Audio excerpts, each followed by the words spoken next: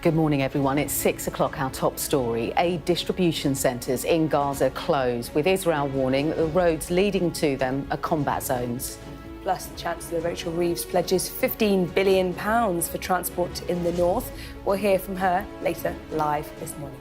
It's Wednesday, the 4th of June. Coming up, chaos, confusion and killing. Israel warns people in Gaza to stay away from aid distribution centres today. Huge spending decisions for Chancellor Rachel Reeves. She's expected to announce more money for transport in a major speech later this morning. Please.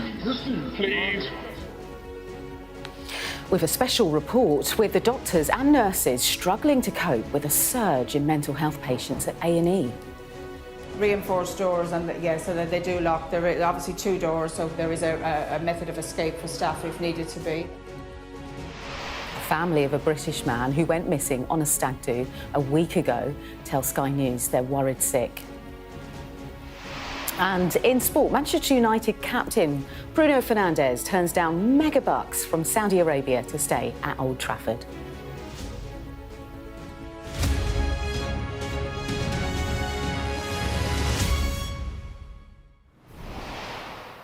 Good morning, everyone. There'll be no humanitarian aid distributed in Gaza today.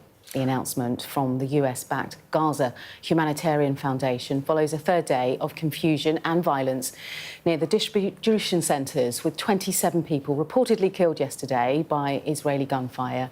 They say the closures are for renovations, organisation and efficiency upgrades. The Israeli Defence Forces say they've only fired near individuals posing a threat to them who had left the designated route. The distribution centres inside Israeli military zones are designed to circumvent Hamas, who Israel has accused of stealing aid. Officials in Gaza say the hubs have been turned into death traps and bloodbaths. Well, this is where the aid centres are, the squares in orange. Well, in the red is where most Gazans are living, and there are only 4 aid points compared to hundreds where the UN was in charge. Now, accessing the sites requires a minimum 1.5 mile walk through a war zone, and civilians are suffering. We were out bringing bread about 1.5 kilometres away from the Israeli tanks. We were surprised that shots and shelling were being fired at us. Everyone fell on the ground and people were stepping on dead bodies. It's not normal. The enemy is not normal. I was on the way at 3:30 in the morning. There was a shooting and I laid down. I don't know how the bullet hit my head. This is what happened to me. I don't know. Well, the Israel Defence Forces has told people in Gaza that travel is prohibited via the roads leading to the distribution centres, which are considered combat zones, and entry into the distribution centre areas is strictly prohibited. Well, that's the latest as we know it, and here are the latest developments in Gaza with our Middle East correspondent, Alistair Bunkle. Later this morning, we'll have more from him then. Well, the UK's steel industry has been temporarily spared from Donald Trump's 50% tariffs. The US president has officially raised import taxes for US firms buying steel and aluminium from other countries, including the EU. For now, the UK is exempt, but could still face the increased levy if the trade deal signed last month falters. Meanwhile, Elon Musk has called Donald Trump's tax and spending bill as a disgusting abomination. The bill includes multi-trillion-dollar tax breaks and allows the US government to borrow more money. It's the first time the tech billionaire has publicly criticised the Trump administration since he left his role in the White House. We'll be discussing that story in the paper review at 6:45. And then coming up at 6:30, we'll have a special report on why many mental health patients are struggling to get the support they need at A&E. Our health correspondent Ashish Joshi has been to King George's Hospital in East London. Please. This is body cam footage worn by hospital security staff. It shows patients in a mental health crisis inside a busy A&E. They require the most urgent care, but are now facing some of the longest waits on record. The King George, like other hospitals around the country, is having to construct makeshift mental health spaces to try and tackle the problem. So this is one of 2 rooms that when we were undergoing our works, we recognised, it was about 3 years ago, we recognised mental health was causing us more of an issue. So we've had 2 rooms kind of purpose-built. They're as compliant as we can get them with a mental health room, and they're ligature light as opposed to ligature free. They're under 24-hour CCTV surveillance. They're reinforced doors, aren't they? Reinforced doors, and so that they do lock. There are obviously 2 doors, so there is a method of escape for staff if needed to be. It's quite unusual to have a dedicated mental health suite within an emergency setting in an acute hospital. But that just tells you about the demand on services. And we've got, as I say, we've got 2. If I had my time back again, I'd probably have 4, 5 or 6. And you can watch the full version of that report from Ashish at 6:30. Molly's here because we're going to talk about a story of the family of a Scottish man who went missing on a stag do in Portugal. This was a week ago, wasn't it, Molly? And now his family is saying, and urging the police rather, to ramp up their search for this man. What's the context? What do we know? As you say, you can only imagine his family are feeling incredibly distressed and concerned as to his whereabouts. They've been waiting for the best part of a week now as to answers, really, on his whereabouts. He's 38 and from Glasgow. He was last seen in Albufeira in the southern Algarve in Portugal in the early hours of Wednesday morning. He'd been celebrating what was the first night of a 5-night stag do. The area where he was last seen, though, had lots of rough terrain, rocky outcrops, cliffs, and was over an hour's walk from the strip in Albufeira where he'd been celebrating, and which is where he's thought to have left his friends, somewhere around 2 o'clock in the morning. His family say they were told the next morning by his friends that he hadn't come home. Of course, then they were extremely concerned. We've actually heard from his sisters who spoke to Sky's Sarah Jane Mee. As a family, we're worried sick. It's so unlike him, but myself and Gillian are just trying to hold each other up back home and fight for to get him out there and find where he is. He deserves to be found, deserves to be looked for. We need him home.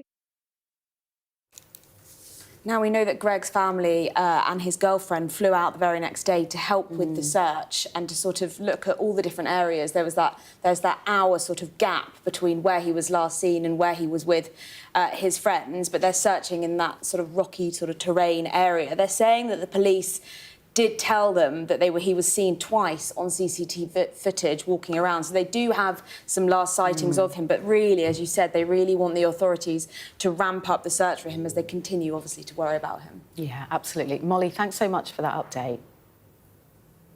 OK, let's take a look at some of the day's other stories now. The latest search for British toddler Madeleine McCann will resume today, close to where she was last seen in Portugal 18 years ago. Investigators are focusing on an area between the resort in Praia da Luz where she disappeared and one of the houses where suspect Christian Brooker lived at the time.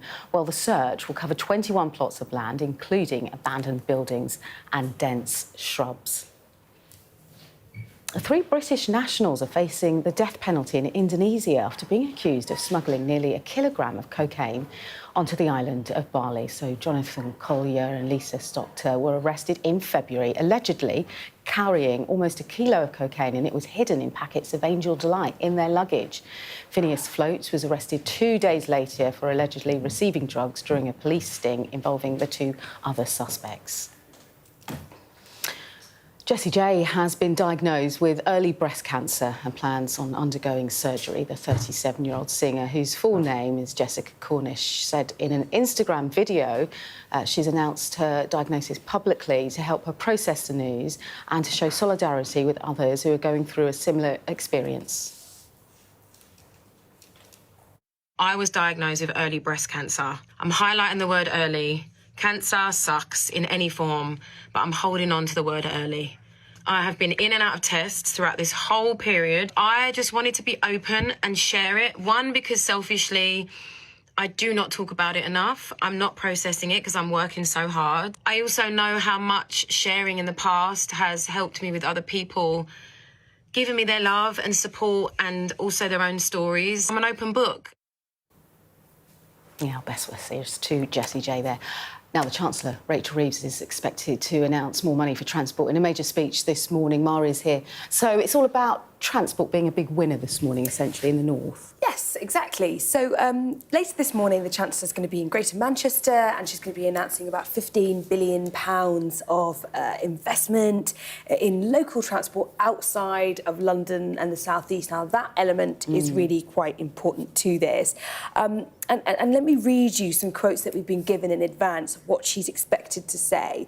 So she's going to be saying, Britain that is better off cannot rely on a handful of places forging ahead of the rest of the country. She says it's a result of such thinking that has been growth created in too few places, felt by too few people and wide gaps between regions and between our cities and towns. She says that the spending review, all-important spending review, it's actually a week today now, so not long to wait, will take different choices, investing in what she says is going to be a new economic model, giving every region a fair hearing.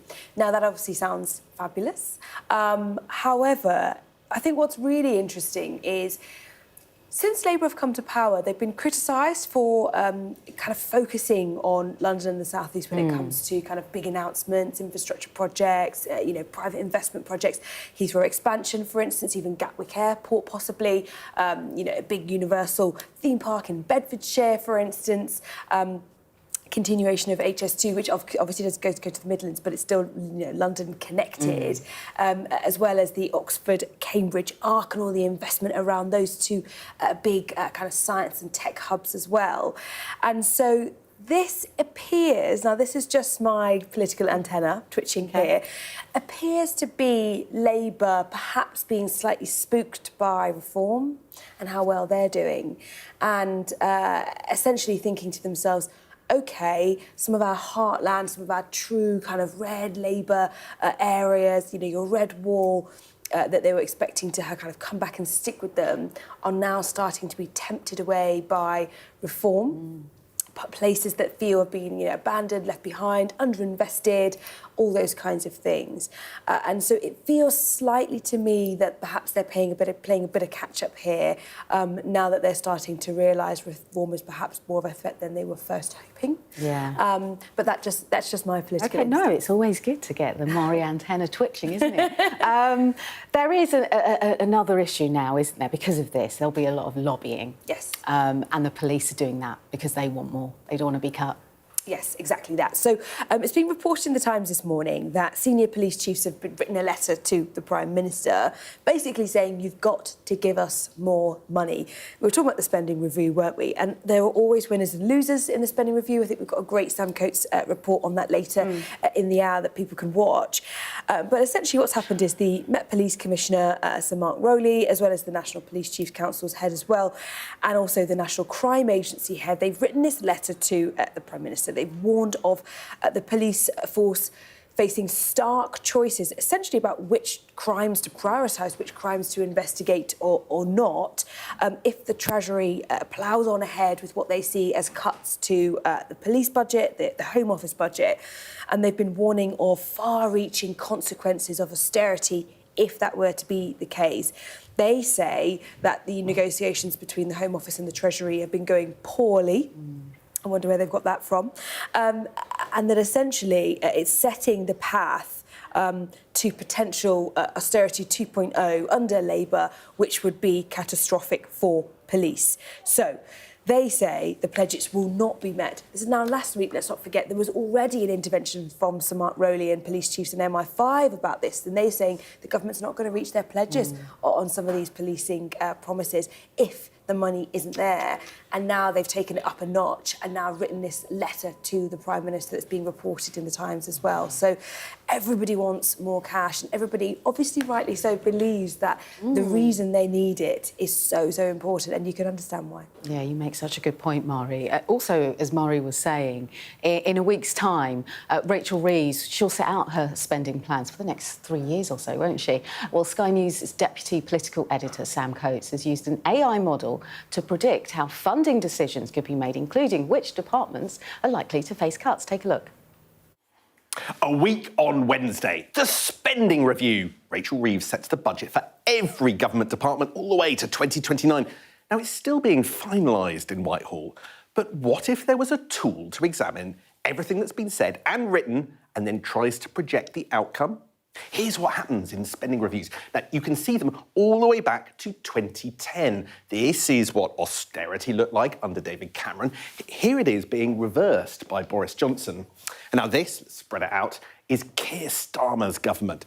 Big increases last year and this, and then a modest raise to the overall pot that Rachel Reeves had to share out this year, but then noticeably tight increases for 2026, 2027 and 2028. Now, next Wednesday, we're going to hear how Rachel Reeves is going to divide up the pie between departments and where she's going to allocate the £113 billion of capital project spending that comes on top.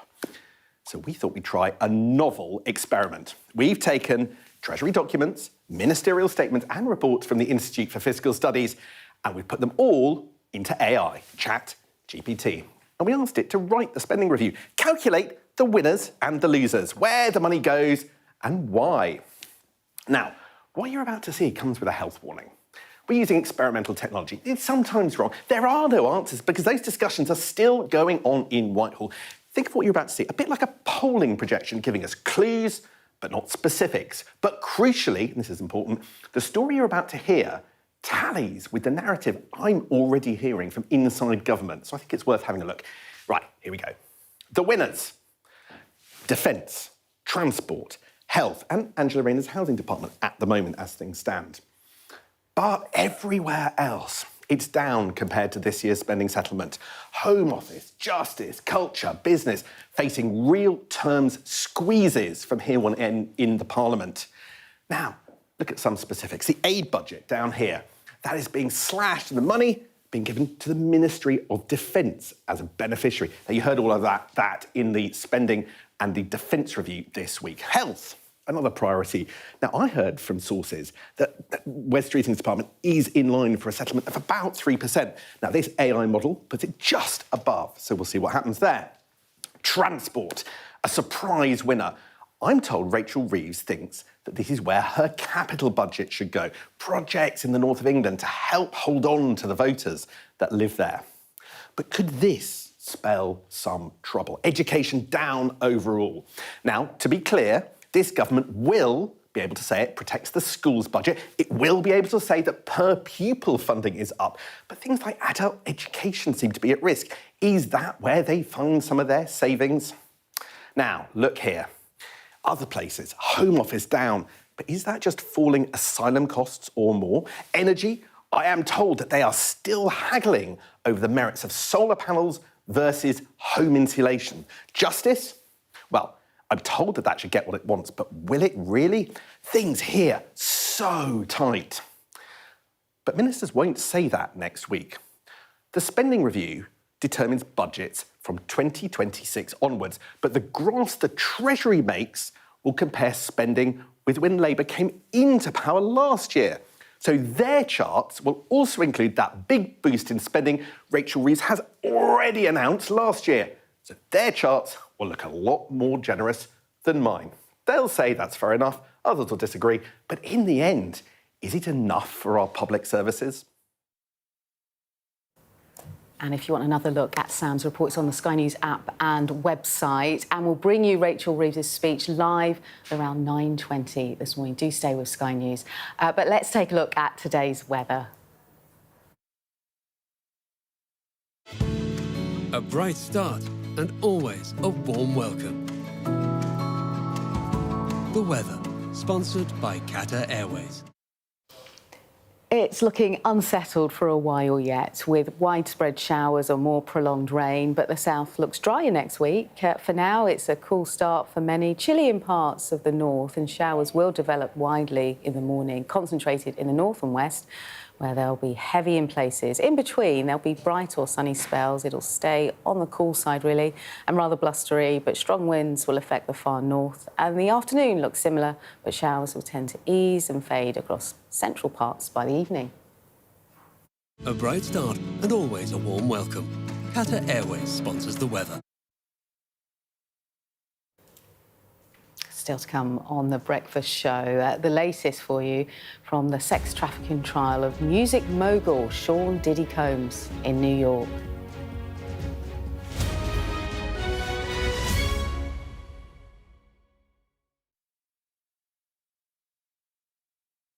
What might happen if Russia attacked the UK? This is clearly an enormous show of force. It is definitely out of the ordinary. We ran a war game with former ministers back in the hot seat. Ben Wallace. Amber Rudd. Jack Straw. It's the kind of war game that's genuinely tested inside government. The Russians are signalling that there may be an attack. Russia knows our weaknesses, but do you? I'm Deborah Haynes. From Sky News and Tortoise, this is The War Game. Listen wherever you get your podcasts.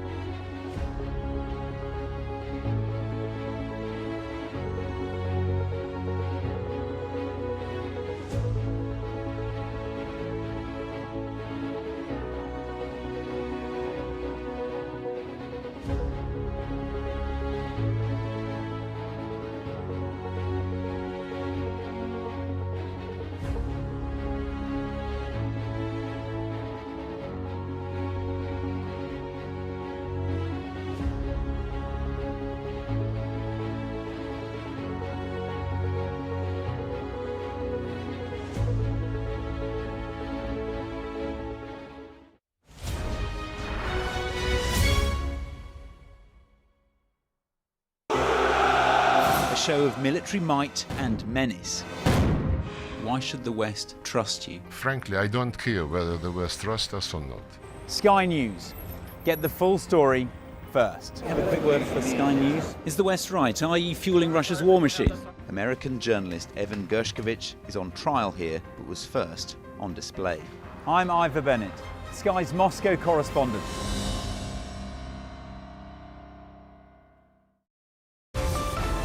Staying connected is vital for business. Sky Business sponsors this report.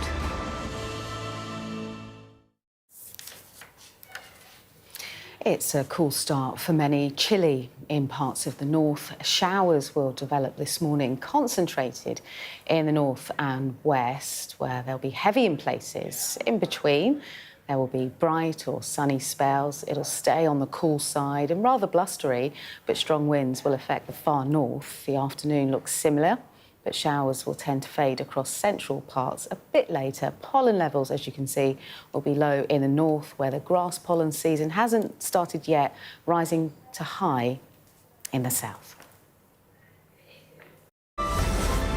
Sky Business sponsors this report.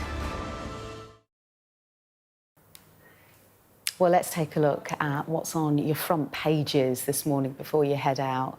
The Metro, as you can see, has the latest on the renewed search for Madeleine McCann in Portugal, near where the prime suspect, Christian B, lived during her disappearance. The Daily Star, that's also splashes the Madeleine McCann disappearance. And then different story for the Financial Times, reporting that Thames Water is on the brink of being renationalised. It's after the company's preferred bidder backed out of a rescue deal. How about the Express? Let's take a look at that for you. It's leading with record numbers of migrant arrivals in the UK as the government blames the good weather for the increase in channel crossings. Also, that's the story for Mail. It claims data shows the Rwanda plan was working as a deterrent. And the Telegraph covers the White House spat with the BBC over its coverage of the war in Gaza. And then Mari was talking about this. Police chiefs warn Sir Keir Starmer about the stark consequences if they go ahead with funding cuts. That's on the front page of the Times for you. So those are your papers. Going to move on now. A security guard at the Los Angeles hotel where Shaun Diddy Combs was filmed appearing to attack his ex-girlfriend has testified in the rapper's sex trafficking trial. The rapper, of course, denies all charges against him. Mona Kosher-Abedi is a senior correspondent at Extra TV. She's been following the latest developments. So great to have you with us this morning. Shall we start with Eddie Garcia? He's the LA hotel security guard. Bring our viewers up to date. What did he say, Mona? Oh, this was like a scene out of a movie, what he was describing. Basically, Eddie took us back to March of 2016. He said that he shows up to work and quickly is filled in on this incident that occurred with Diddy and Cassie, this incident that we've seen now play out many times on the surveillance video where we see Diddy brutally assault Cassie. Now, shortly after arriving to work and finding out the information, he says he gets a phone call. It's from Diddy's assistant, Christina Quorum, and she is inquiring about this videotape. Is there a videotape? Can I have a copy of this videotape? Now, Eddie tells her that he has no control over that. He does not have access to the servers. And so right after that, he gets another call, this time from Diddy, who he says sounded nervous, was talking fast, and was explaining to him that he was drunk when this occurred and that this would ruin his life, his career, if it got out. And so he wanted Eddie to do what he could. He pressured him. He said, I know you can do this. So Eddie went back to his supervisor, and his supervisor told him that he would give Diddy the tape for $50,000. And so Diddy was ecstatic. Eddie testified that Diddy told him that he knew he could do it and called him Eddie, my angel. A few days later, they arranged to meet at a high-rise apartment complex in LA. Diddy's security guard takes him upstairs. And this is the scene that I was talking about, because he describes Diddy walking out of the room with a brown bag and a money counter. But first, they make him sign an NDA. Eddie says he doesn't read this NDA, he just signs it. And that Diddy wanted to make sure that this was the only copy of the videotape. Eddie told him this was the only copy. And so he told him he also wanted his identification cards and the other two men who were involved. And so they send him that. And Diddy sends him packing with $100,000 that they split 3 ways. And right before he leaves, he says that Diddy tells him, don't spend it all in one place. Don't make it look suspicious. And tells him also, if he ever needs anything in life, to contact him. Goodness me, it's mind-blowing, isn't it, the details that have been coming out in the court. Also, Mona, what about this guy called Derek Ferguson? Because his testimony was also quite explosive. Yeah, so I mean, it was pretty dull compared to the story that we heard before about money being exchanged and the surveillance video. But I will say this is Derek Ferguson, who's the former chief financial officer from 1998 to 2017 of Diddy's companies, and he testified.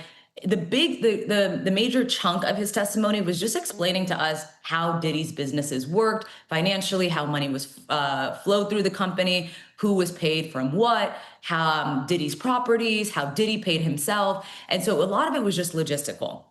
But I will say the part that really stood out to us was a series of wire transfers that he walked us through. This was from late 2011. And this is important because this is when Cassie Ventura said that Diddy found out that she was dating rapper Kid Cudi and was furious. She also, we saw in court, an email that she sent to her mother around this time saying that Diddy was threatening to release sex tapes, one on Christmas Day, another shortly after, and that he was going to send someone to hurt her and Kid Cudi. And then Regina Ventura, Cassie's mother, testified that she received a call from Diddy around this time saying that he gave Cassie $20,000 and demanded it back. And so she said she took out a home loan and to pay him back and wired him the money. And that shortly after, Cassie and Diddy get back together and they send the money, and Diddy sends the money back to Regina. And that's what we saw through these wire transfers. We saw first money being sent to Cassie. Then we saw Cassie's father sending money back to Diddy to Bad Boy Entertainment. And then we saw another wire transfer happen from Diddy's accounts back to the Ventura family. And so this is just underscoring the prosecution's claims that he was using his businesses to engage in criminal activity, for example, extortion, bribery, as we heard with the hotel video. And they're really building and expanding upon this RICO charge, this racketeering charge that they have him on. Yeah, I mean, it's really building, isn't it, Mona? Thanks so much for joining us here on Sky News Breakfast. I'll continue to follow you on TikTok because your updates are brilliant. Thanks for joining us. Thank you, I appreciate it. Still to come on The Breakfast Show after a short break, the desperate wait for mental health support inside A&E. You don't want to miss it.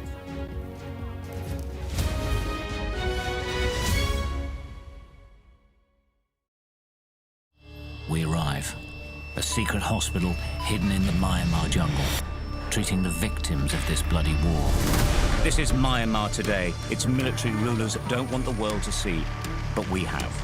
I fight for my own future. I fight for my generation's future. This is an actual crime. They don't care for that. Myanmar army is only a couple of kilometers away. So this is a major humanitarian disaster.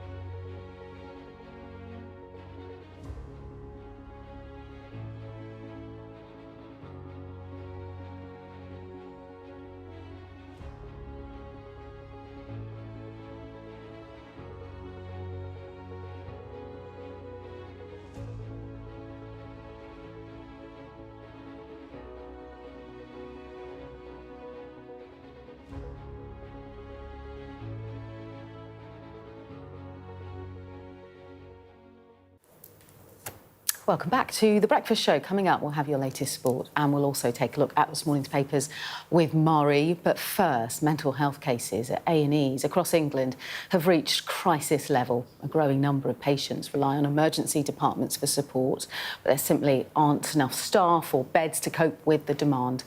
Our health correspondent, Ashish Joshi, has this special report from King's College Hospital in East London. It contains references to self-harm. Let me go. Please. Please. This is body cam footage worn by hospital security staff. It shows patients in a mental health crisis inside a busy A&E.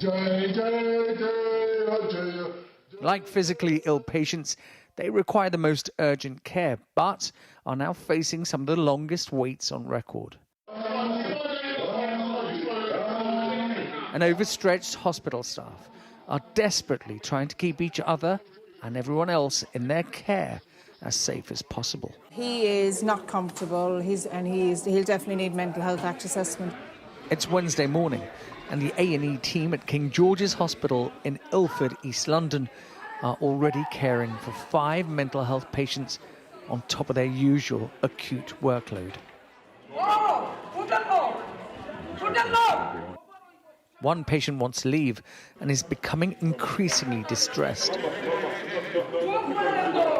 She's already been waiting 12 hours. A security team is here to de-escalate the situation.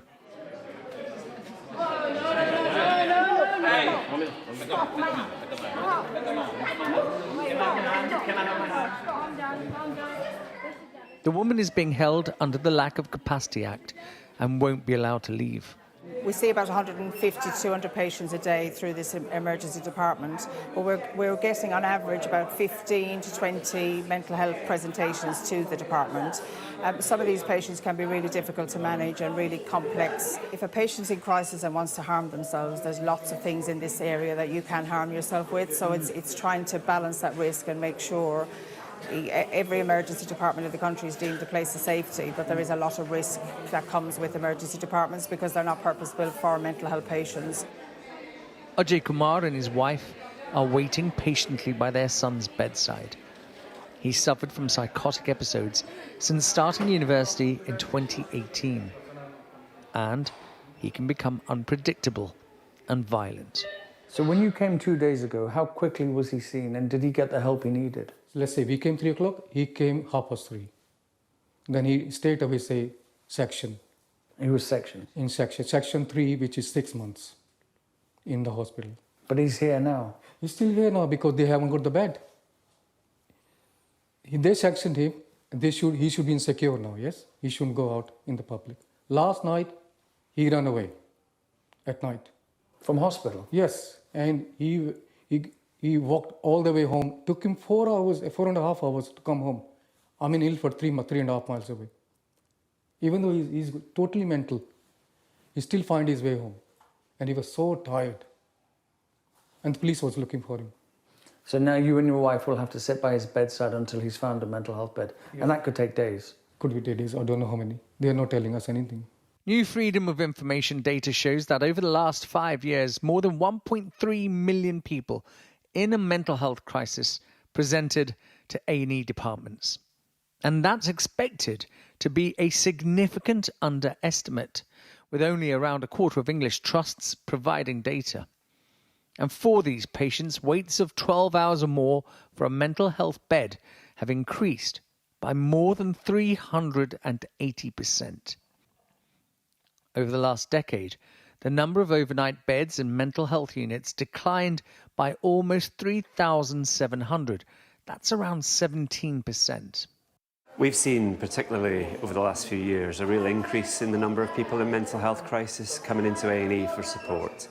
I don't know if this is because of the pandemic or wider economic pressures, but what we're seeing every day is more and more people coming here as their first port of call. If you get someone who's really distressed, someone who's perhaps experiencing psychosis, etc., I'm seeing increasing numbers of complaints from other patients and their families about the environment they've had to wait in.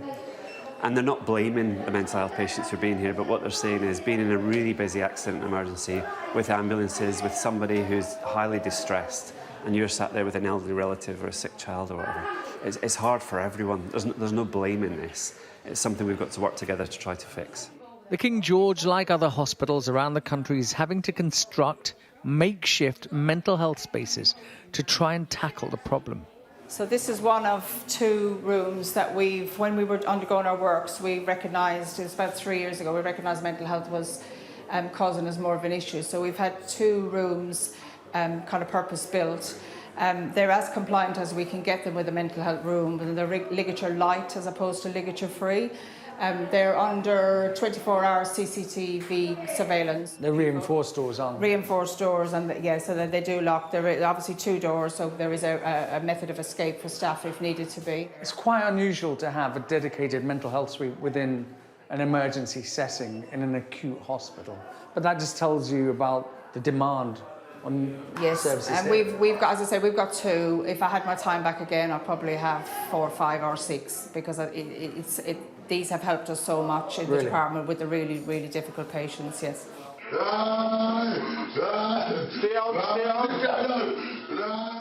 Joe is ex-military.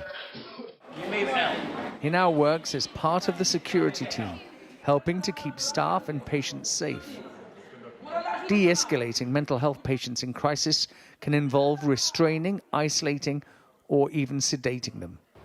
His team monitor the A&E CCTV from this control centre. I've lost count the amount of time that I've been assaulted. You need to understand, sometimes the waiting, and I mean the waiting, drags on and on and on for days. We have patients here for over a week and section, and they cannot find a bed to put the patient, for the patient to go to. And that patient become aggressive, and we have to try to slow them down, try to keep them as calm as possible. Patients in a mental health crisis and attending hospital are stuck between 2 failing systems. A shortage of specialist beds means they're left untreated in a hospital not designed to help them.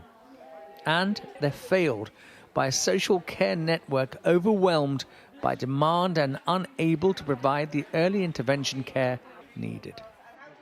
The Department of Health and Social Care told Sky News, "We recognise that people with mental health needs aren't always getting the care they deserve, and incidents like this are unacceptable. That's why we're investing £26 million in crisis support, recruiting more staff, expanding access to talking therapies, and working to reduce waiting times through our plan for change." And NHS England told us most A&Es now have 24/7 psychiatric liaison teams, so patients can get mental health support alongside physical care. The NHS is also working with local authorities to help mental health patients leave hospital as soon as they're ready, freeing up space. Ajay Kumar's son is one of those falling through the cracks. When he's having a psychotic episode, you find it difficult to access help? The only thing we can access is the emergency. Emergency is only there for the people who have other issues, not the mental health. There's nothing for mental health here. That must be really hard for you to see. Yeah, for me as mentally as well, no, it doesn't help me as well, and my wife as well. Ashish Joshi, Sky News at the King George's Hospital in Ilford. And if you've been affected by that report, you can contact the Samaritans at any time on 116123 or email joe@samaritans.org. OK, time now to get some sport. Staying connected is vital for business. Sky Business sponsors this report. How do you manage to keep your spirits up and the spirits of your teammates after challenges you may face? Self-confidence in yourself and your own ability is such an important aspect to have. I've had a number of injuries the last 1.5 or 2 years, and they're taking their toll on my head at times. Sometimes you just need to grab somebody and just give them a hug, tell them that it'll be okay. Professional footballers helping young people with their mental health. That's the aim of virtual soccer schools, alongside learning platform Amazing People Schools. Online, in person, and with AI technology. My question is, how do you deal with stress on and off the pitch? Football is the most powerful sport in the world. And utilising footballers, we just see them as players on the pitch, passing the ball and scoring goals, but they have so much more to offer. So at VSS, we're providing them with a platform to showcase their mental health strategies, their setbacks, how they deal with anxiety, pressure, and growth mindset, just not on the pitch, but how they utilise it off the pitch as well. Former Arsenal defender Thomas Vermaelen was the latest footballer to take part in the charity's first ever in-person session. Allow yourself to be disappointed. I enjoy passing on experiences. You know, if it's about mental health, my career, the pressure I've been through, giving my experience to the younger generation is something that I really like. In earlier years, we didn't really speak about it, you know, so it's just we get along and we go through tough times, but you hear now players basically after their career opening up about the struggles they had during. As ex-professionals, if we can give some sort of experience of insight, what to expect, or any advice we can give to the younger generation, I think it's only good. We can prepare them a little bit. That sentiment was shared. Sky Business sponsors this report. OK, let's take a look at the weather. The ideal atmosphere, whatever the altitude. The weather, sponsored by Qatar Airways. It's looking unsettled for a while yet, with widespread showers and more prolonged rain, but the south looks drier next week. For now, it's a cool start for many, chilly in parts of the north. Showers will develop this morning, concentrated in the north and west, where there will be heavy in places. In between, there'll be bright or sunny spells. It'll stay on the cool side and rather blustery, but strong winds will affect the far north. And the afternoon looks similar, but showers will tend to ease and fade across central parts by the evening, and there'll be further blustery showers overnight. Breathtaking views with clear skies ahead. Qatar Airways sponsors the weather. Still to come on The Breakfast Show, we'll be discussing the stories in today's papers with Mari.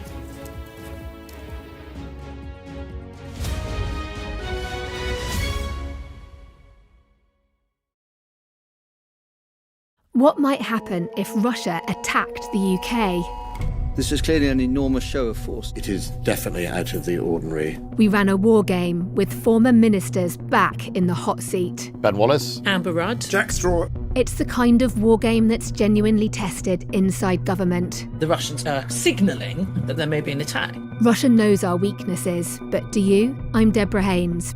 From Sky News and Tortoise, this is The War Game. Listen wherever you get your podcasts. I'm Mark Stone and I'm Sky's correspondent based here in Washington, D.C. We'd been warned that we would meet people in the lowest moment of their lives. Their story is one of fundamental American failure. Well, a slow drive for the president as he approaches his golf club, but I have to say there are more media here than there are supporters. We love Trump! I've witnessed the remarkable passion for politics here, but the anger too. This is just the audience that Joe Biden wanted. Is this the moment to reform gun laws?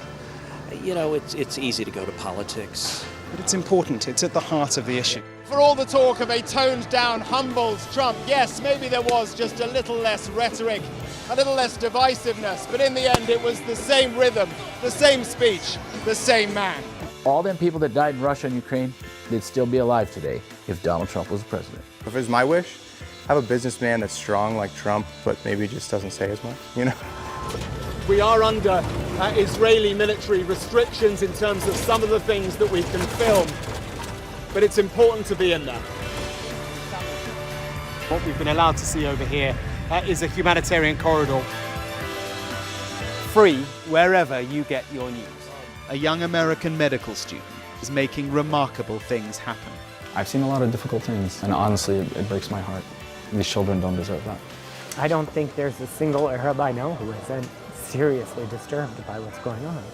And so they gathered for this wonder of nature.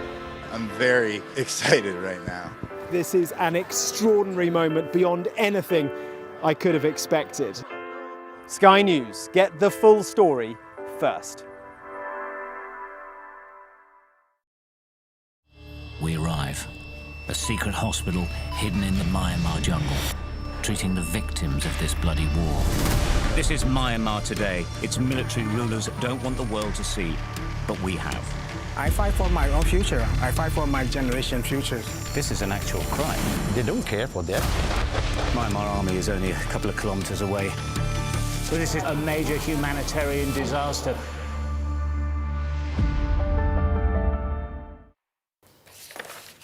Hello, everyone. Thanks for joining us here on Sky News Breakfast. Mari's here because it can only mean one thing, the paper review. And we're going to start with politics, of course, in the Times. And obviously, Rachel Reeves, she's got this big speech up in Greater Manchester, but spending is on the agenda. And it's the lobbying that's going to take place now. And everyone's scrapping for a little bit of cash for their departments. Yeah, exactly. And there are some departments that are, you know, they've already kind of agreed their spending, and there are some that are still yet to decide. And there becomes this kind of ever-diminishing pot of money that these kind of leftover departments are scrapping for. And I say leftover not because they're an afterthought, but purely because they haven't finalised their deals yet. So the Times has got a really great kind of piece here, just about kind of the ins and outs of some of that lobbying and what's going on behind closed doors. So, first of all, they said at Cabinet yesterday, the Prime Minister expresses gratitude to ministers for their work before the spending review next week. And they really kind of, they pinpoint three areas, three ministers that they think are still kind of wrangling with the Treasury. So, Home Office, Yvette Cooper, Housing and Local Government, Angela Rayner, and also Energy and Net Zero, Ed Miliband. And those are what the Times are saying are the three areas that are still yet to be decided fully. Interestingly, so the Times is reporting the negotiations have been tense and there have been extraordinary levels of lobbying, both inside and outside of Whitehall. We were just talking earlier, weren't we, about that letter to the Prime Minister from those police chiefs, to an extent realistically backing up Yvette Cooper, as it were, and her department and what she needs. But they're saying that reports that Rayner and Miliband stormed out of a meeting with Darren Jones, who's the Chief Secretary to the Treasury. They've been denied, but there are also claims that Secretaries of State are refusing to deal with Darren Jones and demanding to speak directly with Rachel Reeves, the Chancellor. They've had enough of Darren Jones, reportedly, according to some. And also, there has been a source quoted close to Angela Rayner saying that she's very, very frustrated by the process and that negotiations between the Treasury have become so fraught that she's ended up holding meetings past midnight with officials to try and discuss strategies. And this is all really because they are responsible between them for some of the most key pledges from Keir Starmer's premiership. So, for instance, building 1.5 million homes, that's in Rayner's purview. Clean power by 2030, that's Ed Miliband. Halving violence against women and girls and reducing knife crime, that's Yvette Cooper. These are some of the top 5 pledges of Keir Starmer's premiership, and they are the ones that have to deliver on it, and these will be the hills that they will politically die on if they do not. So you can see why they're passionate about the lobbying. But it's very tense, isn't it? Very tense, Really tense, that. Another area, we're talking about policing, and then lobbying the government. Yeah. This is a story linked to that in a way, I suppose, the Metropolitan Police talking about phones that get snatched, particularly in London. It happened to my sister a few weeks ago, which is why I picked this story. It's in The Guardian, and it really does shake you up beyond the headlines. Apple and Google, basically, MPs accuse them of profiteering from the rise in these gangs that are organised on the streets of London and then resell these phones in, I don't know, Algeria or China. And it's this phone snatching operation that MPs and the Metropolitan Police are saying it needs to stop, and we need Apple and Google and all smartphone companies to really get together and perhaps think about disconnecting those stolen phones from accessing the cloud.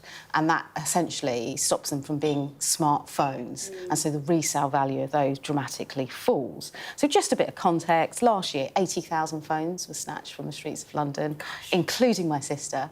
And you're sort of lost for words when it happens because it's so shocking. And the advice, obviously, if you are out in a tourist destination in London, it's don't walk mindlessly looking at your phone, because that's when it happens. And it's these scooter bikes that are operating on pavements. And this happened to my sister on Bond Street.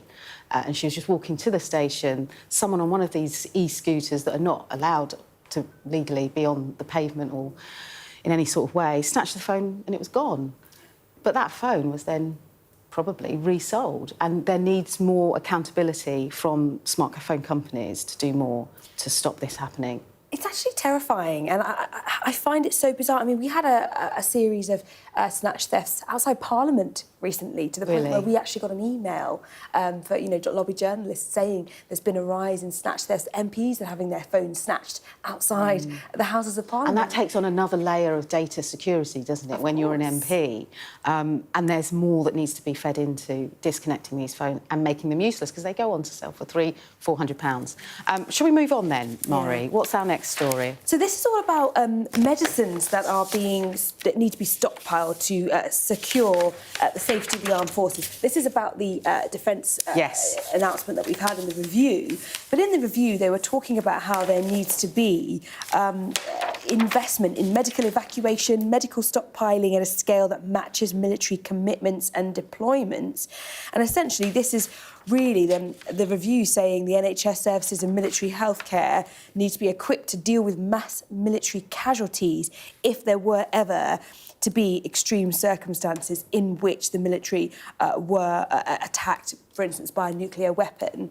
And this is really interesting because this is just another element of this defence review. We keep talking about, you know, weapons and submarines, but also these kinds of things are so vital to the defence budget in terms of making sure that those who are working for the armed forces are protected, treated if they are ill. And we know that, you know, there's different types of weapons that are being used these days, so we need to be able to look after them no matter what happens. Absolutely. We're just wrapping up before Matt joins us after a break. In the Mirror, unexpected elephant in the bagging area. Cracking story in the Mirror today.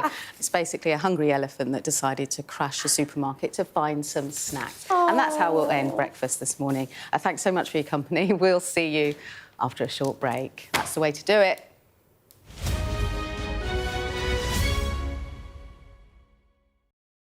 A show of military might and menace. Why should the West trust you? Frankly, I don't care whether the West trusts us or not. Sky News. Get the full story first. Have a quick word for Sky News. Is the West right? Are you fueling Russia's war machine? American journalist Evan Gershkovich is on trial here, but was first on display. I'm Ivor Bennett, Sky's Moscow correspondent.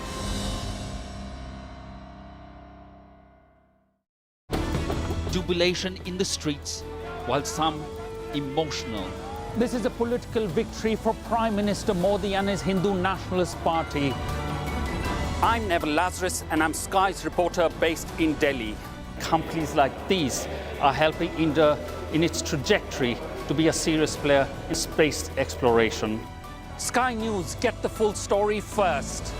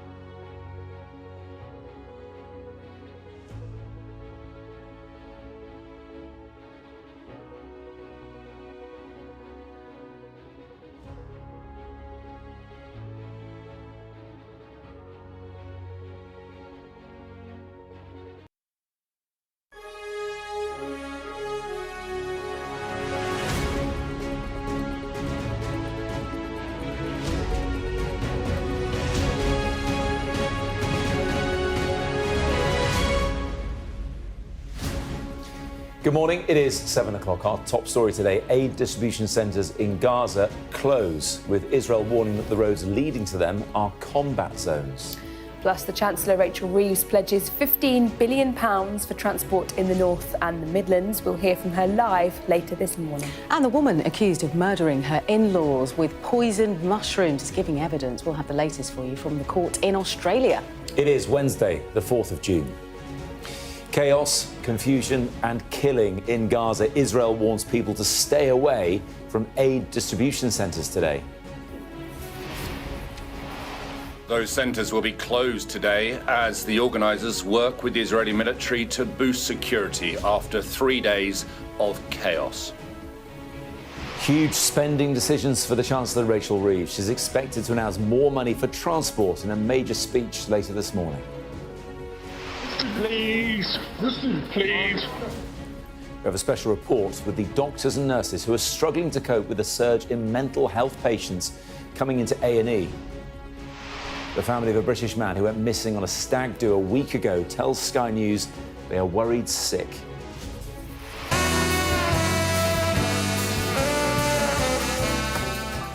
And what's it like to play Glastonbury? We'll be asking one of the bands appearing on a big stage at this year's festival.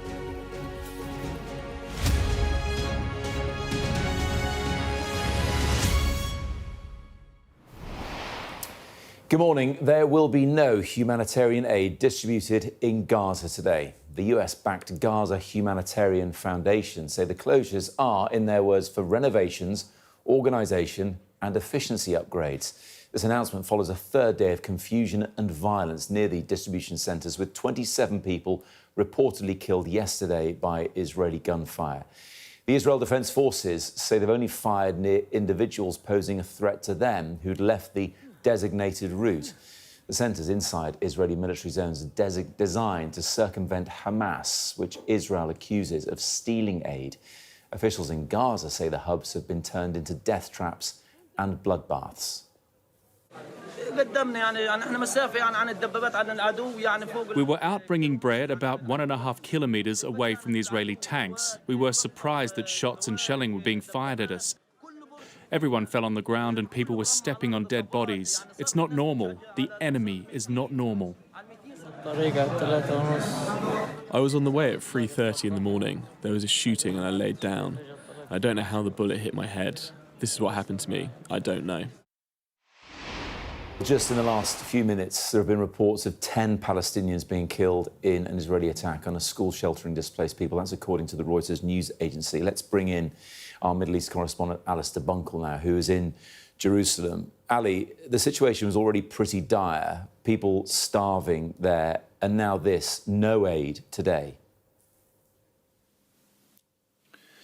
Yeah, I mean, that is one of the immediate impacts, of course, of the closure of the distribution hubs for 24 hours. You know, some aid will still get in through the United Nations, but only a very, very little, certainly not what is needed. Now, notwithstanding the, really quite considerable international controversy and opposition to the Gaza Humanitarian Fund, actually, the closure of those operations for 24 hours, if that's all it is, really, in some respects, is the only kind of logical course of action after 3 days of real chaos. I mean, 3 days where, and there's conflicting reports and conflicting accounts as to who is to blame and what happened, but 3 days where people have been shot dead and wounded, and we're talking dozens and dozens, as they have gone in the early hours of the morning to try and get that aid. And then when they've got there, it has been, and you can see the pictures here, totally uncontrolled, complete chaos. So when the Israeli government and the Israeli military say that the point of the Gaza Humanitarian Foundation is to deliver aid and ensure that it doesn't go to Hamas, well, look at these pictures. How on earth can they know who is getting the aid? And, they cannot be sure whether or not it is going to Hamas or whether it's going to civilians. And so if this project is going to continue, then quite clearly they need to do something to make sure it runs more efficiently, more safely, and from their perspective, in terms of not allowing the aid to go to Hamas, far more effectively than it has been over the last week or 10 days. And I wonder whether or not the news from the Boston Consulting Group that was reported by the Washington Post last night has something to do with this. The Boston Consulting Group is a management consultants, major international company that was heavily involved in the establishment of this Gaza Humanitarian Foundation. Apparently, according to the Washington Post, has decided to withdraw its support and its work for the organisation, and that could be really problematic for its operations going forward. Ali, thank you very much indeed. Next, the UK steel industry has been temporarily spared from Donald Trump's 50% tariffs. The US president's officially raised import taxes for US firms buying steel and aluminium from other countries, including from the European Union.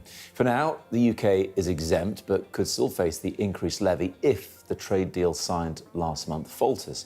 The UK government's welcomed the exemption and says it will continue to work with the US to deliver the agreement.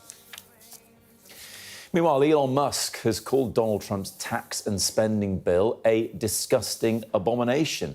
The bill includes multi-trillion-dollar tax breaks and allows the US government to borrow more money. It's the first time the tech billionaire has publicly criticised the Trump administration since he left his role in the White House.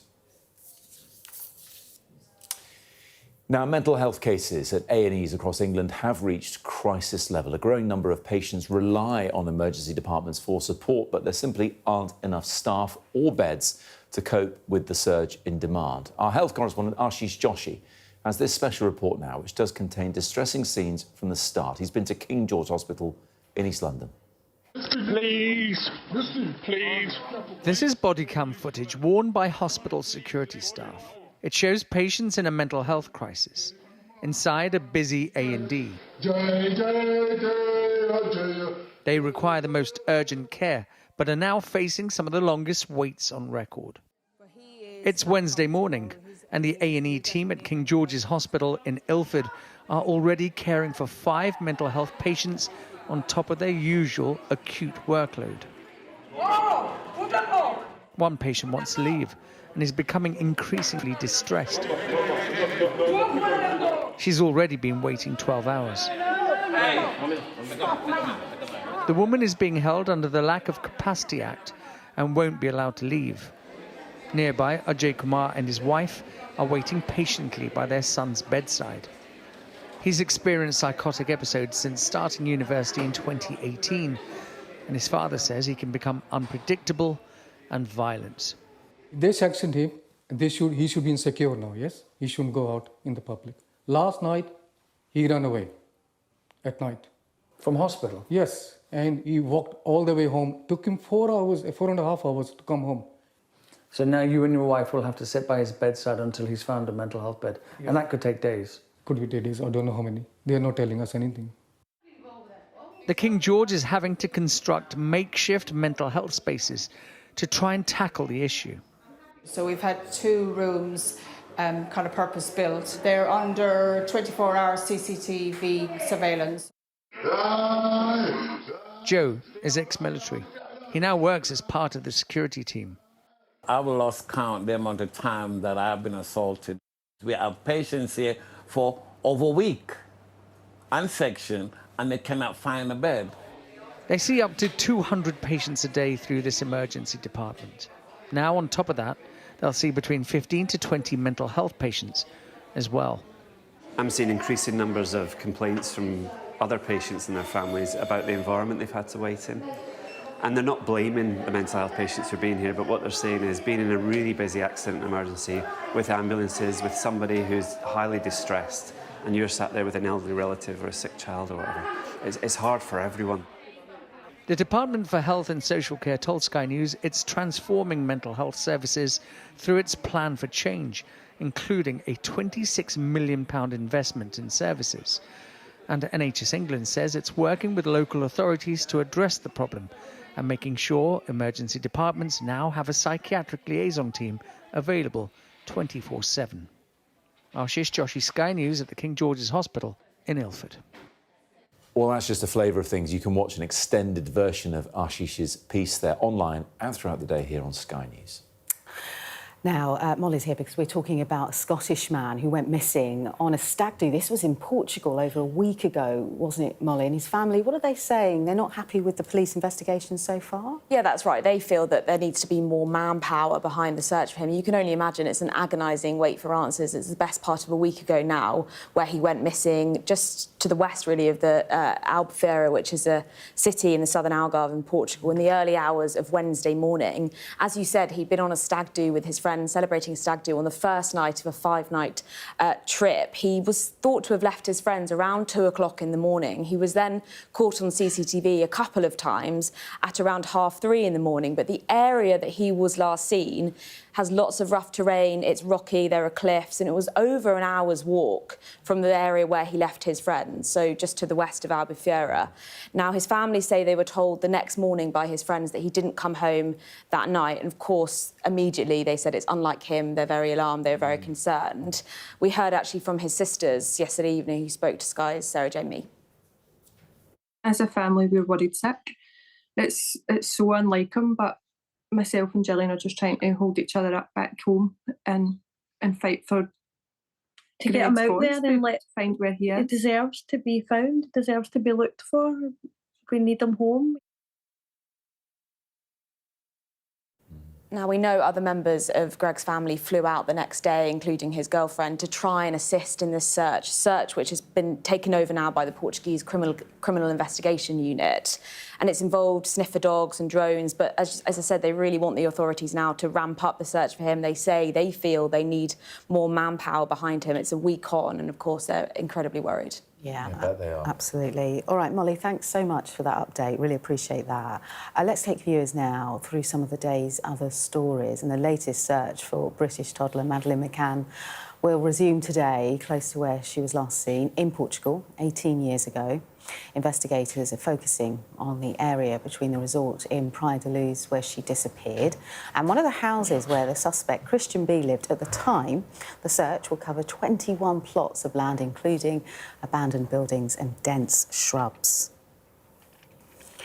3 British nationals are facing the death penalty in Indonesia after being accused of smuggling nearly 1 kilogram of cocaine onto the island of Bali. So Jonathan Collier and Lisa Stockter were arrested in February, allegedly carrying almost 1 kilo of cocaine, and it was hidden in packets of Angel Delights in their luggage. Phineas Float was arrested 2 days later for allegedly receiving drugs during a police sting involving the 2 other suspects. And the singer, Jessie J, has been diagnosed with early breast cancer. A 37-year-old shared her news on Instagram and said she plans to undergo surgery later this year. I was diagnosed with early breast cancer. I'm highlighting the word early. Cancer sucks in any form, but I'm holding on to the word early.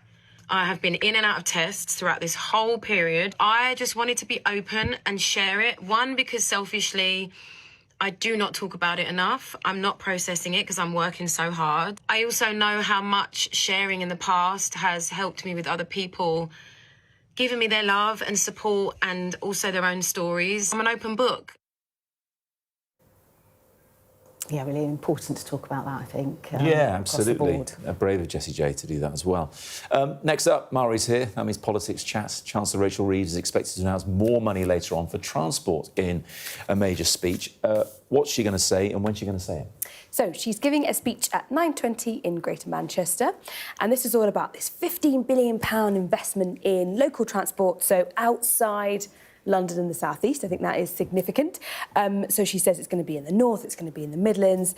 And what she's going to say is essentially that it's time for the UK not to only have growth in very specific areas, and that those areas, realistically, London and the South East, that's what she's referring to, are kind of driving the growth on behalf of the rest of the country. And she wants it to be a little bit more fair, a little bit more equal. So we've given some quotes overnight of what she's going to say. She's going to say, a Britain that is better off cannot rely on a handful of places forging ahead of the rest of the country. She's going to talk about how we need a new economic model and that every region needs a fair hearing when it comes to funding for transport. sounds fabulous, but to me it sounds like Labour are starting to get a little bit spooked by the Reform Party and how well they are doing in the Red Wall, northern seats, Labour heartlands, industrial heartlands that are feeling left behind. And so they're trying to, it feels, slightly play a bit of catch-up, considering the big announcements we've had in the first 9 months of Keir Starmer's premiership were almost entirely in London and the South East.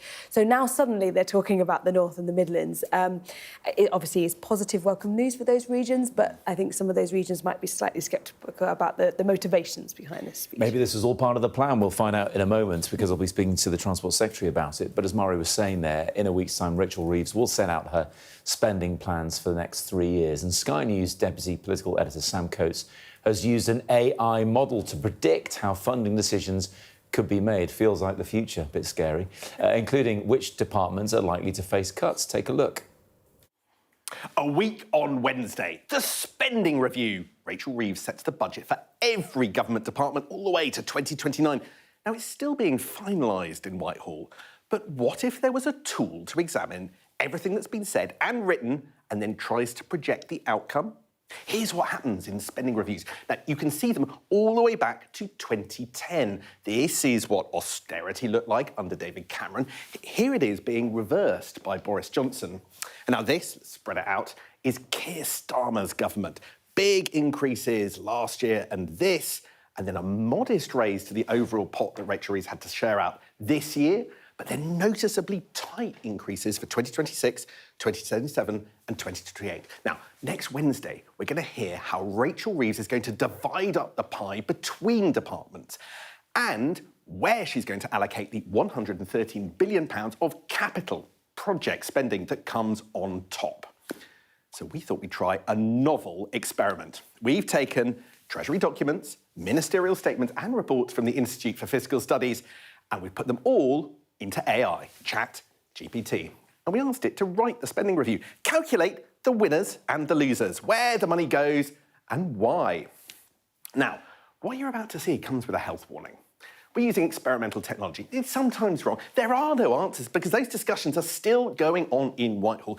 Think of what you're about to see, a bit like a polling projection giving us clues, but not specifics. But crucially, and this is important, the story you're about to hear tallies with the narrative I'm already hearing from inside government. So I think it's worth having a look. Right, here we go. The winners: defence, transport, health, and Angela Rayner's housing department at the moment as things stand. But everywhere else, it's down compared to this year's spending settlement. Home Office, justice, culture, business, facing real terms squeezes from here on in the Parliament.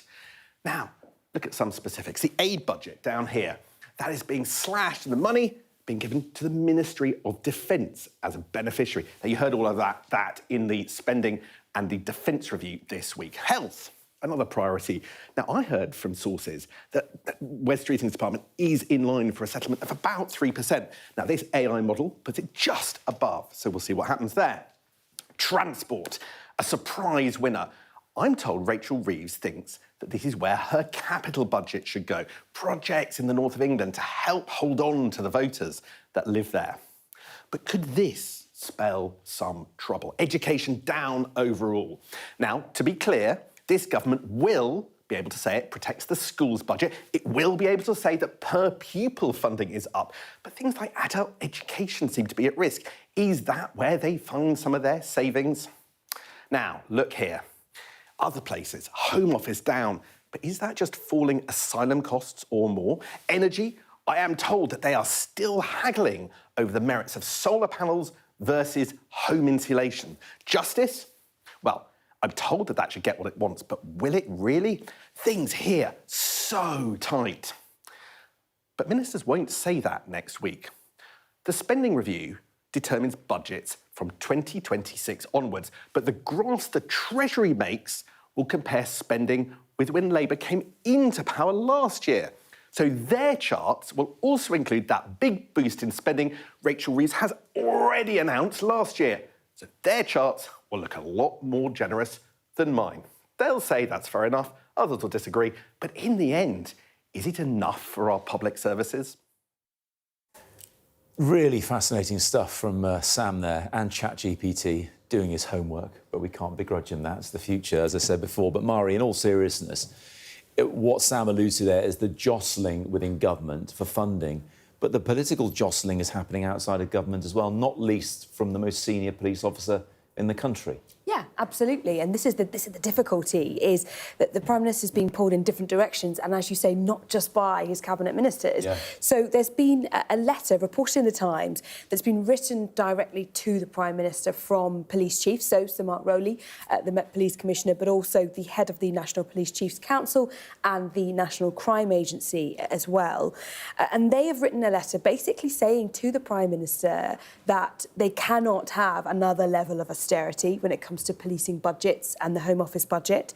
They say that they would be facing stark choices about essentially which crimes to investigate and which ones not to. So in terms of prioritising investigations, if the Treasury insists on ploughing on with cuts to its budget as far as it's concerned, they've been warning that if that was the case, there'd be far-reaching consequences for society, for victims, for everyone in the country, essentially. And what they're essentially saying is it's time to actually give the policing and the police forces the cash it really, really needs, desperately needs. This comes after last week when also they were calling on the government for more cash again. So it continues. Mari, thank you very much indeed. Well, let's talk to the government about this now. We're joined by the Transport Secretary, Heidi Alexander, who's in Rochdale. Good morning to you. It looks like, ahead of next week's spending review, that your department, Transport, is one of the big winners then. So what we're announcing today is the largest ever investment in local transport projects outside of London in our big towns and cities, places like Greater Manchester, Liverpool, Leeds, the North East, Newcastle, Sunderland, the Midlands, Birmingham.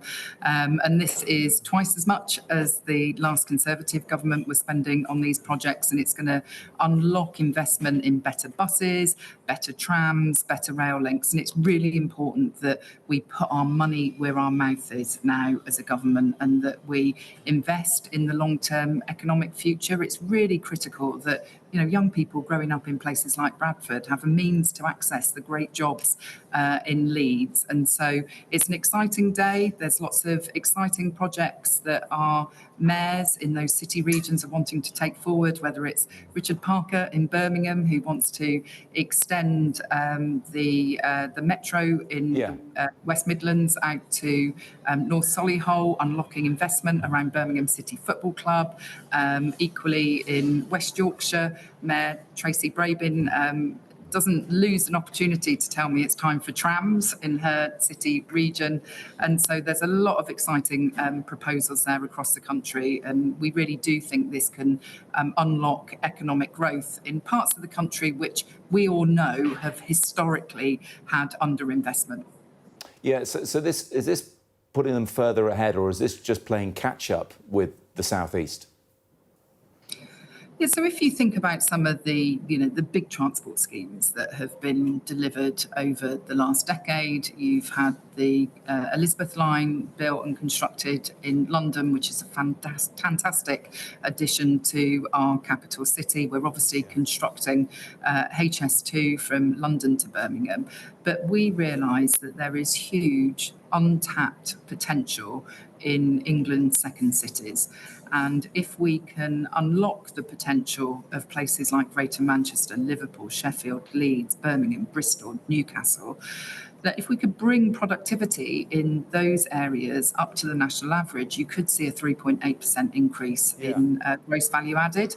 And so not only is it about improving the day-to-day lives of people, this is the way that people access jobs, they access vital public services, they make trips to see friends and family and on leisure trips. But it can have this huge economic impact as well. And so that's why, it's imperative that we move forward with this as part of the new Labour government's plan for change. Yeah, I noticed you said second cities there. I'm not going to make you pick Manchester or Birmingham because that's a whole other discussion. I'm not sure you can have more than one, though, to be fair to you. I'm a politician, Matt. I'm not going down that route. Look, you mentioned, though, trying to benefit young people. But if the early signs are to be believed, there's going to be a potential cut, certainly if Sam Coates research there using AI is to be believed, there's going to be a cut in the education budget this time next week. So what you're spending on transport is in other ways taking away from young people, taking away from education. So what we're talking about today is the government's capital budget. This is the money that we spend on a sort of one-off basis to invest in the long-term future of the country. The vast majority of the education budget is on sort of day-to-day spending. I do know But there are that going to be cuts, Heidi, to them, aren't there? There are going to be cuts to some of these departments. You can't make the numbers add up without those cuts. Well, I think what the Chancellor did last summer in the autumn budget was take a number of quite difficult but necessary decisions in order to stabilise the economy and to make the UK a place where businesses want to invest. And it's only if we've got revenues flowing into the exchequer that we can then afford to, invest in our critical public services, of which schools, colleges are a vital component. Of course, the NHS Sorry to interrupt, because we haven't got too much time, but revenues flowing into the exchequer, some in your own party would like that to be a raising of taxes. You've got the OECD revising down the economic outlook for the country right now, saying you should be taking another look at council tax and raising that for some. So when we had the autumn budget last year, the Chancellor was clear that we had to put some taxes up, but that it was really a sort of once in a Parliament event. We, of course, keep taxes under review, but we did make that commitment in our manifesto not to put up income tax, not to put up national insurance, employees' contributions on working people, not to increase VAT, apart from getting rid of that VAT exemption that people who sent their children, 5% of people that sent their children to private school enjoyed. And we are determined to honour our manifesto commitments. And so I'm not pretending that the Chancellor has an easy job in allocating the money that's available. We do have to live within our means, but I do know that she is determined to make sure that whether it's schools, whether it's the NHS, whether it's policing, that all of those parts of government have the money that it needs, whilst enabling us to unlock these projects that we're talking about today, which are going to create the strong economy that we need into the future. But unlocking projects that are going to be years before they come to fruition. And this week, as you know, has been dominated by defence. We spoke to John Healey yesterday, and now transport as well. And we may not see the benefit as a country of either of those investments, as you put it, for years and years. No shovels in the ground in parts of Yorkshire until 2028. Well, today, people getting to work are hitting potholes. They're relying on unreliable trains, and you've brought into public ownership one of those train companies already. Shouldn't you be spending more on the here and now, certainly when it comes to attracting votes for your part, instead of things that are going to take years to come to fruition? Well, look, transport schemes by their very nature take quite a long time to design and build. And I think that if we've got space in the ground, you could be filling the potholes today. Well, and I can tell you, Matt, that we've got record investment in our highways maintenance budget. We added £500 million back in December to take up the budget to 1.6 billion. If every single penny of that was spent on filling potholes, that would equate to another 7 million potholes being filled this year. But what we've said to local authorities, because we really want to make sure that taxpayers are getting good bang for their buck and good value for money. So if local authorities say, actually, it would make sense to do preventative road resurfacing of a whole section of road, that would be right. So yes, in terms of fixing our broken roads after a decade of underinvestment under the Conservatives, that is a priority for the government. That's a conversation I've been having with the Chancellor as well in advance of the spending review next week, and we will have more to say on that next week. This is about part of the spending review and how we're going to be using money to improve local transport, better buses, better trams, better rail links in our fantastic city regions across the country. So it's a down payment, if you like. It's not everything we're going to be announcing when it comes to our transport system, but it is a critical component because it is about making those investments now, which are going to yield dividends for communities for many years into the future. certainly sounds like you're the one who's done well in those conversations with the Chancellor, whereas some of your colleagues may be a bit more frustrated. We'll find out more next week, of course. For now, Heidi Alexander, thank you very much indeed for joining us. And we'll bring you Rachel Reeves' speech live here on Sky News, of course, at around about 9:20 later this morning. But still to come. In the meantime, on Breakfast, Ukraine hits the bridge that links Crimea to Russia. We'll be joined in the studio by Ukrainian MP Kira Rudik.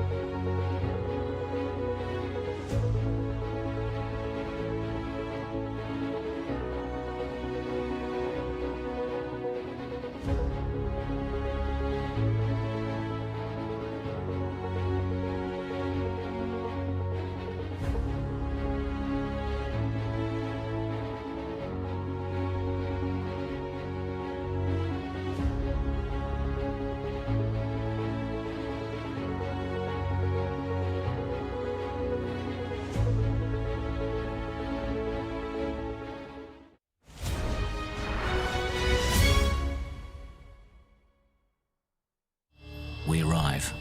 A secret hospital hidden in the Myanmar jungle, treating the victims of this bloody war. This is Myanmar today. Its military rulers don't want the world to see, but we have. I fight for my own future. I fight for my generation's future. This is an actual crime. They don't care for that. Myanmar army is only a couple of kilometers away. So this is a major humanitarian disaster.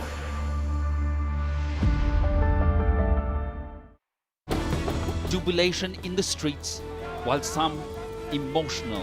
This is a political victory for Prime Minister Modi and his Hindu Nationalist Party. I'm Neville Lazarus, and I'm Sky's reporter based in Delhi. Companies like these are helping India in its trajectory to be a serious player in space exploration. Sky News, get the full story first.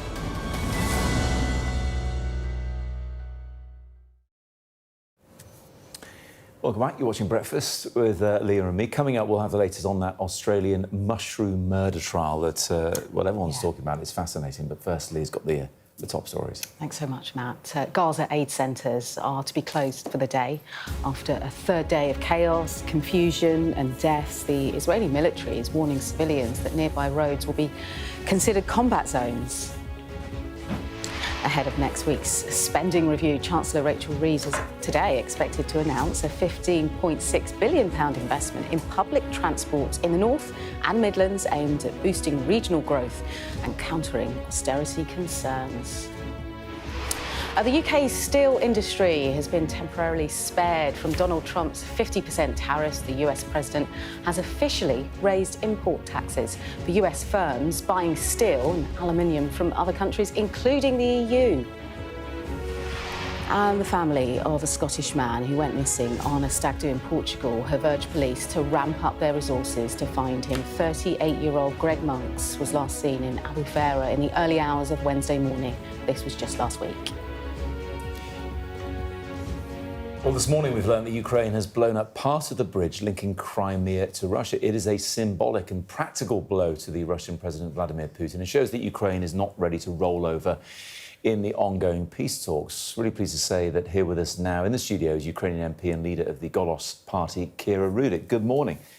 Good to see you in person. We normally speak via Zoom, of course, when you're back in Ukraine. There's lots to discuss, but let's start with what are simply quite audacious moves by your country's secret services, the military, in both attacking Russia's air fleet and now bombing that bridge that links Crimea to Russia as well. Good morning, and thank you so much for having me. Oh, well, right now I think the work of Secret Service throughout the world will be changed, and it was really a historic move because since the beginning, it was for us a David versus Goliath situation, right? To move forward, to defend ourselves, to protect our people, we have to be smarter, more technological, and use unconventional warfare. And we see two amazing examples of that. So, how to explain the value of it to Ukrainian people? I will give you a simple example. So, in Ukraine, when a Russian plane is in the air and we think that it may attack Ukraine, peaceful cities, the air raid siren is on. So kids go to the bomb shelters, people stop working, and we are sitting and waiting. Would it fire missiles or not? And right now, Russia will have much less means to terrorize us. And of course, we are excited. I just want to get your thoughts, reflections on where you grew up in Kyiv and your thoughts for the people, because you mentioned the children there going into air raid bunkers and people stopping what they're doing. What's it like seeing your city like the way it is when it's bombarded with missiles, shells? Just giving us an insight, Kira. It's painful. It's like you see the places where you grow up destroyed to the rubbles. You have people whom you know and who have died, were killed. And a year ago, there was a missile hit near where I live, and I have witnessed the bombardment myself. I have seen the windows from my living room blown up, like thrown at me. And it is terrifying. It is very painful. And we really wanted to stop. But the truth is, when we look at the facts and not at the illusions that some people may have, Russia doesn't stop unless they are stopped. And this is what we are doing. Over the last 3 years, we haven't seen any talks stopping them from terrorizing us. But we have seen that our ability to attack them where it hurts, to distract their attention, or to destroy the means of the attack, this is actually what worked for us and what has stopped this destruction of people, of lives, of homes. This is why it is so important for us to get additional air defense systems. This is why it is so important for us to continue receiving the support from all our allies, because again, we are not doing it because we really want to. It's a mean for us to survive. Yeah. So how much resolve do people have across Ukraine to keep going? Just get an insight into the morale, because it's been such a roller coaster, particularly since the Trump administration came in for the second time. It's been exhausting. I can tell you it's been so exhausting for so many people, families, for everyone, because nobody wants to live during the war, right? Nobody wants to have someone at the front line and constantly looking at your phone, hoping that you will receive an answer, that nothing bad would happen. However, I haven't seen a person who would say, yeah, we should stop fighting, because we have seen what happened at the temporary occupied territories. We know about all the war crimes that were committed. There were so many children who were kidnapped into Russia. And this is why we know what's going to harm is Russia if Russia's army will take over our cities. And this is why we are so grateful that our army is protecting us, and to all the people who volunteered to go to the front line. And we keep fighting. We hope that there would be end in foreseeable future. However, it cannot be a capitulation. We did not capitulate in 2022. We do not intend to do it right now. We see that Donald Trump's attitude towards Ukraine seems to be slightly changing. For the better. Well, we hope. We hope. We don't know. And by the way, I can tell you there is one really bad thing is when you have to comment on on these White House statements to the people who are from the front line and who are calling you and asking what it was all about.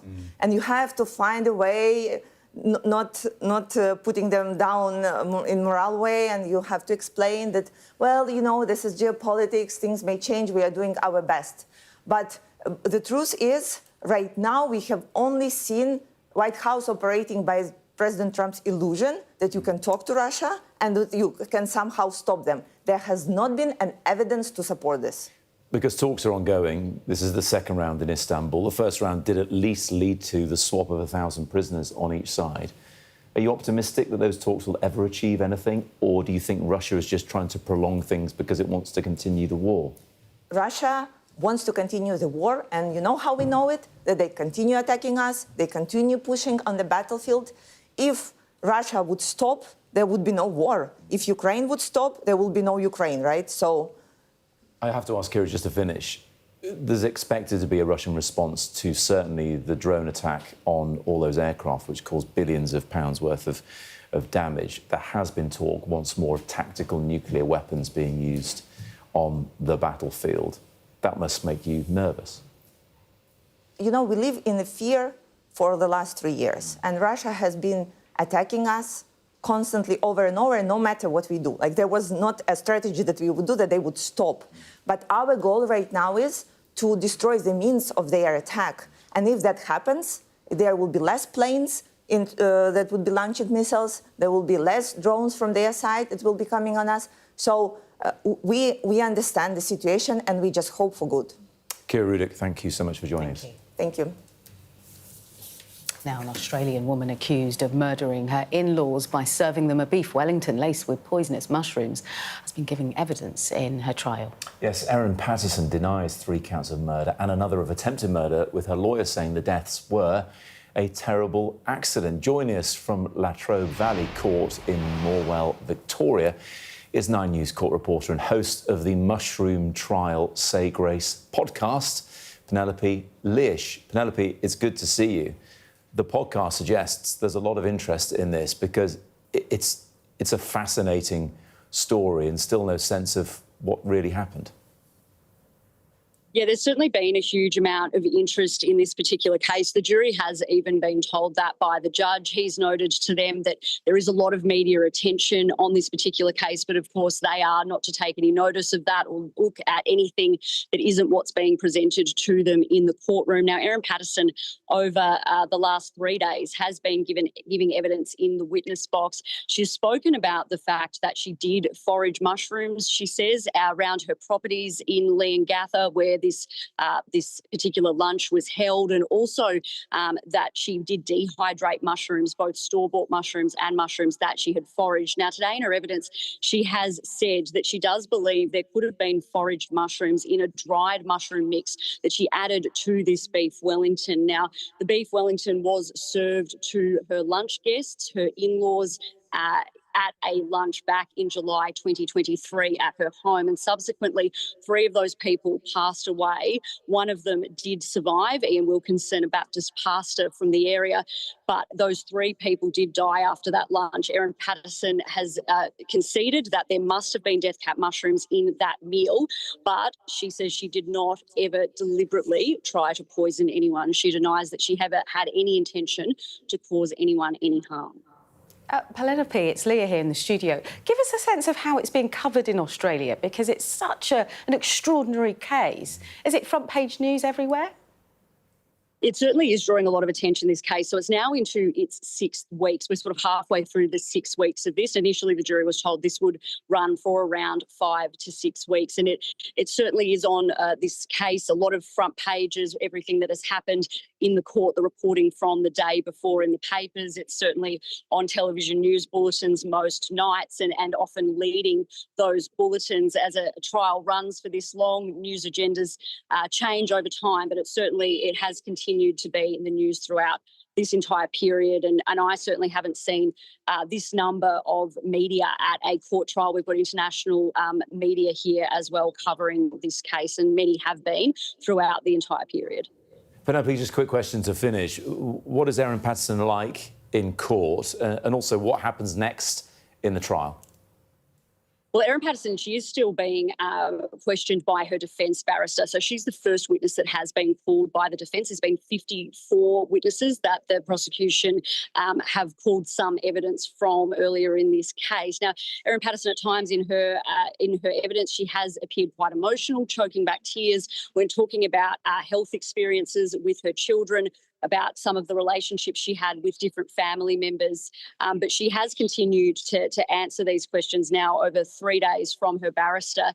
And at this stage, she is still under that examination in chief. The prosecution will have a chance to cross-examine her at some point too, but she is still answering those questions as we head into what will be another day of evidence here in the courtroom tomorrow. Really appreciate you joining us this morning from Down Under. Thanks very much indeed, Penelope. Thanks for having me. Still to come here on Breakfast, we'll be joined by one of the musicians set to perform on one of the big stages at this year's Glastonbury. But do they know who else might be appearing? There's a bit of mystery. We'll be discussing that in a moment.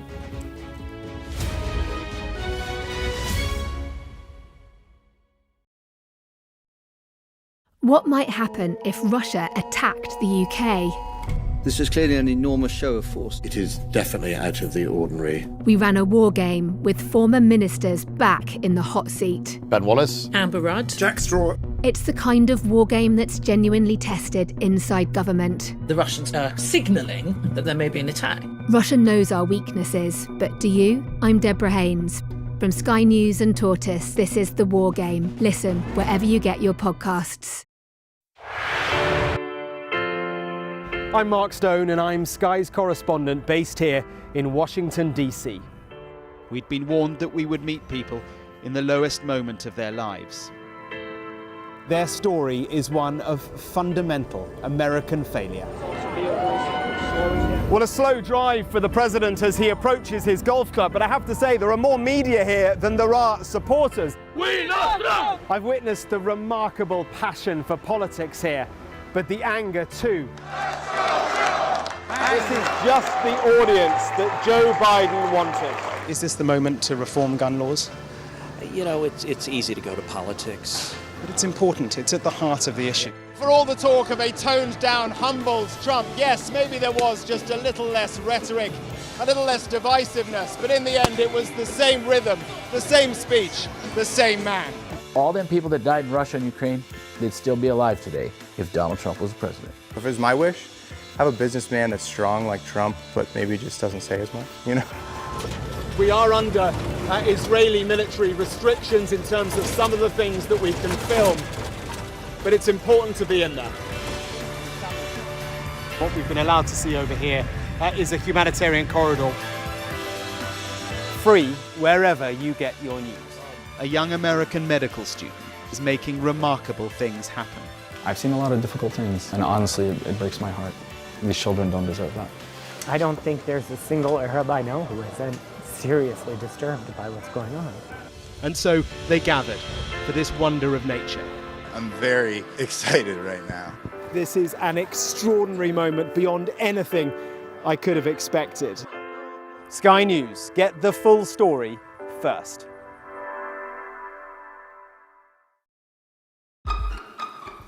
We've got your Sunday mornings covered. From the front page and the sounds of the streets to the voices of the people who make the major calls and big picture politics beyond Westminster. We'll put you at the heart of our story. I'm ready. Are you? Join me, Trevor Phillips, Sunday mornings on Sky News. Now, Glastonbury has announced their full lineup with the 1975 Neil Young and Olivia Rodrigo headlining the Pyramid stage, as well as Charlie XCX and Rod Stewart, which I'm very excited about. You wouldn't put those two as bedfellows, would you? No. Rod Stewart and Charlie XCX. However, first-time performers Corto Alto. Actually, they're not first-time. They performed there before, I think, at Glastonbury. They're back on a bigger stage this time, Corto Alto, a future jazz band based in Glasgow. And I'm really pleased to say that band leader and multi-instrumentalist and all-round talented guy, Liam Shortall, joins me now. Liam, your Mercury Prize-nominated album is called Bad With Names, which really speaks to me in this job, I have to say. But I was listening to some of the music last night. XOXOXO, I really enjoyed. How excited are you to be back at Glastonbury on the West Holt stage, which is the home of jazz at Glastonbury, isn't it? Yeah, like you said, we played there a couple of years ago, and we were on quite a smaller stage, and we're back this year. We're playing on West Holt's. I think for any artist, it's a bit of a bucket list moment, to be honest. And yeah, I started this project about 6 years ago in my bedroom on Sauchiehall Street. And yeah, never really would imagined it would I'd end up playing my music on the West Holt stage. I'm buzzing. It's amazing, isn't it? I think at this point we should just hear some of your music, Liam, because it's brilliant. I think the gallery can play a bit. Yeah, here we go. Need a bit of the bass, don't we? We need to hear a bit more. We need the melody to kick in. I think we're just seeing the build-up here, Liam, to the tune kicking in. But we can see you there. I think that's you holding the sax. But am I right in saying you're a trombonist as well? You've played lots of other stuff. So those get-togethers in your flat in Sauchiehall Street must have been fun late into the night. Have we lost Liam whilst we just listened to his music? Liam, you still there? I'm still here. Hello. Yes. Oh, yeah. I was just saying, those get-togethers, because of how many instruments you play, must have been fun as you were getting the band up and running. Yeah, we started the project, like I said, in 2019 in my flat on Sauchiehall Street, and it was kind of just a case of getting everyone around. We were always around there rehearsing and playing music, and just ended up putting up some microphones and getting a videographer and filming a lot of stuff. So it was, I think fundamentally the band is very much just a group of friends, and I think that's always been really important to me to keep it. I think playing music with people you love and people you would hang out with anyway is always going to be a recipe to make good music and have a good time, and also not fall out with each other on tour all the time. So although we do that as well, but yeah, I'm very grateful to all the guys in my band who kind of stuck with me, and now we're going to West Holt's. So yeah, super Amazing exciting. stuff. Liam, I wanted to ask, given all the equipment that we're seeing there, how much preparation goes into getting all that gear into Glastonbury? That's something we've not figured out yet. I've got my own van. I'll be driving from Glasgow, and hopefully it doesn't break down. And yeah, we'll probably just try and fit everything into the same van. That's something I've not figured out yet, and but it always seems to work out. So I'm hoping for the same this time. So perhaps not the glamour we were expecting here. The last question from us, Liam, is who, I know you're going to spend the whole weekend there, you're not just going to show and go. Who are you most looking forward to seeing? And also, any sense of who you would like this mystery patchwork band to be? Because Patchwork has been put as a band on the Pyramid stage who don't seem to exist, so we think they might be someone else. So who would you prefer to see in that slot, and see who you know who's going to be at Glastonbury this year? I think I'm looking forward to. I usually hang around the West Holt stage. I'm looking forward to seeing Doechii. I love her music, and Maribou State. I've never seen them live before, but I think my favorite thing at Glastonbury is going to always be just kind of wandering around, discovering new artists. And my mum and dad, I blagged them a couple tickets this year, so I'll be showing them around. And yeah, but for the Patchwork set, I would like it to be Stevie Wonder, because I think. Oh yes, agreement here. Good. But I'm not sure. I don't have any inside intel. I have no idea. So I'll be as shocked as everyone else. Well, listen, have a fabulous time. I'm sure you're going to blow them away on the West Holt stage. I think Stevie Wonder is a fantastic shout, an absolute bona fide legend. Liam, thank you very much indeed. Well, we're joined by Molly and Mari as well, because Molly is a stalwart of going to Glastonbury. We're not going this year, but Mari is. Mari has got tickets. You're a fan of Doechii, aren't you, as well? Massive. And I think we all agreed Stevie Wonder would be just phenomenal. I've seen it before. He's right up there. I would die if You're going to be Stevie there. Who Wonder. would you like it to be? Stevie Wonder. Okay. Oh my goodness, that would be incredible. So if it's not Stevie Wonder, who would you like it to be? Yeah. That's the talk, isn't it? Lady Gaga, maybe. Pulp have got a new album out, first time in ages. Yep. You know, that would be quite good. Beyonce would really. She's performing at the moment, isn't she? Yeah, Beyonce. so that could be a good shout. She hasn't done it for years either. So I tell you, I'd love to see Mary J. Blige. Oh wow. Love a bit of Mary J. Blast Blige. from the past, Yeah, Mary. exactly. Yeah. Mary J. Blige and Beyonce on the same stage. That is wishful thinking. I'm done. Now, given who I'm surrounded by here, this is something particularly pertinent to you because there's been a long-term study done into women drinking coffee, and it's meant to extend women's lives. But it has to be caffeinated coffee. 2 cups a day does the trick. Okay. Caffeinated soft drinks are still a bit of a no-no. You all Yeah, drink I hate coffee? those. You don't drink coffee, Mari? No, I can't. I think I have a bit of a caffeine sensitivity, Right. so I drink decaf on a special occasion. Okay. But if I have caffeine, I lose my mind. Would this change your mind? I mean, No. it could. Okay, fine. No, I'm I've gonna been let trying. Mari- Don't worry, I've been trying. I've been working with Mari for about a year, and every morning I come in and I'm like, "You sure you don't want this coffee?" No. I need coffee straight directly into my blood. Well, not for me. I mean, it gives me nausea and like heart palpitations, serious? and yeah, it's pretty horrible. Oh, wow, so I okay. feel like I'm the exception to the rule on that one. I can't live without it. I mean, I've had 2 already. I'm normally about by at this point having 2 Diet Cokes as well. Amen, sister. Which I need some I hear research you. done on those, please. I absolutely love Diet Cokes. Find it more refreshing caffeine. I can vouch. She does drink a lot of Diet Coke in the morning. That's it. I feel seen. They didn't look at that in this research. They didn't look at what men do either. So I've no idea if my sort of 15 coffees a morning is doing me any good. Probably not. But at least I can talk quickly. Good stuff. Let's have a quick look now at today's weather. The perfect climate, wherever the destination. The weather, sponsored by Qatar Airways. It is looking unsettled for a while yet, with widespread showers or more prolonged rain, but the south looks drier next week. For now, though, cool for many as we start the day, chilly in parts of the north as well. Showers are going to develop widely this morning, concentrated in the north and the west, where they'll be heavy in places too. In between, there will be some bright or sunny spells. It's going to stay on the cool side and rather blustery too, but strong winds are going to affect the far north. This afternoon looks similar, but showers will tend to ease and fade across central parts by this evening. The perfect climate, whatever the forecast. The weather, sponsored by Qatar Airways. Stay with us because coming up in a bit on breakfast, we'll be back with all the day's top stories after this break. I think we're going to have a bit of a breather and continue to try and persuade Mari to have a coffee for her own good. The rest of us just need it in the break. See you in a moment.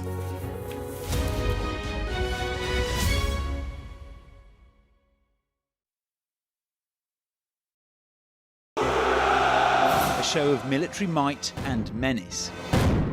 Why should the West trust you? Frankly, I don't care whether the West trusts us or not. Sky News. Get the full story first. Have a quick word for Sky News. Is the West right? Are you fueling Russia's war machine? American journalist Evan Gershkovich is on trial here, but was first on display. I'm Ivor Bennett, Sky's Moscow correspondent.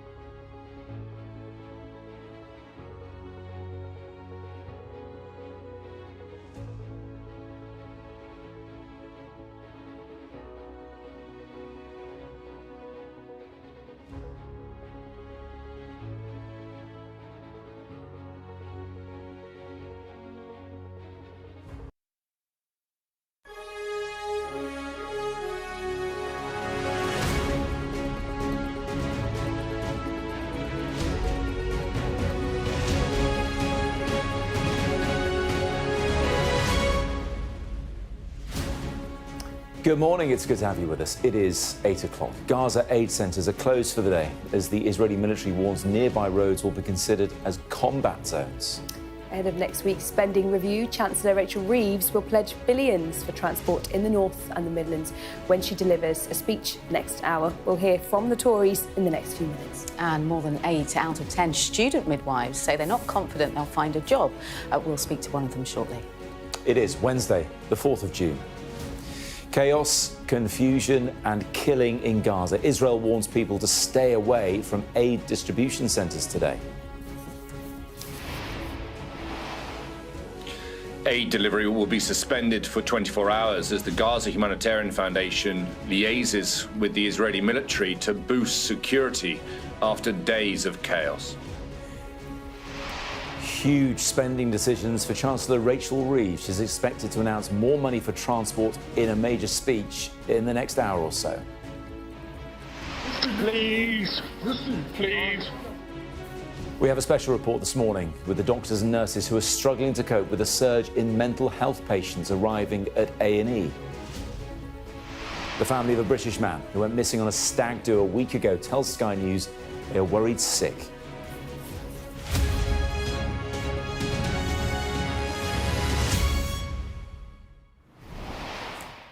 Good morning. There will be little to no humanitarian aid distributed in Gaza today. The US-backed Gaza Humanitarian Foundation say the closures are, in their words, for renovations, organisation and efficiency upgrades. This announcement follows a third day of confusion and violence near the distribution centres, with 27 people reportedly killed yesterday by Israeli gunfire. The Israel Defence Forces say they've only fired near individuals who they say pose a threat to them, who'd left the designated route. The centres inside Israeli military zones are designed to circumvent Hamas, who Israel has accused of stealing aid. Officials in Gaza say the hubs have been turned into death traps and bloodbaths. We were out bringing bread about 1.5 kilometres away from the Israeli tanks. We were surprised that shots and shelling were being fired at us. Everyone fell on the ground and people were stepping on dead bodies. It's not normal. The enemy is not normal. I was on the way at 3:30 in the morning. There was a shooting and I laid down. I don't know how the bullet hit my head. This is what happened to me. I don't know. Our Middle East correspondent Alistair Bunkle joins us now. And Ali, in the past hour or so, we're hearing via Reuters, who are quoting Hamas-affiliated media, that 10 Palestinians have been killed in an Israeli attack on a school that was sheltering displaced people. It just goes to show the days and days now of chaos and carnage is continuing. I think that airstrike is taking place in Khan Yunis, which is Gaza's second largest city, and where there's been quite a lot of focus of the Israeli military push. They're really sort of pushing ground forces into Khan Yunis at the moment. But just going back to the aid and the suspension of aid delivery for 24 hours, in some respects, I do think this is a sort of a logical consequence of what we've seen over the last few days, which has been really, really chaotic. Dozens wounded and killed. Conflicting reports, admittedly, as to how that happened, who was responsible, but nonetheless, dozens have lost their lives and hundreds have been wounded on their way to try and get aid from these distribution centres. And those that have arrived at the distribution centres have found complete chaos. There's no control there. It's a kind of first come, first served basis. They're making the journeys in the very early hours of the morning to get there as soon as the distribution centres open. From the distribution centres to the closest point in the nearest safe zone, it's a 5-kilometre round walk. So, on the way back, you're carrying a lot of aid.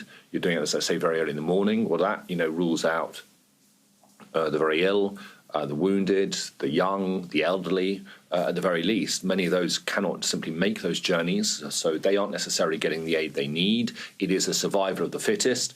You can see where the aid distribution centres are. Actually, the one in the centre, I don't believe the red square in the centre, the orange square in the centre, I don't believe is working. So they're right down in the very south as well. And that means that aid is not getting into the north. So, look, a massive range of problems that have happened in the 10 days or so since this Gaza Humanitarian Foundation has come into play. And so that is why I say, really, if it is going to continue and become more effective, then they have got to do something to make it safer. And when I say more effective, if the purpose behind this very controversial foundation that no international aid organisations are supporting, that the chief executive resigned from the day before the operations began, that the Boston Consulting Group who helped set it up have now withdrawn their support, if it is going to continue to achieve what the Israelis say it's supposed to achieve, and that is not allowing aid to get to Hamas, then they need to rethink it. Because just look at the pictures on the ground of the chaos. There is no way the Israelis can know who is getting their hands on that aid. Ali, in Jerusalem, thank you very much indeed. We'll stay with us because we'll be hearing from the Israeli government here on breakfast at around about 8:30. Next, tariffs are back on the agenda, but the UK steel industry has been spared, temporarily at least, from Donald Trump's latest 50% levies. He's officially raised import taxes for US firms buying steel and aluminium from other countries, including from the European Union. For now, though, the UK is exempt, but could still face the increase if the trade deal that was signed last month falters at some point. Keir Starmer has welcomed the exemption and says his government will always protect British jobs and businesses.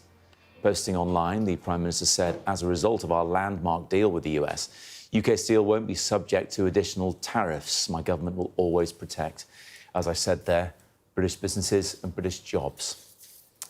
Meanwhile, Elon Musk has been calling Donald Trump's tax and spending bill a disgusting abomination. The bill includes multi-trillion-dollar tax breaks and allows the US government to borrow more money. It's the first time the tech billionaire has publicly criticised the Trump administration since he left his role in the White House. Mental health cases at A&Es across England have reached crisis level. A growing number of patients rely on emergency departments for support, but there simply aren't enough staff or beds to cope with the demand.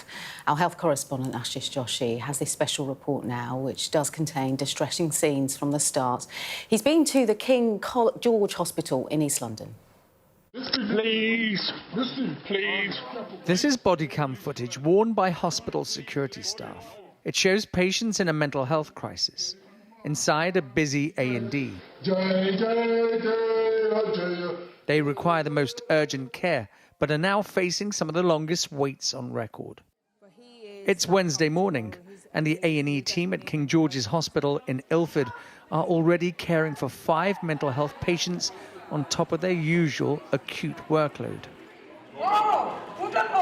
One patient wants to leave and is becoming increasingly distressed. She's already been waiting 12 hours. The woman is being held under the Lack of Capacity Act and won't be allowed to leave. Nearby, Ajay Kumar and his wife are waiting patiently by their son's bedside. He's experienced psychotic episodes since starting university in 2018, and his father says he can become unpredictable and violent. They sanctioned him. He should be insecure now, yes? He shouldn't go out in the public. Last night, he ran away at night. From hospital? Yes, and he walked all the way home. Took him 4.5 hours to come home. So now you and your wife will have to sit by his bedside until he's found a mental health bed. Yeah. And that could take days. Could be days, I don't know how many. They're not telling us anything. The King George is having to construct makeshift mental health spaces to try and tackle the issue. So we've had 2 rooms kind of purpose-built. They're under 24-hour CCTV surveillance. Joe is ex-military. He now works as part of the security team. I've lost count the amount of time that I've been assaulted. We have patients here for over a week, unsectioned, and they cannot find a bed. They see up to 200 patients a day through this emergency department. Now, on top of that, they'll see between 15 to 20 mental health patients as well. I'm seeing increasing numbers of complaints from other patients and their families about the environment they've had to wait in.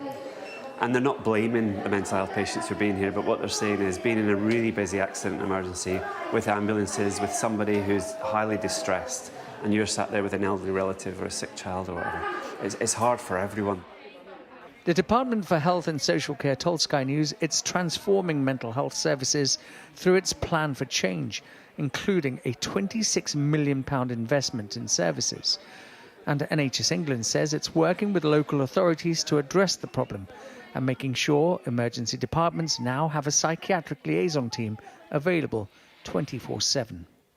Ashish Joshi, Sky News at the King George's Hospital in Ilford.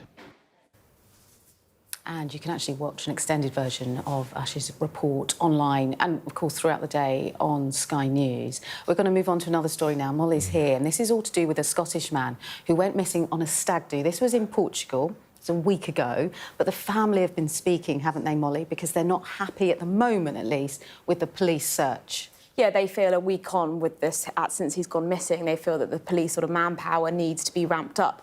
And look, you can understand why. It's been a week since he went missing in the Portuguese city of Albufeira. He'd been out with his friends celebrating what was the first night of a 5-night stag do. It's thought he left his friends about 2 o'clock in the morning. He'd been out at bars and so forth, enjoying the night with them. He was seen on CCTV at about 3:30, so an hour and a half later, in the area where he was last seen, had lots of rough terrain, it's rocky, lots of cliffs with high drops, and it was over an hour's walk away from where he'd been with his friends, and also about an hour walk away from where his accommodation was. It's thought he left his friends there. His family clearly say they were told the next morning that he hadn't come home. His friends told them. Of course, they were very concerned. We've heard from his sisters overnight who spoke to Sarah J. Mee. As a family, we're worried sick. It's so unlike him, but myself and Gillian are just trying to hold each other up back home and fight for to get him out there and find where he is. He deserves to be found, deserves to be looked for. We need him home. Now, we know that some other family members flew out the very next day to help assist with the search, a search which has now been taken over by the Portuguese Criminal Investigation Unit. It's involved sniffer dogs, it's involved drones, but as I said, they really want the authorities to ramp up this search now. They say they need more manpower behind it. We know that the British Embassy in Portugal is said to be coordinating things going forward, but clearly his family continue to worry about him. Yeah, of course. Molly, thank you so much for that update. Let's just walk viewers through a few of the other stories today. And the latest search for British toddler, that's Madeleine McCann, will resume today, close to where she was last seen in Portugal 18 years ago. Investigators focusing on an area between the resort in Praia da Luz where she disappeared and one of the houses where the suspect Christian B lived at the time. Now, the search will cover 21 plots of land, including abandoned buildings and dense shrubs. 3 British nationals are facing the death penalty in Indonesia after being accused of smuggling nearly 1 kilogram of cocaine into the island of Bali. Jonathan Collier and Lisa Stocker were arrested in February. This is allegedly for carrying almost 1 kilo of cocaine hidden in packets of Angel Delight in their luggage. Phineas Float was arrested 2 days later for allegedly receiving drugs during that police sting involving 2 other suspects. And the singer, Jessie J, has been diagnosed with early breast cancer. The 37-year-old shared her news on Instagram and said she plans to undergo surgery later this year. I was diagnosed with early breast cancer. I'm highlighting the word early. Cancer sucks in any form, but I'm holding on to the word early. I have been in and out of tests throughout this whole period. I just wanted to be open and share it. One, because selfishly, I do not talk about it enough. I'm not processing it because I'm working so hard. I also know how much sharing in the past has helped me with other people, giving me their love and support and also their own stories. I'm an open book. Our best wishes to Jessie and her family. Yeah, good luck to her. Saying selfishly, she hasn't talked about it. She's talking about it and, yeah, wish her well with what comes next. Here, the Chancellor, Rachel Reeves, is expected to announce more money for transport in a major speech this morning. It's around about an hour's time, we're expecting. That'll be live here on Sky News. But for the time being, Mari is here. What can we expect from this?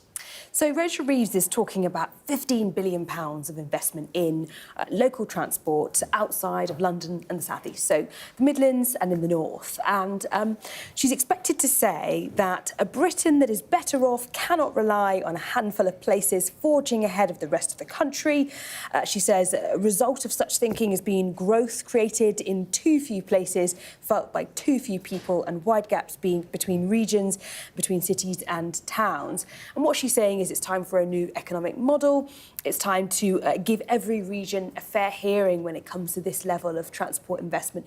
Now, we know that transport is the kind of thing that does come up on the doorstep because it is tangible to people's lives. It affects people's ability to go to work, visit family, all those kinds of things. So it really is a visible symptom to an extent of whether a government is doing well or not, perhaps.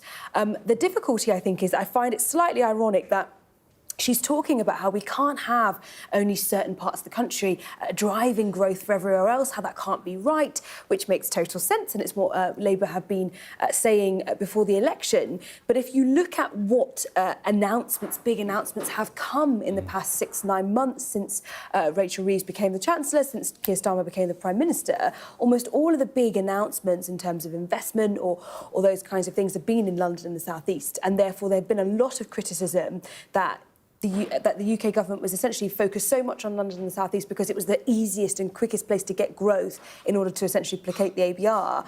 And now it feels that they're slightly kind of going back and thinking, reform are looking really strong in some of these areas that actually we historically have taken for granted.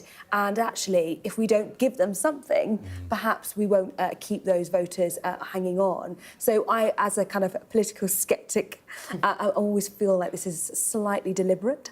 But nonetheless, those in the North and the Midlands will be very pleased if it does really improve their lives. Mari, thank you very much indeed. Well, as Mari was saying there, Rachel Reeves will set out her spending plans for the next 3 years. Next week, Sky News Deputy Political Editor, though, Sam Coates, has decided to take to AI to have a look at how funding decisions could be made. Could put us all out of jobs, Mari. Anyway, he's been having a look at which departments AI thinks are likely to face the cuts. A week on Wednesday, the spending review. Rachel Reeves sets the budget for every government department all the way to 2029. Now, it's still being finalised in Whitehall, but what if there was a tool to examine everything that's been said and written and then tries to project the outcome? Here's what happens in spending reviews. Now, you can see them all the way back to 2010. This is what austerity looked like under David Cameron. Here it is being reversed by Boris Johnson. And now this, spread it out, is Keir Starmer's government. Big increases last year and this, and then a modest raise to the overall pot that Rachel Reeves had to share out this year, but then noticeably tight increases for 2026, 2027 and 2028. Now, next Wednesday, we're going to hear how Rachel Reeves is going to divide up the pie between departments and where she's going to allocate the £113 billion of capital project spending that comes on top. So we thought we'd try a novel experiment. We've taken Treasury documents, ministerial statements and reports from the Institute for Fiscal Studies, and we've put them all into AI, ChatGPT. And we asked it to write the spending review, calculate the winners and the losers, where the money goes and why. Now, what you're about to see comes with a health warning. We're using experimental technology. It's sometimes wrong. There are no answers because those discussions are still going on in Whitehall. Think of what you're about to see, a bit like a polling projection giving us clues, but not specifics. But crucially, and this is important, the story you're about to hear tallies with the narrative I'm already hearing from inside government. So I think it's worth having a look. Right, here we go. The winners: defence, transport, health, and Angela Rayner's housing department at the moment as things stand. But everywhere else, it's down compared to this year's spending settlement. Home Office, justice, culture, business, facing real terms squeezes from here on in the Parliament. Now, look at some specifics. The aid budget down here, that is being slashed and the money being given to the Ministry of Defence as a beneficiary. Now, you heard all of that in the spending and the defence review this week. Health, another priority. Now, I heard from sources that Wes Streeting's department is in line for a settlement of about 3%. Now, this AI model puts it just above, so we'll see what happens there. Transport, a surprise winner. I'm told Rachel Reeves thinks that this is where her capital budget should go. Projects in the north of England to help hold on to the voters that live there. But could this spell some trouble? Education down overall. Now, to be clear, this government will be able to say it protects the school's budget. It will be able to say that per pupil funding is up. But things like adult education seem to be at risk. Is that where they find some of their savings? Now, look here. Other places, Home Office down. But is that just falling asylum costs or more? Energy, I am told that they are still haggling over the merits of solar panels versus home insulation. Justice? Well, I'm told that that should get what it wants, but will it really? Things here so tight.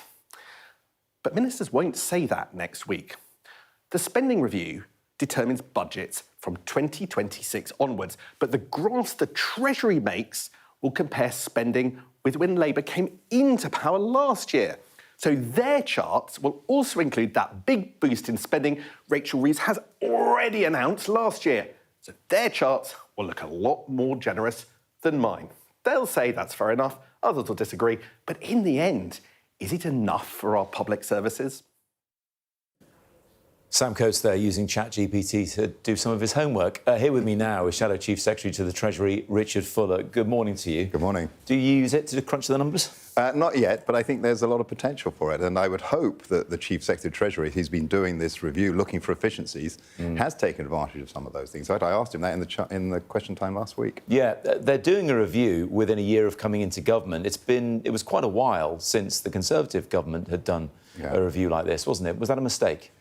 I think circumstances caused that. We had the issues with Brexit, and there was many years of uncertainty, and then we had, obviously, COVID and the massive changes in public expenditure. And you kept changing your leader, of course, as well. That's but that doesn't help either. Absolutely right. But I think what we have now is the government's got a very large majority, and they don't currently have the same kind of huge issues that are affecting us, other than the issue of defence, which quite rightly Mr Coates was just talking about. So this is the time to do the review, and I think it's right there that the Chancellor is looking at for 3 years to give some certainty for departments. Yeah, because last year the most senior civil servant at the time, Simon Case, did write to the former Chancellor Jeremy Hunt saying, you really should have done this kind of thing more regularly when you were in government. They wouldn't have left what the Labour is saying was that £22 billion black hole. Well, I don't think the OBR thinks there's a £22 billion black hole. That really is a confection by Rachel Reeves to justify the significant tax increases that she imposed on British businesses. And by imposing those taxes, she's now reaping what she has sown with lower growth expectations in the UK economy, lower wage growth for employees, and actually fewer jobs for people. And that's the background, the context for some of these difficult decisions that she's now going to have to make about public expenditure. But when you look at the predictions coming from the IMF and in recent days the OECD, our economy is still growing. Yes, slightly downgraded, but still around 1.2, 1.3% this year. And it was a good start in the first quarter. They are getting the growth that they want. Well, I think a year and a half ago, they were criticising growth rates that were higher than that in the UK economy. So I think, I don't want to get into the he said, she said about things. The fundamental point is people want to see public services improve. The context, particularly with more money being needed for defence, and it seems like even more money being needed for defence, means that other departments have to look at what, the government has to look at what they can spend on each department. Yeah. And in that, the big decision to look for, I think, is what is the decision the Chancellor makes about health? Because the health budget is such a large proportion of public expenditure now that if the Chancellor decides to do 3%, that means there will be real cuts in other departments. Yeah. If she decides to give health the same as everyone else is getting, then all departments will see actual real increases. You know, the biggest impact on the National Health Service is there hasn't been a plan from successive governments for social care in this country. Quite right. Is it just too big an issue for any government to properly grapple with? Well, we did try, going back under the coalition government. There was a serious attempt with the Dilnot report. And you're quite right, we should have enacted those changes. There were probably some reasons about how you could get some of the insurance products for people so that you could limit the very extreme amount of costs that people get. It's not, people should make provision for care when they're in their old age. It's right that we don't just expect the state to provide everything, but it's for those people who suddenly get caught by illnesses such as dementia, where the costs are completely astronomical and they can't. That sort of change is required. But also the hundreds of thousands of unpaid carers who are propping up social care in this country. That, in a way, is scandalous, isn't it? And that was on your watch, that just grew and grew and grew. Well, we're talking about unpaid carers in America. It's slightly different. But if you talk about the care sector, so home care, domiciliary care, one of the big issues going back 10, 15 years ago was that those wage rates were very, very low because many were on minimum wage, in some cases below minimum wage. What's happened over the period of the Conservative administration was a really concerted effort to increase low wages. That disproportionately meant that there was a big impact on care workers, improving rates of pay in care, quite rightly. And that's a record the Conservative Party, I think, should be proud of. For unpaid care, care at home, this country and most societies do rely on loved ones looking after people in their old age as best they can. That's what families are all about, and we should encourage that. We shouldn't be not encouraging it. Looking ahead to next week, because it's kind of the calm before the storm for you, isn't it? With the spending review a week today, you accept, even though we've got one of the highest tax burdens in living memory, or sort of ever, as it happens, you accept that there would have to be cuts to be made to balance the books. What would you do if you were the guy trying to speak to your departmental colleagues and telling them the difficult truths? So I think one of the difficult truths actually is for the Conservative Party is to say that we left quite a lot of inefficiency and waste in public expenditure. So the first thing I would be doing is I would have set a far tougher productivity improvement target than this government has. They said just 5% over the period of the term. That's far too low. So overall, there's the opportunity to root out a lot of waste. We've talked in the past, we'd have made different decisions on welfare. We went into the election with 12 billion of cuts in welfare. But the fundamental point that you're making is right, which is there are difficult choices now. We do need to make sure we have money for defence. And the key thing to look out for is on healthcare expenditure. Because if healthcare demands more and more money, and where I am, we're not seeing the results for all that money through the NHS, rather than looking for efficiencies in the NHS, other departments will start to suffer, including things like policing, which many people worry about. Yeah, not least Mark Rowley is the most senior police officer in the entire country. Richard Fuller, thank you very much. Thank you. We will bring you Rachel Reeves' speech, which is focused on transport today at around about 9:20. Of course, the spending review is due a week today. For now, let's have a look at the weather. A bright start and always a warm welcome. The weather, sponsored by Qatar Airways. It is looking unsettled for a while yet, with widespread showers or more prolonged rain, but the south looks drier next week. For now, it's a cool start to the day for many, chilly in parts of the north as well. Showers will develop widely this morning, concentrated in the north and the west, where they'll be heavy in places too, so do take a brolly. In between, there'll be bright or sunny spells. It'll stay on the cool side and rather blustery, but strong winds are going to affect the far north later on. A bright start and always a warm welcome. Qatar Airways sponsors the weather. Coming up here on Breakfast, aid in Gaza has been halted in large part after the third day of violence there. The Israeli Foreign Ministry will be speaking to us about it next.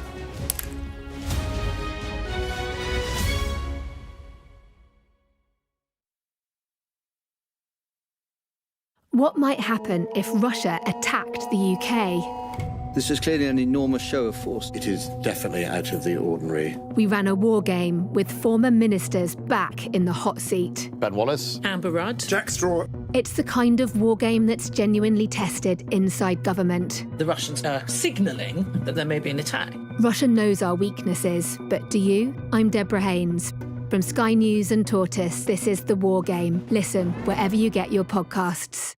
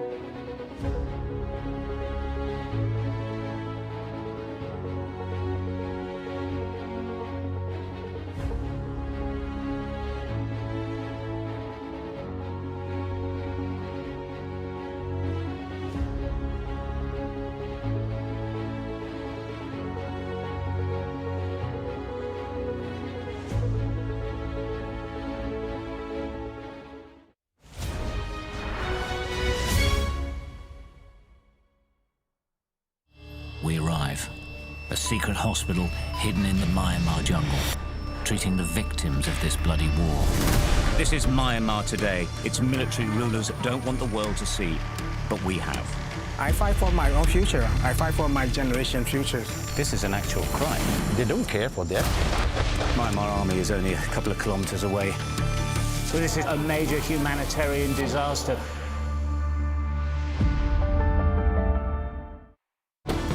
Jubilation in the streets, while some emotional. This is a political victory for Prime Minister Modi and his Hindu Nationalist Party. I'm Neville Lazarus, and I'm Sky's reporter based in Delhi. Companies like these are helping India in its trajectory to be a serious player in space exploration. Sky News, get the full story first.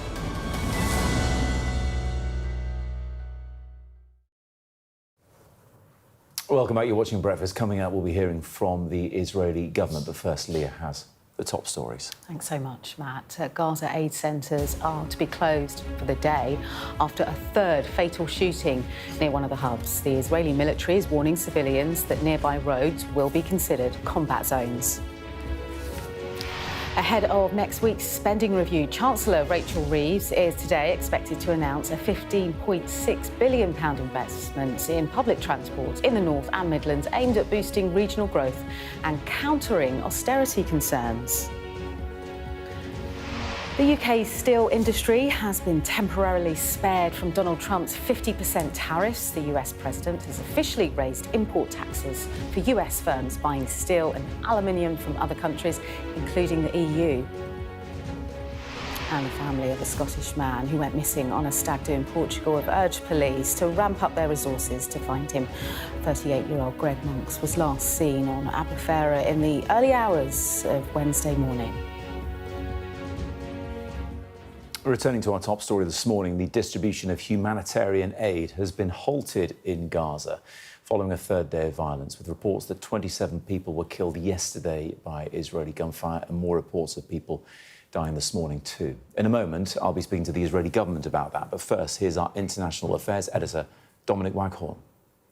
Under the rules of war, as military occupiers, Israelis must guarantee the provision of food and aid to the people of Gaza. For most of this war, it's allowed the UN to do that on and off, but it's accused the UN of being significantly compromised by Hamas without providing much evidence. It is now outsourcing the job to a private American company, the Gaza Humanitarian Foundation. It's been mired in controversy since its launch, its head resigning, saying it would not be able to do its job humanely or independently. Now, this map shows where the new company's aid distribution centres are, these orange squares, and in red where most Gazans are now living, most of them in tented camps. There are only 4 aid points compared to hundreds when the UN was in charge, and as you can see, they are not near where people live. Getting aid now requires walking a minimum of 1.5 miles through a war zone. The new system began chaotically a week ago. Crowds overran the aid points, people desperate to reach the food. And by Sunday, things appeared to turn violent, with dozens of casualties reported. The new American aid operators said there were no incidents inside their sites. The Israeli military said it only fired warning shots around 1 kilometre away, but 31 people were reported killed. The US aid organisation put this notice up on Facebook, giving just an hour's notice for when aid would start being distributed, and with confusing instructions on how to get to the site. One part of the document told people not to go beyond this red stop sign, another not to move further than the roundabout at this junction close to where the shooting ended up happening, 0.5 kilometre from the aid point. The Israelis said the Palestinians they shot at posed a threat, but have provided no evidence that they were armed. They have released this footage they claim shows Hamas firing into a crowd of Palestinians on Sunday, but we verified that it didn't happen anywhere near any of the new aid points. Aid professionals say the new system simply can't meet the massive humanitarian needs of Gaza.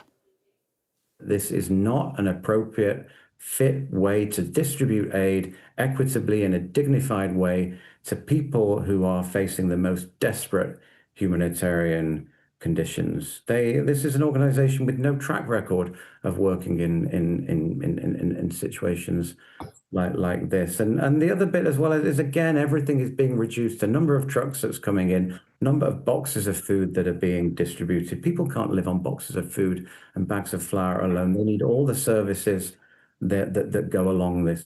The Israelis are accused of using aid as a weapon of war during an 11-week blockade that brought Gaza to the brink of famine. Critics say the new system is more about forcing Palestinians into a corner of southern Gaza than distributing aid. And they say if the UN is not allowed back in to resume aid operations, there will be more mass casualty incidents like this.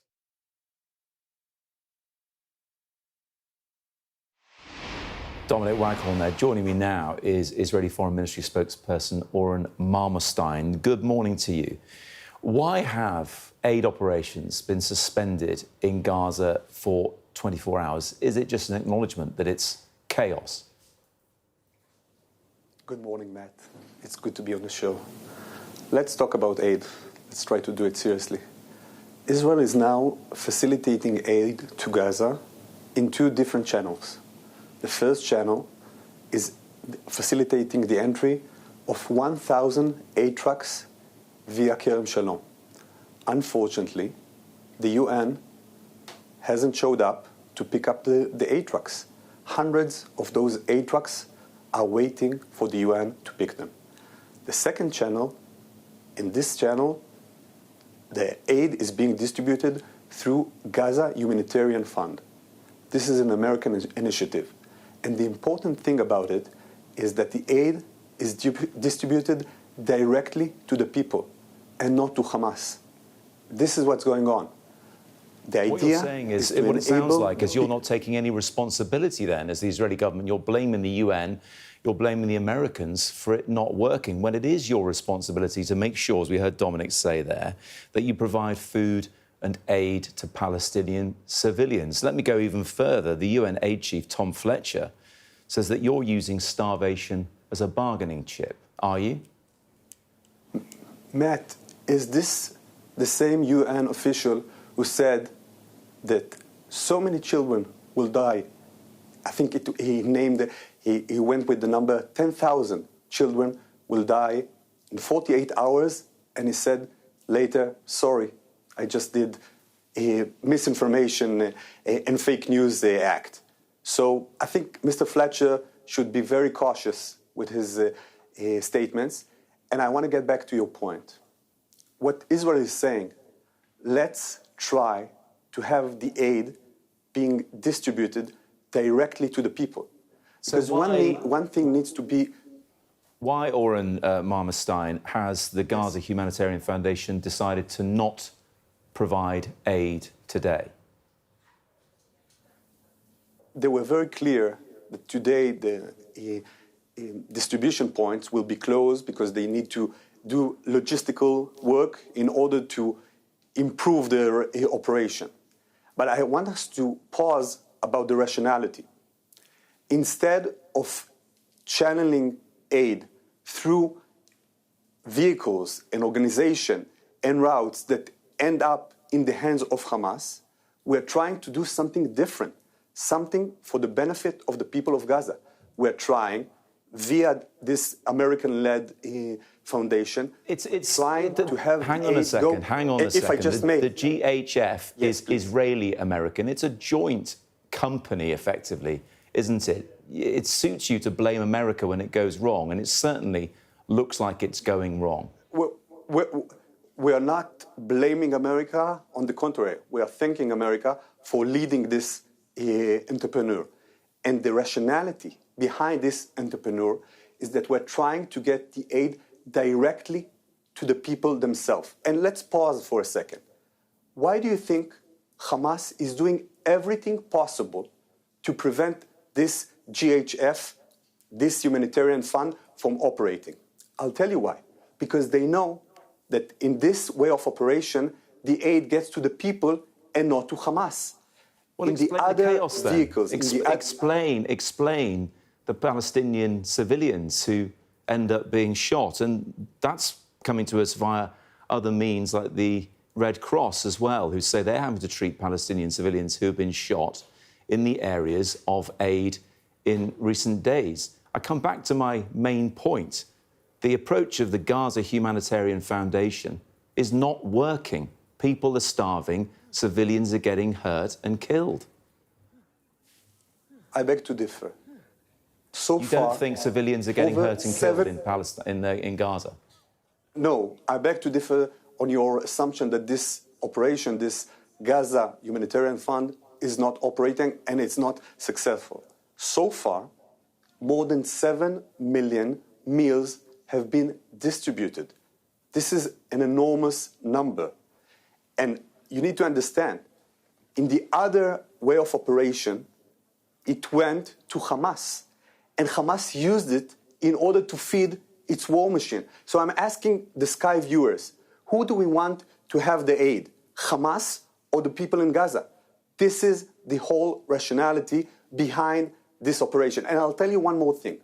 You know, there is ceasefire talks, and perhaps we should have a word about it.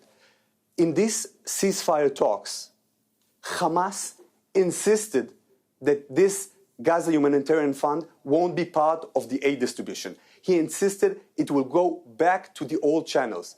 And I'm asking the viewers, why is that so? And the answer is very simple.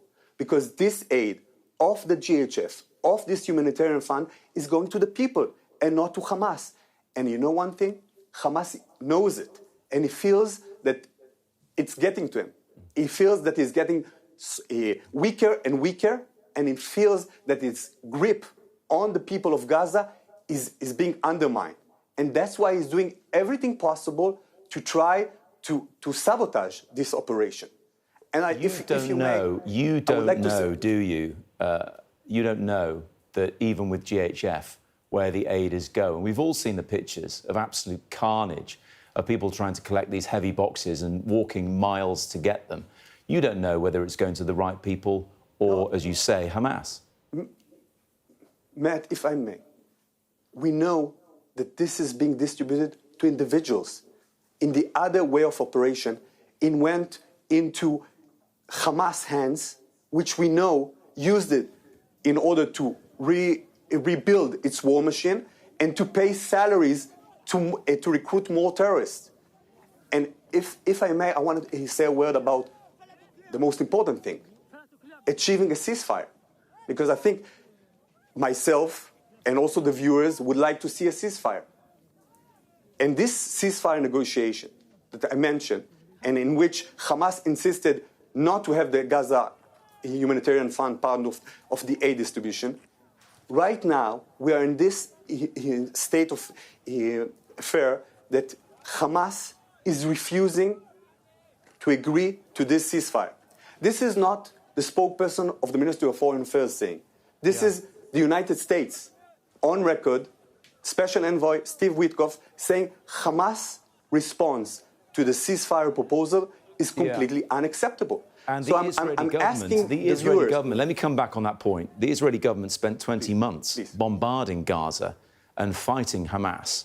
So you failed then, if Hamas is still exerting so much control over the Gaza Strip. You haven't been successful in your aims. You know, Matt, why this war is being carried out? The first reason is, of course, because Hamas started this war with the most terrible massacre on October 7th. And right now we're having this war, and it's still going on because of two reasons. First, to try to release our hostages, which are now more than 600 days being tortured in terrible conditions by the hand of Hamas. And the second reason why this war is still going on is to make sure that we don't have another 7 October. And if I may be personal for 1 second, I have 2 daughters, one at the age of 12, the other is the age of 9. What we're trying to do, and we want this war to be over. I can tell you to rush a 9-year-old girl to a shelter because of Houthis firing at us at the middle of the night is a nightmare. We want this war to be over. But there is one more thing that we want. We don't want another 7 October. I don't want my girls to experience the things that the girls in the kibbutzim of Nir Oz and Be'eri experience. Yes. None of us in Israel wants to see another October 7. But there is one final question here. I'm a father of girls, and plenty of people in Gaza are fathers of girls as well, and boys, and children in general. Is it really worth children dying in Gaza as well to prove your point? I'll be very clear. Every child that is killed is a tragedy. I don't care if it's an Israeli, Palestinian, British, full stop. But just think of our situation, Matt. Would you enable, you talked about your girls, a situation in which your girls are still in jeopardy of being, God forbid, raped, burned alive, if nothing is being done?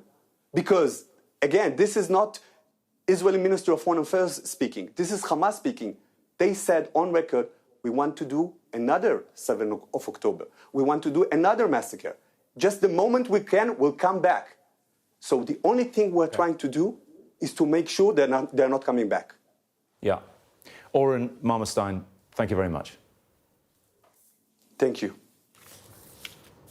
Still to come here on Breakfast, concerns over the lack of midwifery jobs, despite services being currently understaffed. Leah and I will be speaking to the director of the Royal College of Midwives about that next.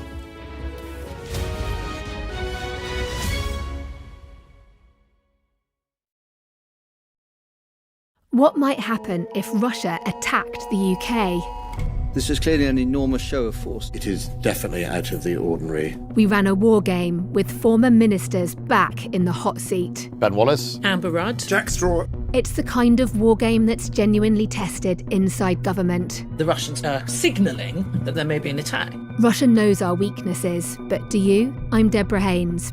From Sky News and Tortoise, this is The War Game. Listen wherever you get your podcasts.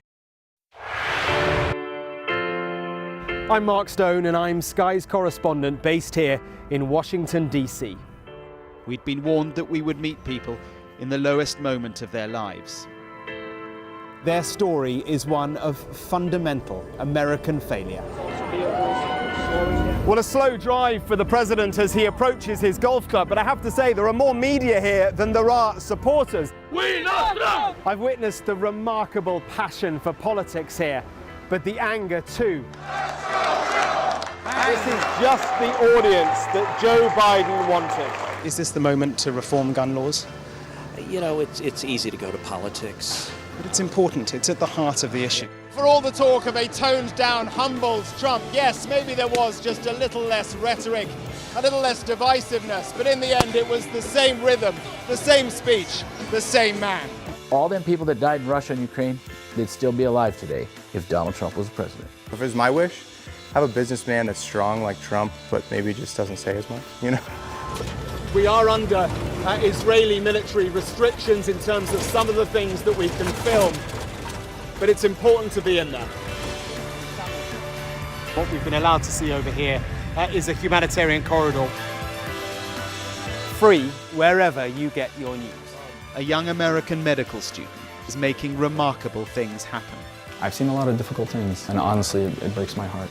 These children don't deserve that. I don't think there's a single Arab I know who isn't seriously disturbed by what's going on. And so they gathered for this wonder of nature. I'm very excited right now. This is an extraordinary moment beyond anything I could have expected. Sky News, get the full story first.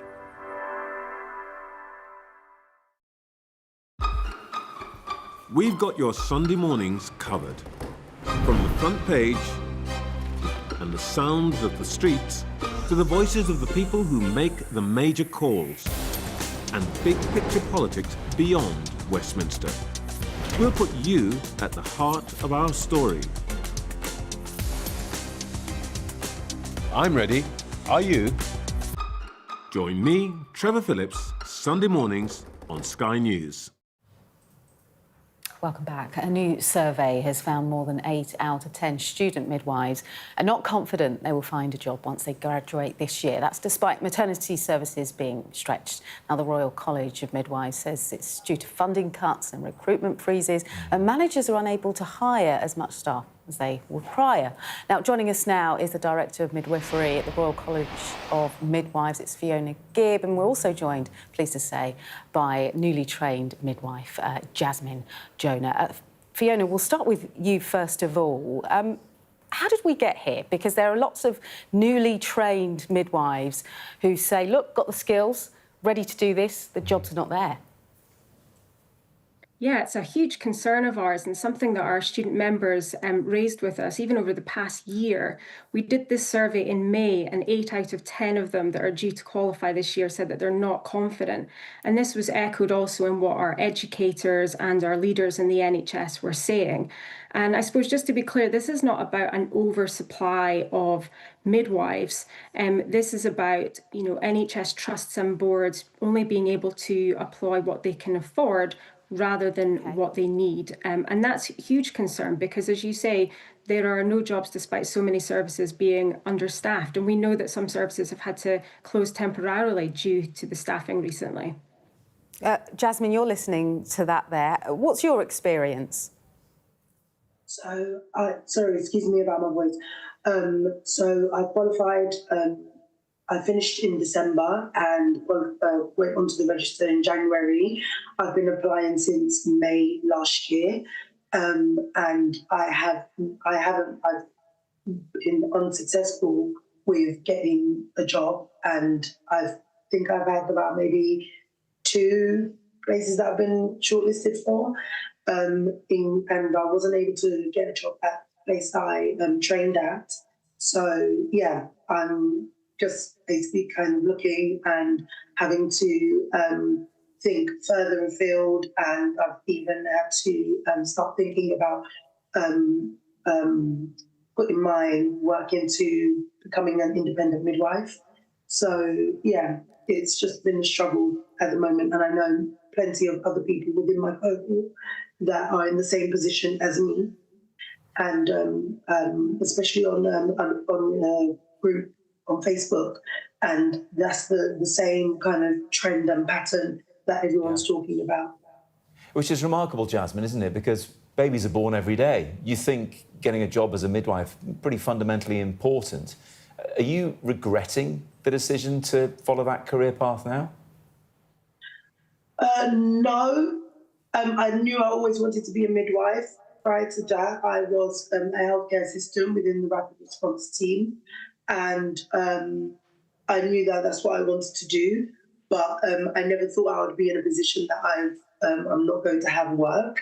And when I talk to other people, when I tell them I'm a midwife and that I haven't got a job, their mouth almost drops to the floor kind of thing, because they recognise, from their experience of having their baby, and they're being short-staffed, and they can't quite grasp why I don't have a job. Fiona, can we just bring you in here at this point? I remember my waters broke 7 years ago. I had to drive myself to hospital, and it was a student nurse who was there, who was calm, who was in control, who took control of the situation for me and my situation there. Are we putting enough value on the future generation of care in the midwifery arena? Because I worry that's what's happening, and I'm really cross. I can understand that. It's something we're really concerned about. We absolutely believe student midwives are the future of the maternity services. And it's really sad that we've got to this point. We've called time and time again that in order for maternity services to be safe, they need to have the right staff with the right education, the right training in the right place at the right time. And these midwives are here. They're ready to start. Previous governments made promises to increase the educational places for midwives. So they too also recognised that the future of midwifery was important. But there's been this severe misalignment between that workforce planning, the workforce projections, and then the reality of the care and needs of women and families. So we've got to make sure that there's a consistency here between, it's great having the educational places, but we need to make sure that there's jobs and vacancies at the end of this. Otherwise, we're on a road to nowhere.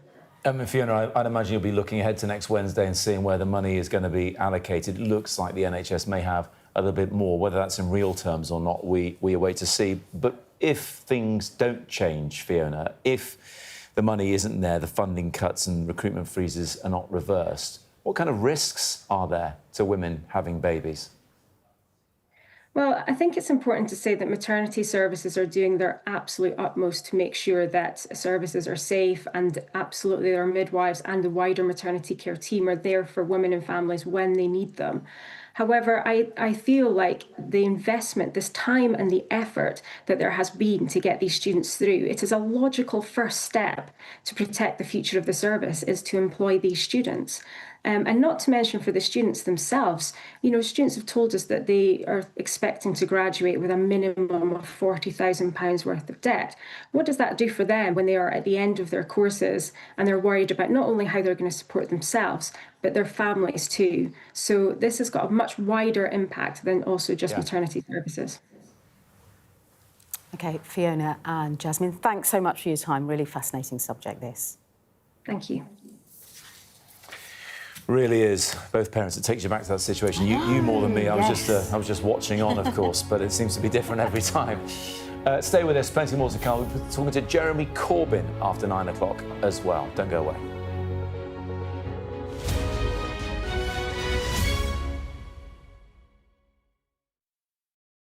A show of military might and menace. Why should the West trust you? Frankly, I don't care whether the West trusts us or not. Sky News. Get the full story first. Have a quick word for Sky News. Is the West right? Are you fueling Russia's war machine? American journalist Evan Gershkovich is on trial here, but was first on display. I'm Ivor Bennett, Sky's Moscow correspondent.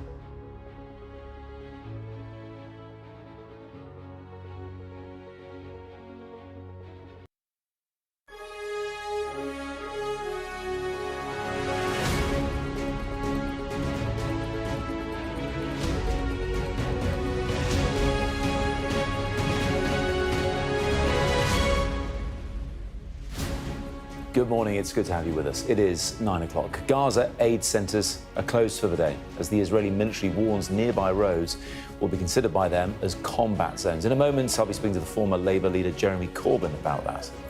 Ahead of next week's spending review, Chancellor Rachel Reeves will pledge billions for transport in the North and the Midlands. We'll have her speech live with you in about 20 minutes' time.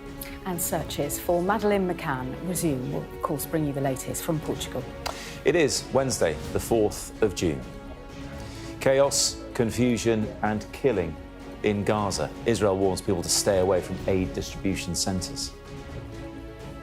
Huge spending decisions for the Chancellor Rachel Reeves. Is expected to announce more money for transport in a major speech. We'll bring you that live in the next 20 minutes or so. Please, please. We have a special report with the doctors and nurses who are struggling to cope with a surge in mental health patients turning up at A&E. And it's day 2 as searches for Madeleine McCann resume in the south of Portugal. She vanished while on holiday with her family back in 2007.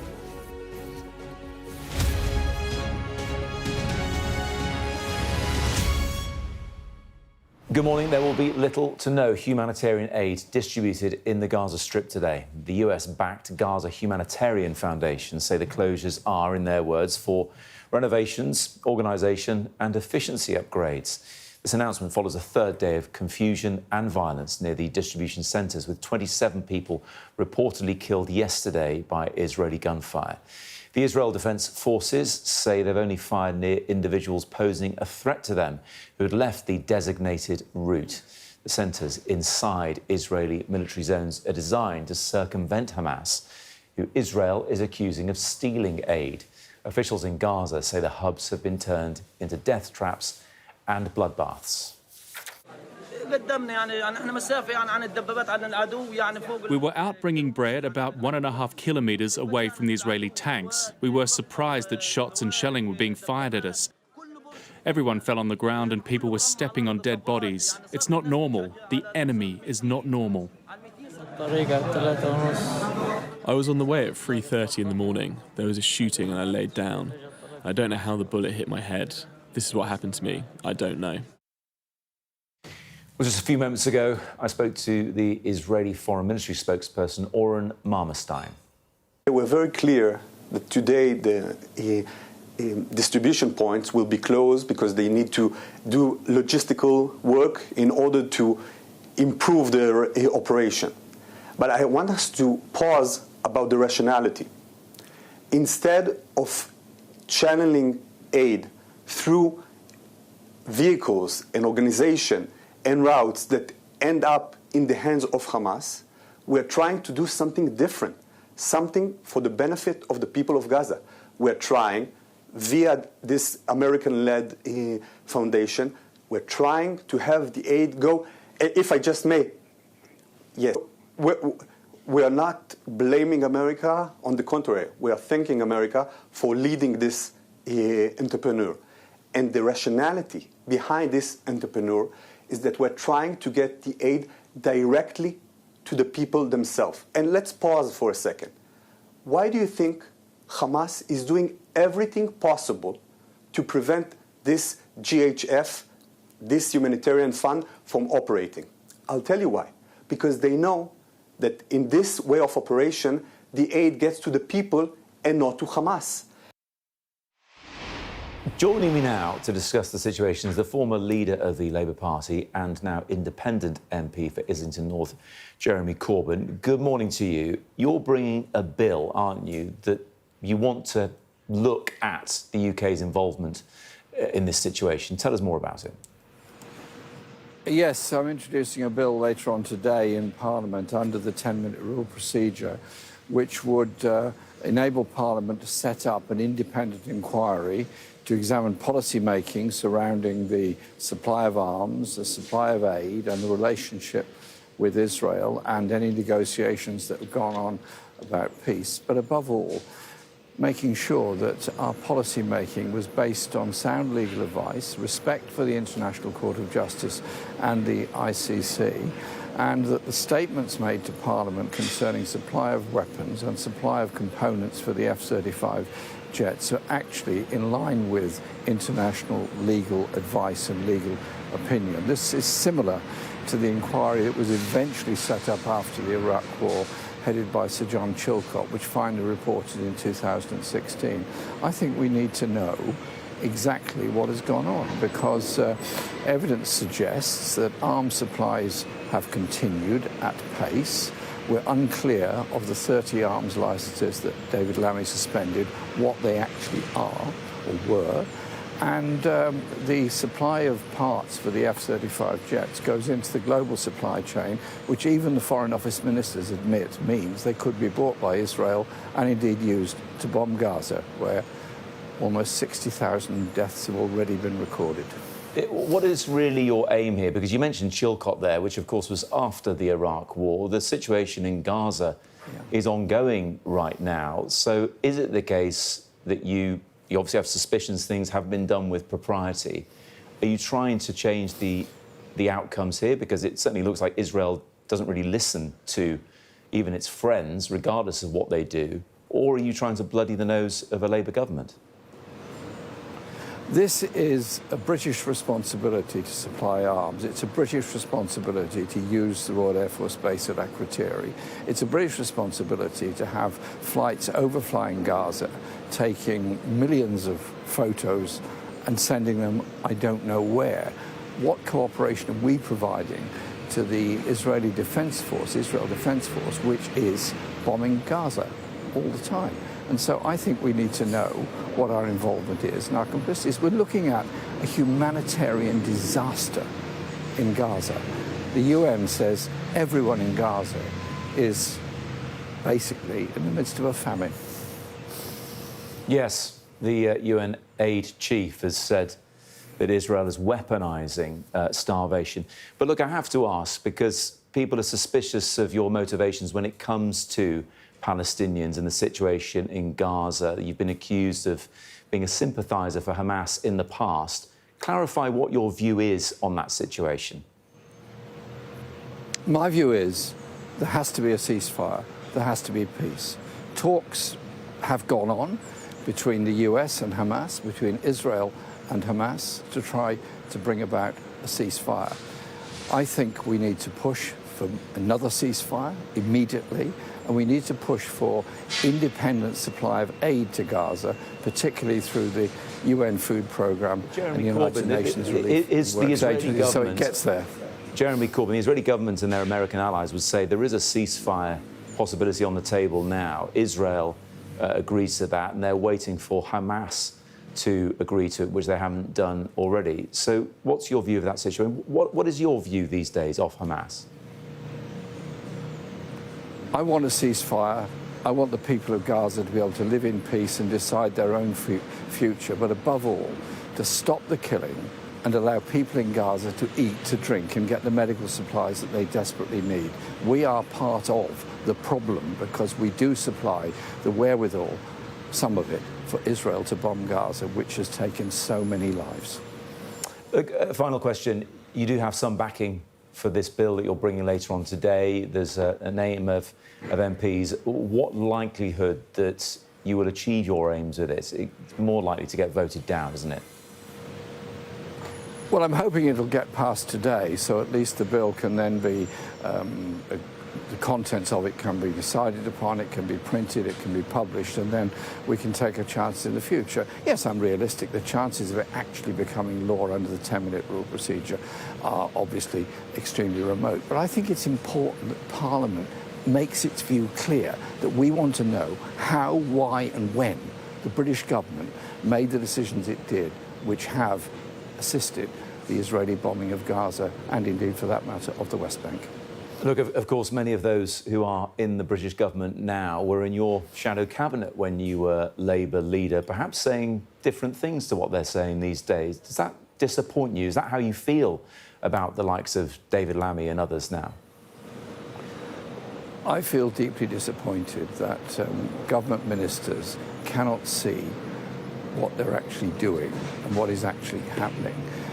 Britain could have provided such an incredible position of leadership in this issue, of negotiation, of peace, but instead we have chosen to supply weapons to Israel, which has resulted in this appalling loss of human life.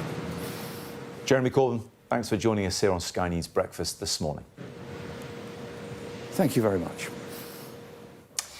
Leah's back with the rest of the day's stories. Yes, thanks, Matt. And we've got a special report on why many mental health patients are struggling to get the support they need at A&E. Our health correspondent, Ashish Joshi, has been to King George's Hospital, that's in East London. Please, please. This is body cam footage worn by hospital security staff. It shows patients in a mental health crisis inside a busy A&E. They require the most urgent care, but are now facing some of the longest waits on record. The King George, like other hospitals around the country, is having to construct makeshift mental health spaces to try and tackle the problem. So this is one of 2 rooms that when we were undergoing our works, we recognised, it was about 3 years ago, we recognised mental health was causing us more of an issue. So we've had 2 rooms kind of purpose-built. They're as compliant as we can get them with a mental health room, and they're ligature light as opposed to ligature free. They're under 24-hour CCTV surveillance. They're reinforced doors, aren't they? Reinforced doors, and so that they do lock. There are obviously 2 doors, so there is a method of escape for staff if needed to be. It's quite unusual to have a dedicated mental health suite within an emergency setting in an acute hospital, but that just tells you about the demand on services. And we've got, as I say, we've got 2. If I had my time back again, I'd probably have 4 or 5 or 6. And you can watch the full version of that report. It's online throughout the day on Sky News. To Portugal now, where the latest search for Madeleine McCann enters its 2nd day, close to where she disappeared in 2007. Let's go live now to Dan Whitehead, who is in Pride for us. Joins us now. Dan, what can we expect from today? Well, yeah, this is the 2nd day of the search. We're right in the middle of this scrubland, which certain sections have been, as you can see, police taped off. The focus yesterday was very much on disused farm buildings close to the home and a farm building that the prime suspect Christian B, lived in. You can see just in the distance here one of those buildings that was searched yesterday, an old barn, derelict with the roof off, but the police tape there. We just spoke to an officer at the scene. There, they moved us slightly away, but it's clear that the activity has moved elsewhere at the moment. We also understand that yesterday a couple of wells were emptied and searched as part of the investigation. Now, there are reports today that in this dense scrubland they're going to be using that ground-penetrating radar as part of their investigation that has been used in previous searches. It is very dense, very hard ground, and so that provides a challenge for authorities. But that is the focus. Day 2. There are around 30 German police officers who arrived at 9 o'clock yesterday morning. They had driven from Germany. They are joined by their Portuguese counterparts. And those tents that we filmed at yesterday are about 100 metres or so behind us here. That's their operational base. The apartment, of course, where Madeleine was staying 18 years ago with her family is around 1.5 miles as the crow flies up to Praia da Luz along the coastline there. German police, of course, leading this investigation because that prime suspect Christian B, is the prime suspect. He denies any involvement. He's currently in jail in Germany after being sentenced for rape, and he's due to be released possibly in September. Day 2 of 4 here in the scrubland, and the activity is about to resume. OK, Dan, thank you. OK, focus on politics again. Ahead of next week's spending review, Rachel Reeves is giving a speech in Manchester shortly, announcing more on those transport investments outside London that, in fairness, Mari, we've already heard quite a lot about as well. They've spelled out where they want to spend it, and we've had Heidi Alexander, the Transport Secretary, on earlier on today. But the formality of the announcement coming in the next 10 minutes or so, we'll bring you that live on Sky News. It seems that transport is one of the winners ahead of next week's spending review being revealed. Yeah, well, if you ask ChatGPT, that's what it sounds like. So, our Deputy Political Editor, Sam Coates, he's been doing a really great piece, looking into what could be the winners and losers when it comes to the spending review, and transport is one of those winners. And you can understand why. It is helpful. It is also a visual, kind of tangible tool when it comes to politics politics, making sure that actually people feel that things are improving if they can get around, their daily lives. It really does matter. And also, I think the thing that's really important and interesting about this big £15 billion injection into transport outside of London and the South East is it's clearly Rachel Reeves and Keir Starmer looking at the threat of reform, in the rearview mirror and thinking to themselves, we have got to start showing that we are investing and caring demonstrably about communities that Heidi Alexander was saying to you this morning have been historically left behind, underinvested in, underfunded in.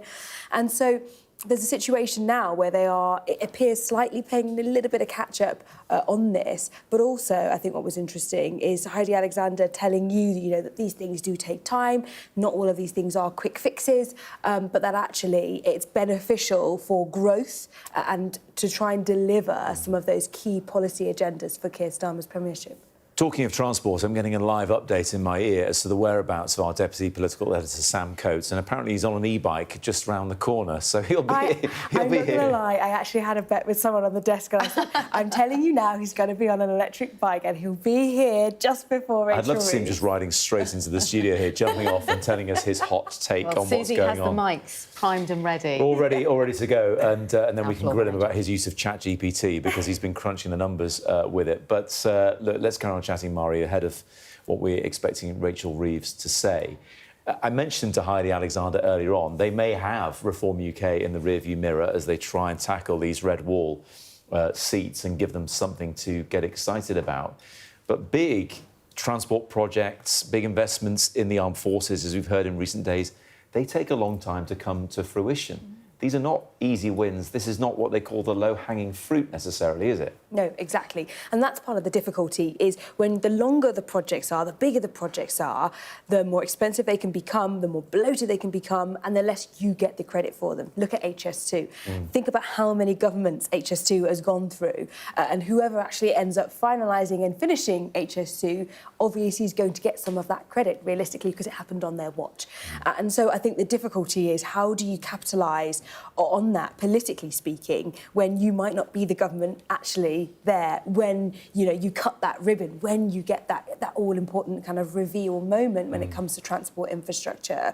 And also, I think what was interesting is the amount of announcements we've had from London and the South East, and therefore now they are kind of turning tack on this, but they also have admitted that actually a lot of the growth that they can get easily and quickly and can really show the OBR before, fiscal events, is in London and the South East. That is the easiest way to do it, because there are so many people there, there are already so many jobs there, and there is the demand. And so they have to find a way to balance that with the political benefit of things like investing in these other regions. Yeah, can we just have a quick update on where Sam Coates is now? Hearing that Sam Coates is near Victoria Gardens, which is but moments away. You didn't know you'd be tuning in for this excitement, did you, this morning? You're waiting for big transport announcements. Instead, you're getting an update on a man on a bike riding through Westminster. But there you go, we'll have him shortly. But, Maury, the interesting thing, back to the serious agenda here, is how spooked Labour, how spooked the Tories are about reform, because we weren't talking much about reform at the general election. But now they're front of centre of pushing agenda, perhaps, with the government. Yeah, I think the difficulty for Labour and Tory in different ways is that reform is very, very easily exploiting a political weak spot, a bruise. They are punching that bruise of a general feeling of societal malaise, that things don't work, that people's public services aren't delivering, that people paying huge amounts of tax and don't feel they're getting anything back for it. Robert Jenrick is starting to try and exploit that a little bit with some of his little kind of vigilante videos on, the tube and those kinds of things. And the difficulty for the Tories is that at the moment, reform is wearing so many of their clothes that actually they're starting to become a little bit politically irrelevant. That doesn't mean that it's over for the Tories. There are still many opportunities for the Tories to exploit gaps, but they need to be very, very careful and clever about it. We still haven't heard much policy from the Tories yet. They've still basically been talking about how terrible they've been. Oh, here we go. Here he is.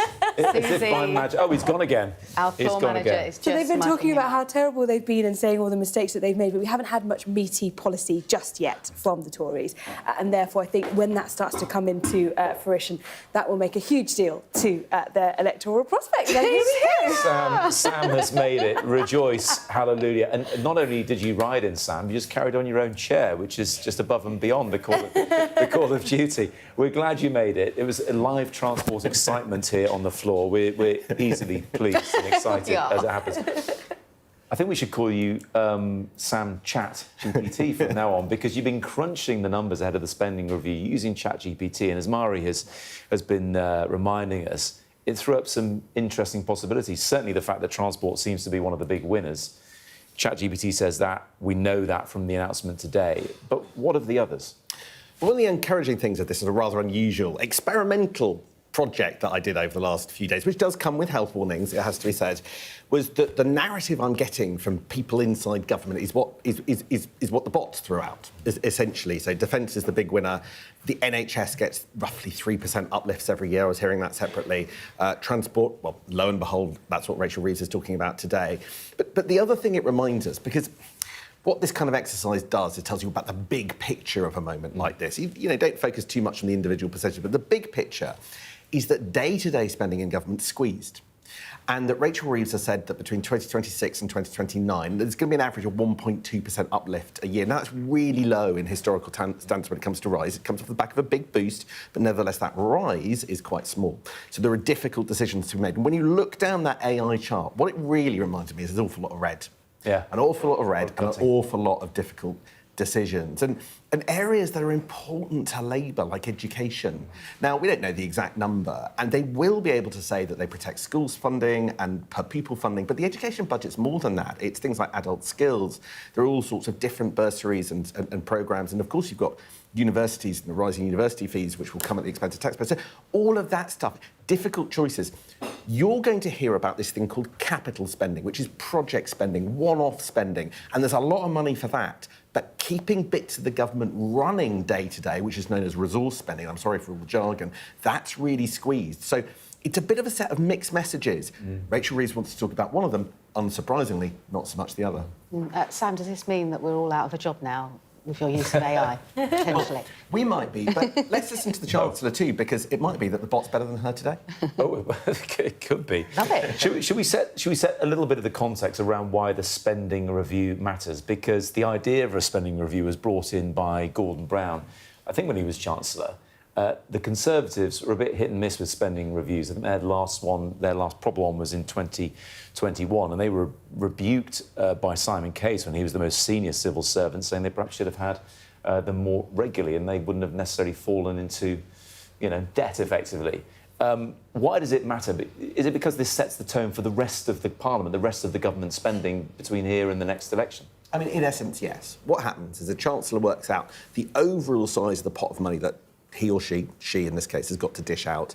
And then the spending review is where they go around the government departments and they allocate it. And really, this is the big one for the Parliament. So if you mess this up, if you get the wrong priorities now, then you're going to be going into the next election going, oops, sorry, let's do it again because we didn't do it quite right the first time. This one is a biggie, and it's a biggie for a couple of reasons, because it's 3 years, so that's a long period of time, and, not all of them were like that. But it's also a biggie because they've done this thing, again, more jargon and apologies, called a zero-based spending review. And that means that they've gone through line by line every item of government spending. Right, that's the kind of thing that people like me on the telly say. I'm going to tell you something. I don't believe them. I don't for a second believe them. If you were to get a cabinet minister on here, in theory, you should be able to ask, can you vouch and account for every single pound your department does? Say that's the right way of spending it and that there's not a penny out of place. That's the implicit promise of a zero-based spending review. Have they done that? Have they never? Of course they haven't. These are quick paper exercises that are done in departments. There's a lot of showmanship. There's a lot of showmanship from us, hence the AI thing today, but there's a lot of showmanship from them. So have they really gone through every line of government accounting and can tell us right now there is no waste? Let's wait and see. It's not started yet, but the Chancellor is going to be introduced by Andy Byrne. She's in Greater Manchester to do this speech. We have heard a lot of detail about what might happen, but what will you be looking out for in this speech? Sam? So you'll get an overall sense of the political priorities, clearly transport, and how she frames things. What she's doing is she's spending this capital money, this project money. She's going to have lots of announcements either side of the spending review, so she gets the maximum possible attention, because bluntly they don't feel that they have spent money and got enough political capital out of it in the past, that they haven't got enough publicity, they haven't got enough credit for the money that they've spent so far. They're going to try and not make that mistake this time. But really, I'm looking for the questions and answers afterwards. Here are my questions. I'm not there, obviously. I'm here with you. I don't think I get there in time. Get on your bike, you'll be there. Get on your bike quickly. But here's what I want to know. I want to know whether in December she was saying she wasn't going to rise taxes again in this Parliament in the same magnitude. Will she repeat that today? I want to know when people ask, where are you going to get the money for all of these rollbacks, all of these credits? I want to hear her ask, if you're giving in to MPs because they had the jitters and and were a bit jumpy after the local elections, where does this end? Every time they go boo, you're going to jump. What message does that send to the markets? There are big, big questions about the way Rachel Reeves runs the economy. Let's hope we get them in the Q&A. Actually, it's a good point to pick up on, Mari. There are big questions about whether the government is sticking to a plan or a strategy. Where does this all fit in, assuming that Coates GPT is right? Where does this all fit in with the government's 5 missions? Some are saying, hang on a minute, this doesn't seem to fit in with any of it. Transport might fit in with increasing growth and the rest of it. But defence, that wasn't front and centre a year ago. Yeah, I think this is the difficulty, and this is what Sam was really putting his finger on, is that actually, with your kind of big pledges from Keir Starmer during his premiership, he's talking about things like growing the economy, he's talking about things like green energy by 2030, all those pledges that are starting to feel slightly further and further away. 1.5 million homes, lots of people don't think that's ever going to happen. And I think the difficulty for some of those pledges is this morning on the programme, Heidi Alexander, the Transport Secretary, was speaking to you, and she said that they were still committed to sticking to their manifesto pledges, which is not raising taxes on working people. She said that the Chancellor had a difficult job, but they were committed to it. But nonetheless, it looks closer and closer and closer we get to the autumn budget that may look like it's going to be harder to do, especially if you're going to have to be forced into putting 3.5% of GDP on defence. Then you've got things like the IFS saying, doesn't look like you're going to be able to do that unless you have this amazing growth. I'm intrigued, Sam, by the horse trading that's going on between the heads of department and the Treasury. One of those 5 missions, as Mari said there, is our environmental ambitions, net zero, warmer homes initiative. It sounds like Ed Miliband is the one who's having to do the most shouting and getting the least back. The warm homes discount, as it's called, which is insulating your home, is not liked in the Treasury.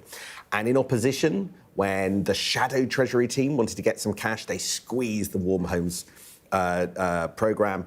They're doing it again, it sounds like. It's a trade-off at the moment in the budget of Ed Miliband's department. It sounds like between solar panels and insulation, because there isn't the money, they are being told, for both. Is this a short-term saving but a long-term cost? I think will be the argument that Ed Miliband will be making. Isn't this the kind of thing that's going to promote jobs and growth? Why are we prioritising military spending, often at quite inflated costs above inflation? I mean, military companies are rubbing their hands with glee and they're licking their lips at the sheer amount of money that's going to be plugged into companies like BAE's systems. I was with one of the consultants last night. They are delighted with the de facto lobbying job that they've done about squeezing cash out of the Treasury. Remember, behind every noble defence pledge, there are shareholders of some of our biggest companies who are set to profit off the back of it. Why is all that happening at the expense of environmental pledges? Just a few months after Keir Starmer went to COP and made even more pledges about what we're going to do. Good questions, few answers. You don't find out everything on Spending Review Day. Often the really bad news comes out of the weeks afterwards. And it is a week away, and the reason we're discussing this now is because they've started rolling the pitch, well, in recent days, of course, with the increased investment in defence. And today, with announcements on transport. We're waiting to hear from Rachel Reeves, who's in Greater Manchester. She'll be announced by the Mayor of Greater Manchester, Andy Burnham, in the next few minutes. So we're going to continue shooting the breeze here about that, discussing the whys and wherefores, while we just wait for them to appear. We're expecting it any time now, Leah, aren't we? Yeah, we are. And I just wonder, guys, if we just focus on the pressures that Rachel Reeves is facing from lobbying from different departments. Sam, I wonder what you think her tone will be today. Well, I think her tone... So there are two different things there. One thing I'm picking up inside government is the process of this spending review has been a lot easier than, for instance, the mini spending review we had in November attached to the budget, where there was a lot of shouting, a lot of ugliness. Yes, there are some... I think there are 3 departments that haven't finalised their settlement, but by and large, this has been a smoother process. And arguments about warm homes discount, arguments about police, and arguments about homes, the remaining ones. But in terms of tone, it's not like what was going on at the end of last year. But what tone is she going to take with the public? I think that she has been stung by this criticism, and certainly she finds it politically worrying that she's criticised as basically pushing through a policy of austerity light. And she's going to make herself out to be a big spender, but she's spending in one way, but not another. Sam, thank you very much indeed. Thanks all. There is Andy Burnham at the lectern, so let's hear what he has to say in introducing the Chancellor, Rachel Reeves. Truly valued suppliers to the B network. And how brilliant is it that there are young people working here at Mellors, apprentices, who are building buses that they then can see in service in their own community. That's something that people maybe think of an older generation doesn't happen anymore, but it is happening. And that's how the B network is reindustrialising Rochdale and Greater Manchester. And actually, we're going to go further this week. We will announce tomorrow 160 T-level placements in the B network. So more young people can have a path to a really good career. And it's all part of our alternative to the university route called the Greater Manchester Baccalaureate, the MBAC. So we give all of our young people a clear path in life. But obviously, the best news of all today is that the government is backing the B network with £2.5 billion. Thank you, Secretary of State. This is fantastic news for Greater Manchester, because it will take the B network into the next phase and into a really exciting future. I had a glimpse of that future last week in Ashton, in Tameside, where we have just brought through our first all-electric depot. With the funding provided by the government, we will create the UK's first fully integrated, all-electric, zero-emission public transport system, and we will do that by the end of the decade. It's an incredible vision, and Greater Manchester is really bringing forward the future, as we have done so many times in our city's history. But the funding also will go right round Greater Manchester and benefit people in all parts of the city region. So here in Rochdale, we will see a new tram train service begin, linking Oldham, Rochdale, Haywood, which hitherto has not been on our Metrolink system, and then up to Bury. We will have a new tram line to Stockport, which is something people there have long called for. We will bring 8 rail lines with the support of the Secretary of State into the B network. We will integrate those lines into our capped payment system, like TfL Overground in London. 64 train stations will come in, and they will be amazing places to live and to invest, again, showing how transport can bring good growth. New interchanges in Lee and Bury, new tram stops in North Manchester, in Oldham, another one in Bury. This funding will go right round our city region. And what this says to you is that good transport powers good growth. Greater Manchester, in our first decade of devolution, has been growing faster than the UK economy for 10 years. 3.1% average annual growth over that period. That is something that hasn't happened for most of us here in our lifetimes. Most of the time, we've been growing slower than the UK economy, and the north-south divide has been getting wider. Well, we've reversed that, and we are closing that north-south divide now.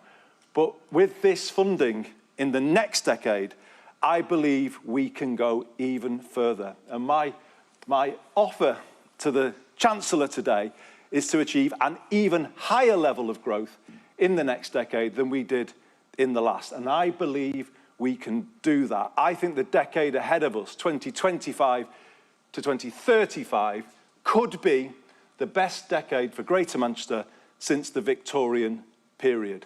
And that is something that we are determined, myself, the leader of Rochdale, the leader of Oldham, the leader of Trafford, who are with us today, all of us together, we believe we can do it. And we now have got the backing to do it.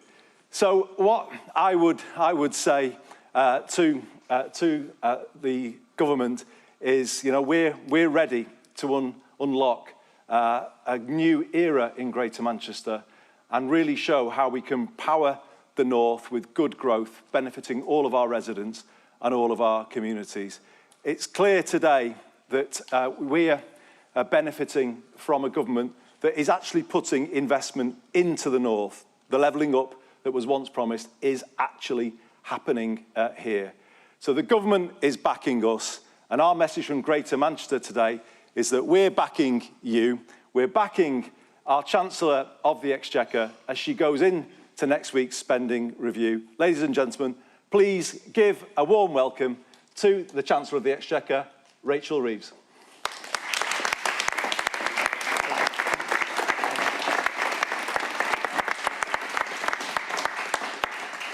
Thank you very much, Andy and Heidi. It's great to have you here as well today.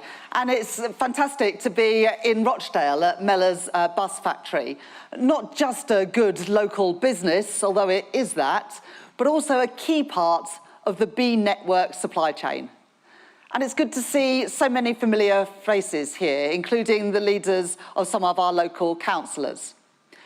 11 months ago today, this government was elected on a promise of change, to deliver security for working people and renewal for our country, to build a stronger and more resilient Britain, a country built on and powered through the contribution of people in all parts of our country. Today I will set out more of our plans to make that a reality. I know how hard the last few years have been for so many people.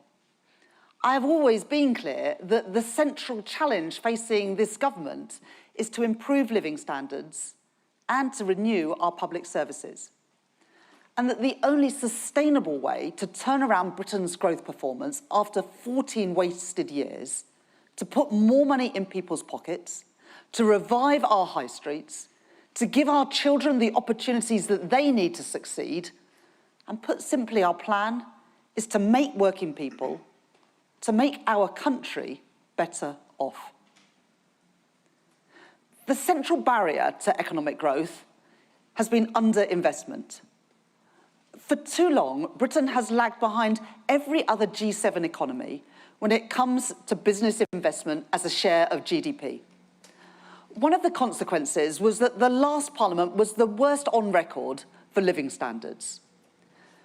This government's economic strategy is designed to fix that problem, underpinned by the 3 pillars that I set out before the election. First, stability, so that investors, businesses and families have the confidence to plan for the future. Second, reform, to remove the barriers that get in the way of so much potential. And third, investment, the lifeblood of growth and therefore of living standards. My cabinet colleagues and I have wasted no time in pursuing this agenda, overhauling our planning system, the single greatest barrier that businesses told me was standing in their way, starting in our first week in office with the biggest reforms to our planning system in a generation, launching Britain's first National Wealth Fund to help mobilise more than £70 billion of private sector investment into some of the industries of the future, like clean energy, defence and tech. Reforming our pension system to unlock billions of pounds of investment in British assets. Forging 3 new major trade deals to save and create jobs, with India, the United States and the European Union, covering steel, manufacturing and agriculture. And alongside that, we'll be shaping the modern industrial strategy and the 10-year infrastructure strategy, bringing together government, business and working people to focus on the high potential parts of our economy and our future. We have already made significant progress. While it is just one quarter, the most recent numbers showed Britain to be the fastest growing economy in the G7. And real wages rose more in less than 10 months under Labour than they did over the first 10 years of the previous Conservative government. But we know that not enough people are feeling that yet. That trust remains low and prosperity is too narrowly shared. I know that we must do more.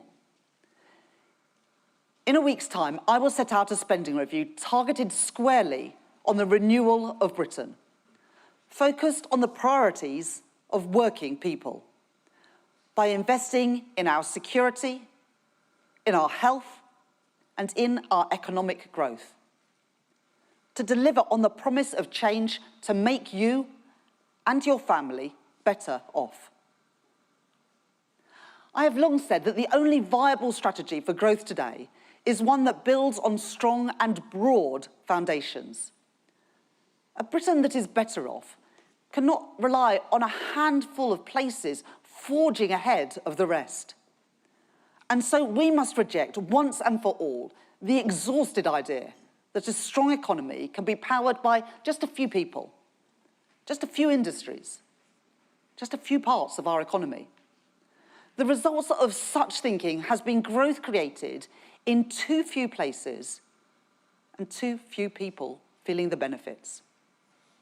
Wide gaps between regions and between our cities and our towns. A sense of injustice as a social contract phrase, and diminishing returns for both growth and productivity. For every success story, and there are many, there is potential that is held back by the uneven distribution of opportunity, by the long legacy of deindustrialisation and past political choices that consigned whole industries and whole communities that depended upon them to decline. And yes, by spending decisions made down in London.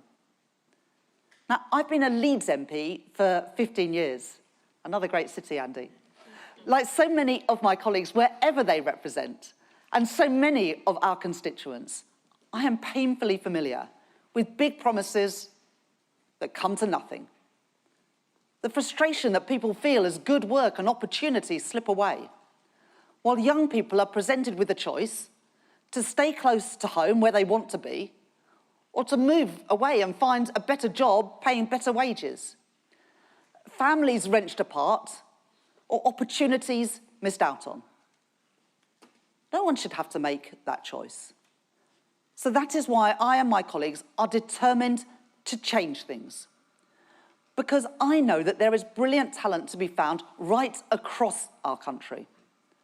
I can see that potential in all of our towns and our cities. The creativity and scientific rigour in our universities.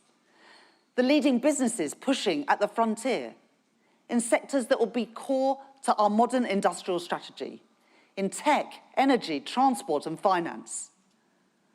I see that potential everywhere that I go. I know that a prosperous United Kingdom depends on the economic strength of all its parts and on the contribution of working people everywhere. And that is why this autumn, I will be partnering with the Business Secretary and with the Mayor of the West Midlands, Richard Parker, to host a regional investment summit to showcase the investment potential that all of our regions have to offer. Over the next week, you will hear a lot of debate about my so-called self-imposed fiscal rules. Now, contrary to some conventional wisdom, I didn't come into politics because I care passionately about fiscal rules. I came into politics because I want to make a difference to the lives of working people. Because I believe as strongly now as I did when I was inspired to join the Labour Party almost 30 years ago, that every person should have the same opportunities as others to thrive and to succeed, no matter what their parents do, no matter where they grow up. And because I know that economic responsibility and social justice go hand in hand. Now, after 2022, no one should need to be told about the dangers of reckless borrowing for the financial security of ordinary families. When Liz Truss and the Conservatives trashed market confidence in our British economy, it was working people who paid the price. Be in no doubt, Nigel Farage and Reform are itching to repeat that exact same experiment, to pursue those fantasy economics all over again. And the results? Well, they would be the same. Market instability and interest rates rising, with soaring rents and thousands of pounds extra on families' mortgages. Businesses would pay more for their borrowing, and pensions that people save hard for would be put in peril again. I will never take those risks. Labour will never take those risks. Strong and transparent fiscal rules are an indispensable safeguard for working people, and that is why my rules are non-negotiable. So let's be clear. It is not me imposing borrowing limits on government. Those limits are the product of economic reality. So fiscal rules do matter, but the Conservatives' fiscal rules, well, they guaranteed neither stability nor investment, and that's why I changed them. At the budget last year, I changed Britain's fiscal rules to better serve both stability and investment, giving us the strong foundations that we need to renew our country as we promised. The first rule is for stability, that day-to-day government spending should be paid for by tax receipts. That is the sound economic choice. And it is the fair choice, because it isn't right to expect future generations to pay for the services that we rely on today. If only the previous government had made those same choices. Instead, we inherited a total mess. A £22 billion black hole in day-to-day spending and debt at its highest level since the early 1960s. And yet, at the same time, public services were at breaking point. Last year, I made the decisions that I judged right and necessary to get Britain on a sound financial footing and to provide the urgent resource that our public services needed. That is why I made decisions, some of them extremely difficult, and certainly not all of them popular, to raise taxes on business and indeed on the wealthiest in the budget, enabling a £190 billion real terms increase over the spending review period compared to the Conservatives' day-to-day spending plans. Spending for our schools, our hospitals and our police, the services upon which we all rely. Now, even with those decisions, and even with that injection of cash, not every department will get everything that they want next week. And I have had to say no to things that I want to do too. But that's not because of my fiscal rules. It is the result of 14 years of Conservative maltreatment of our public services, our public realm, and of our economy. It is the stability that my rules support and the choices that we made as a government in October that have helped facilitate 4 cuts in interest rates since the last election, saving £650 a year for a family taking out a new typical 2-year fixed mortgage.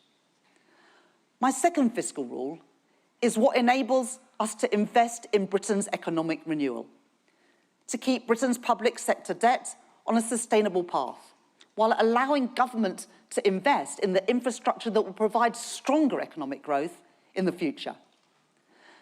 The decisions that we made in October mean that for the first time, Treasury actually takes account of the benefits and not just the costs of investment. And together, the fiscal rules mean that unlike our predecessors, we will not be balancing the books by cutting investment.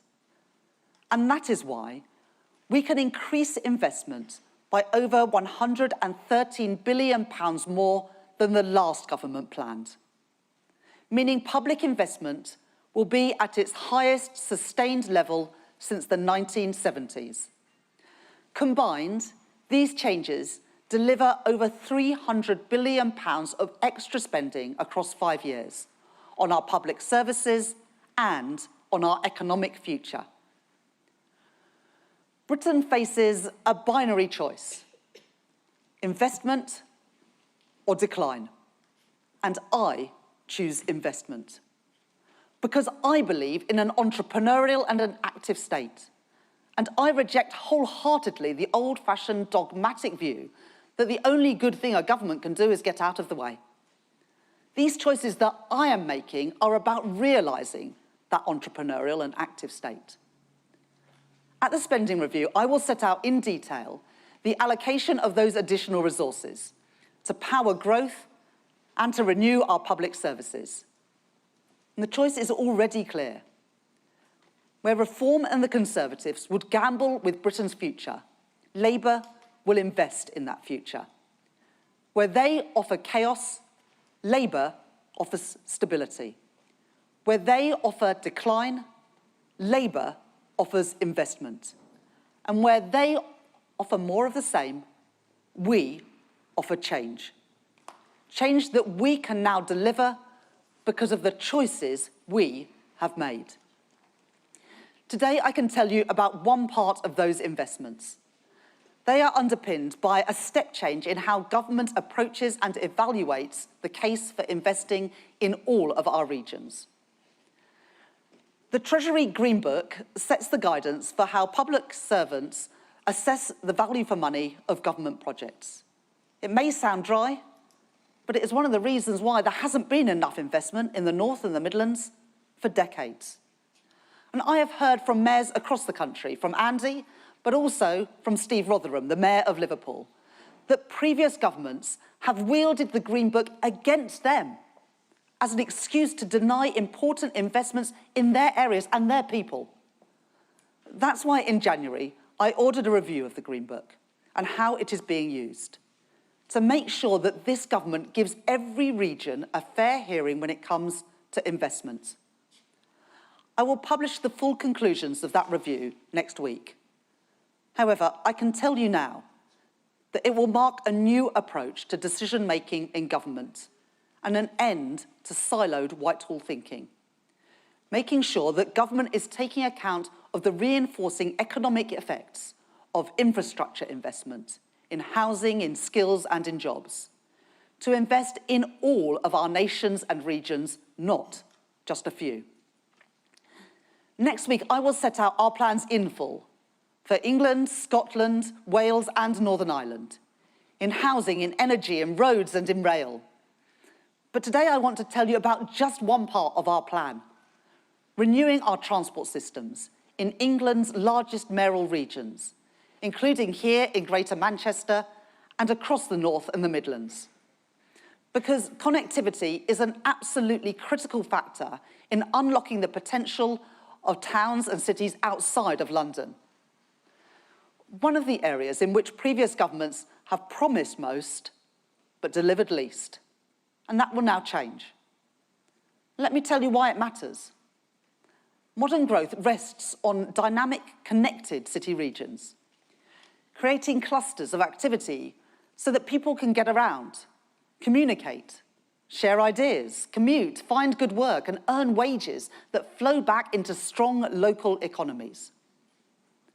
Stronger transport links within cities and the towns around them create opportunity by connecting labour markets and making it easier for firms to buy and sell goods and services in different places, to different people.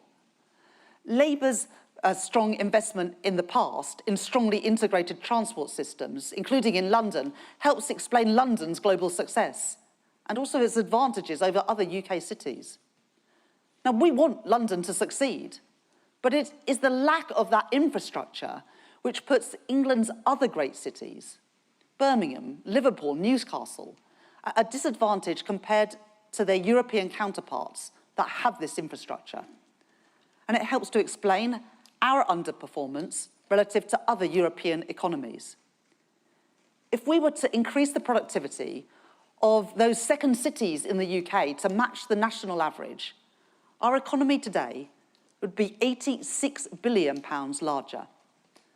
And so because this government believes that prosperity must come from the contribution of us all, because all of the sizable evidence shows that public investment can crowd in many times its volume in private investments, and because we know the potential that exists in all of our towns and cities, I can tell you today that we will be making the biggest ever investment by a British government in transport links within our city regions and their surrounding towns. £15.6 billion in transport funding settlements to be delivered by our regional mayors. More than doubling real-term spending on city-region connectivity. The last government made big promises to invest in city regions. We heard it all. But they had no plan to fund it. Thanks to the changes to our fiscal framework announced in the budget, this government now does have the money to fund it. And that money is going to our mayors to deliver on the priorities of their communities.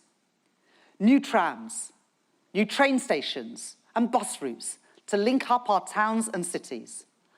Unlocking new homes, new jobs, new investment and leisure opportunities across our regions.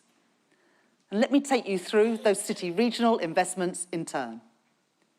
Investment in Greater Manchester to help make the B network that is built here in Rochdale the UK's first fully integrated zero-emission public transport system by 2030, with new tram stops in Bury, North Manchester and Oldham, and a new Metrolink extension to Stockport, meaning shorter commutes into central Manchester, making sure that 90% of Greater Manchester residents will live within a 5-minute walk of a bus or tram that comes at least once every half an hour.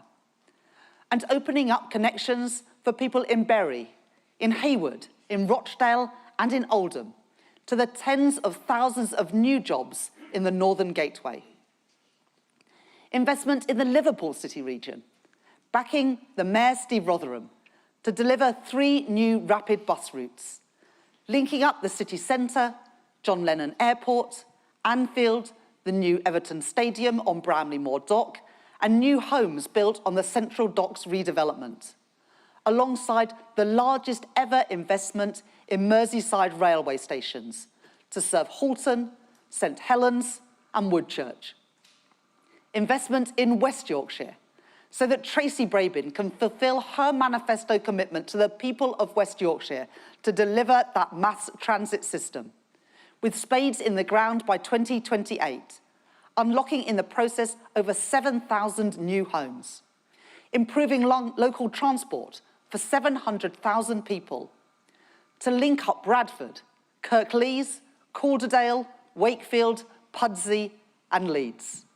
The largest city in Western Europe without a light rail or metro system, but not for much longer. Investment in the North East to allow our Mayor, Kim McGuinness, to extend the Tyne and Wear Metro, linking Washington with Newcastle and Sunderland, and in line with our industrial strategy priorities, strengthening one of the largest advanced manufacturing zones in Europe, connecting Nissan and the businesses in its supply chain to a wider pool of talent.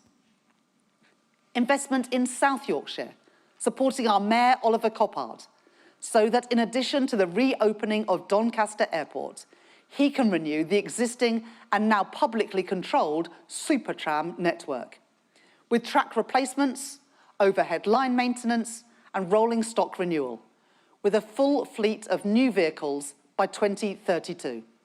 A bigger and better integrated transport network, linking jobs and homes in Sheffield and Rotherham. Investment in the west of England, backing the Mayor Helen Godwin's plans for mass transit development across the region, and improved rail infrastructure to help unlock more services between Brabazon and the city centre, meaning shorter journey times to Bristol Temple Meads from across the wider area. Investment in the Tees Valley, in Middlesbrough Station, unblocking local networks and increasing capacity on local lines. Investment in the East Midlands, so that our Mayor, Claire Ward, can forge the Trent Arc, linking Derby and Nottingham to create tens of thousands of new jobs and homes, connecting Infinity Park Investment Zone and the East Midlands Freeport, with sites including Ratcliffe-on-Soar, Clean Energy and Advanced Manufacturing, and East Midlands Intermodal Park, home of Toyota in the region, along the Trent Arc corridor. And investment in the West Midlands, backing our Mayor Richard Parker's plans for a metro expansion from Birmingham city centre to the new sports quarter, to unlock more than £3 billion of private investment in an area with some of the lowest levels of economic activity in all of the UK, with the potential to create more than 8,000 jobs and catalyse the regeneration of East Birmingham and of Solihull. For some people living in some of our biggest cities and towns around them, these measures will mean shorter commute times. They will mean good work and money flowing back into local economies. They will mean businesses connecting with workers, customers, and supply chains. They will mean the revival of high streets. They will mean young people able to stay close to homes and pursue the opportunities that they dream of. It will mean more growth, more parts of our country benefiting, and more people and more places across the UK feeling better off. In short, it will mean the renewal of our cities and our towns all across the UK. As we build train stations and tram lines and buses, that will mean orders for steel made here in Britain. 6 weeks ago, this government was presented with a choice: to allow British Steel in Scunthorpe to close, or to intervene in a way that British governments have been too reluctant to do for too long. In opposition, I promised that our economic policy would be guided by what I call securonomics, a belief that an active state should and would take the necessary action to provide security for families and resilience for our national economy. That we would end the days when government turned a blind eye to where things are made and who makes them. And I meant what I said. And so I was not prepared to tolerate a situation in which Britain's steel capacity was fundamentally undermined, in which our infrastructure, our industries, our security became dependent on foreign imports. And I was not prepared to see another working class community lose its pride, the prosperity, the dignity that industry provides.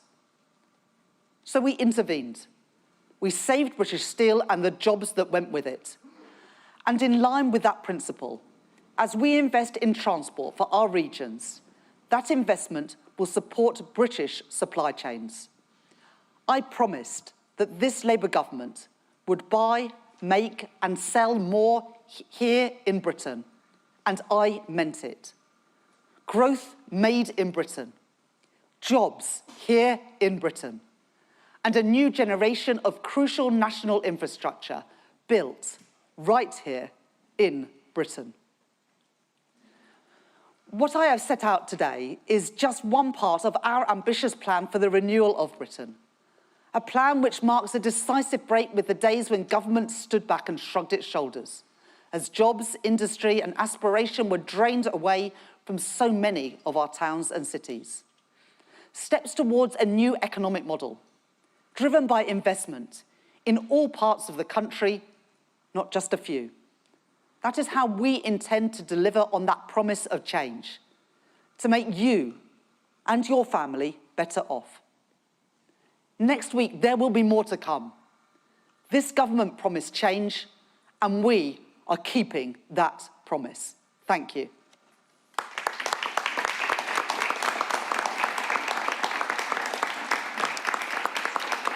Okay. I'll take some questions now. We start with BBC Northwest Tonight, Kevin Fitzpatrick. So the local leaders will no doubt welcome this announcement today, but you'll be aware that what they say is the big thing which would dramatically... So the local leaders, I'm sure, would welcome this announcement today, but you'll know that they also say that what this northern economy really needs to move things forward and rebalance the economy is new investment in the rail infrastructure. And there's been a big campaign for that commitment that the Tories made before you to build the Crossrail for the north, particularly initially Manchester to Liverpool. So can you commit that that is going to happen, and how much money will be allocated to it next week? So today I'm able to announce the mayoral settlements, which is a 2.4% increase in the funding for those combined authorities compared to the plans of the previous government for the previous Parliament. That's a substantial uplift, and then they'll make decisions about how to spend it. But as I was really clear, all I am setting out today is those settlements for the mayors. There'll be more to come next week on a whole wider set of investments in transport, in both road and rail, but also in housing, in energy and in digital infrastructure, and also support for our towns and our local places, all of which I know, because I speak to them regularly, are really important to all of our local leaders, including here in Greater Manchester. But I also just want to push back on something you said, that the previous government made these commitments. The previous government made a lot of commitments. What they didn't do is put the money in to be able to deliver them. And that is the big difference about what we are doing. On Wednesday next week, I will be setting out in a spending review where you can see every pound allocated, investment for 3 years for day-to-day spending, investment for 5 years for capital spending. We'll then be publishing a 10-year national infrastructure plan. That is a world away. You can make all the promises you like, but if the money's not there, they're not real.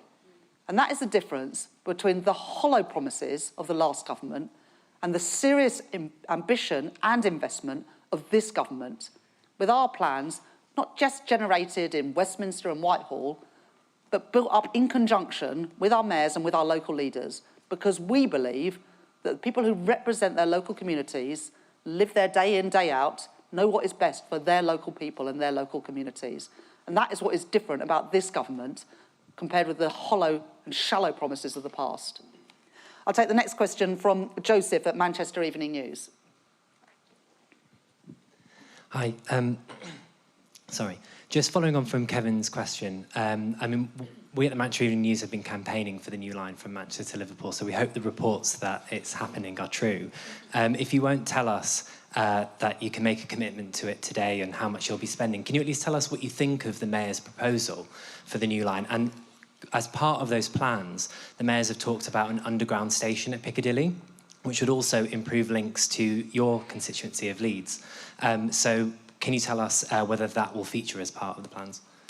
Today I'm focusing on the mayoral settlements, not on heavy rail. So today I'm setting out £15.6 billion across 8 combined authorities, which is a 2.4% increase in spending in real terms in this Parliament compared with the last Parliament. And the focus today is on connections within city regions, connecting the towns with the cities so that more people can access good jobs, and we can open up more housing development and more investment across the region. There's more to come next week, but I will set that out in the spending review next week. The next question from the BBC, Alex Forsyth. Thank you very much, Chancellor. Thank you. You set out this investment in transport projects today, but isn't the reality that next week your spending plans are going to be difficult for some public services? And if you are determined to stick to your fiscal rules, can you level with people about how tough day-to-day spending might be? Well, thanks very much for your question. As I set out, I changed the fiscal rules last autumn. And those changes to the fiscal rules and also the difficult decisions that I made, not always popular, to increase taxes on business and also the most wealthiest. The non-DOMS changes, capital gains, private equity, private jets, private schools, that brought in around £40 billion a year. And the result of those two sets of changes, both on tax and the fiscal rules, meant that we're able to spend £190 billion more on day-to-day spending compared to the plans we inherited. And we're able to spend £113 billion more on capital spending compared to the plans we inherited. So overall, the spending review that I will be publishing next week will have more than £300 billion more spending over this Parliament than the plans we inherited just 11 months ago. Does that mean that we'll be able to do everything that we want to do? No. As I said in my speech just now, there are good things that I've had to say no to. The reason for that is because it is important to have control of the public finances. But everyone here will know, I expect a lot of people here have got mortgages that went up in 2022 because of what Liz Truss did to the economy.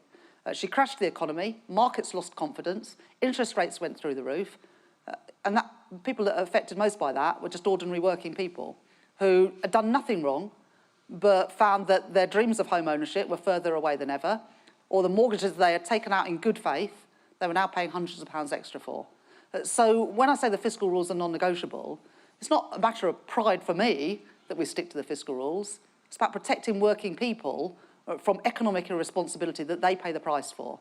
So that does mean we can't say yes to everything, but because of the changes we made, both the difficult choices on tax, but also the right choices, and the right choices too on fiscal rules, mean that we have got £300 billion more to spend over the next 5 years than if I had simply stuck to the spending decisions of the previous Conservative government. ITV, Carl. Thank you, Chancellor. You say you've had to say no to some things that your colleagues and you would like to do. Are your manifesto commitments on policing, housing and energy at risk? We made those commitments in our manifesto and we stick to them. All of the manifesto commitments that we made were fully costed and fully funded. So using money from increasing VAT on private schools to invest in new teachers in our state schools, using the energy profits levy on the profits that the big energy companies are making to invest in renewable energy, cracking down on non-DOMs so that if you make Britain your home, you pay your taxes here and putting that money into our National Health Service. So those promises were fully funded, fully costed, and we've raised those taxes to put that money into our frontline public services, which is why we can deliver on our manifesto commitments, including not increasing the taxes that working people pay, the key taxes working people pay, income tax, national insurance and VAT. Sky, Beth. Thank you, Chancellor. Beth Rigby, Sky News. Chancellor, in the past 2 weeks, voters have heard about big increases in defence spending, a reversal of cuts to winter fuel allowance, potentially lifting the 2-child benefit cap, and they wonder how you're going to pay for all of these additional commitments. The Deputy Prime Minister, Angela Rayner, is pressing you for more wealth taxes. Andy Burnham thinks that you should look again at council tax so that people with bigger homes potentially pay more. You've ruled out changing your fiscal rules. Can you be honest with the public that you cannot rearm and do all the rest on welfare with either really deep cuts elsewhere or future tax rises? So do Angela and Andy have a point? So the increase in defence spending that underpins the Strategic Defence Review that was published earlier this week is funded by a commensurate reduction in the international aid budget. We took that down from 0.5% of GDP to 0.3% of GDP, so we could lift defence spending from 2.3% of GDP to 2.5% of GDP. So that is fully costed and fully funded. And as we've been clear on winter fuel, we will set out how we will fund that at the next fiscal event. We'll set out the funding or set out how everything would be paid for in the budget in the autumn. But it is important that everything that we do is funded, because that's how people know that we can afford it. So you're not ruling out tax rises in wealth taxes or revaluation of council houses? Well, I'm not going to write another 4 years' worth of budgets before we've got even through the first year of this government. But we made tax changes in the autumn last year worth £40 billion so that we could provide that injection of cash into our public services. But the most important thing that we can do to have money for public services is to grow the economy. And that's why we changed the fiscal rules, why I changed the fiscal rules to take investment out of the rule about balancing the budget. And that's what's enabled the £113 billion extra of investment expenditure. And as the Office of Budget Responsibility and the IMF have evaluated, the changes that we've already made around planning will already make our economy bigger, contributing to higher tax revenues, which we can then reinvest in our public services. Next question, if I take Martina from The Sun. Thank you, Chancellor. With fiscal headroom vanishing by today, can you repeat here your pledge not to increase income tax, VAT and national insurance, and your commitment at the budget to unfreeze income tax thresholds? I already, in my answer to Carl, said that the commitments that we made in the manifesto not to increase the key taxes that working people make, income tax, VAT and national insurance, are promises that we stand by. We will implement what was in our manifesto. Take the question from The Telegraph from Amy Gibbons. Hi, thank you, Chancellor. Just following on there from Beth's question, will you consider the ideas put forward in Angela Rayner's memo for the budget, or will you rule them out completely? And do you believe Angela's fully behind your economic strategy? And just very briefly, can you guarantee Lord Hermer will keep his job despite the revelations of the past week? Thank you. So it's perfectly normal for government ministers to come up with ideas about government. That is what collective government is about. Angela Rayner had ideas around, I think, around £3 billion of tax changes. Some of them in housing, which is an area that she covers. But we did raise taxes by £40 billion in the budget last year, much more than £3 billion. And indeed, we've unlocked £300 billion of additional spending. We took the tax choices that we needed to provide that initial injection of cash into our public services, which is what has enabled us to spend £190 billion more over this Parliament on day-to-day spending. And then, of course, as I said, the rule around capital spending has unlocked a further £113 billion, so that we can invest the £15.6 billion, for example, that I've announced today for regional transport settlements. The Prime Minister obviously appoints the Cabinet. That's in his gift, whether that's my job or any other job, but I have full confidence in Richard Hermer. Question from Aggie from LBC. Thank you, Chancellor. Aggie Chambray, LBC. You said last year that the last budget was a once-in-a-parliament tax hike. Will you repeat that vow today? Yes, we made decisions in the budget last year to increase taxes by £40 billion.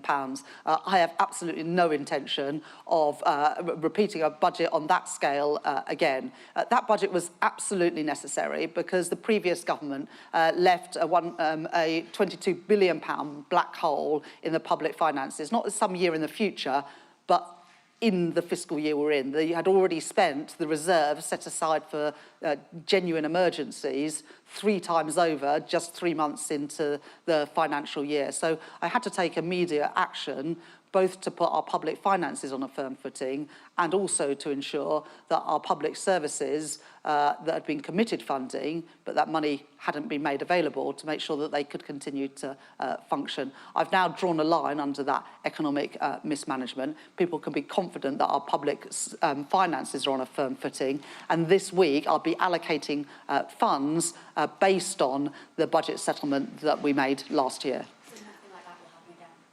I've just said that. The question from Daisy at the Times.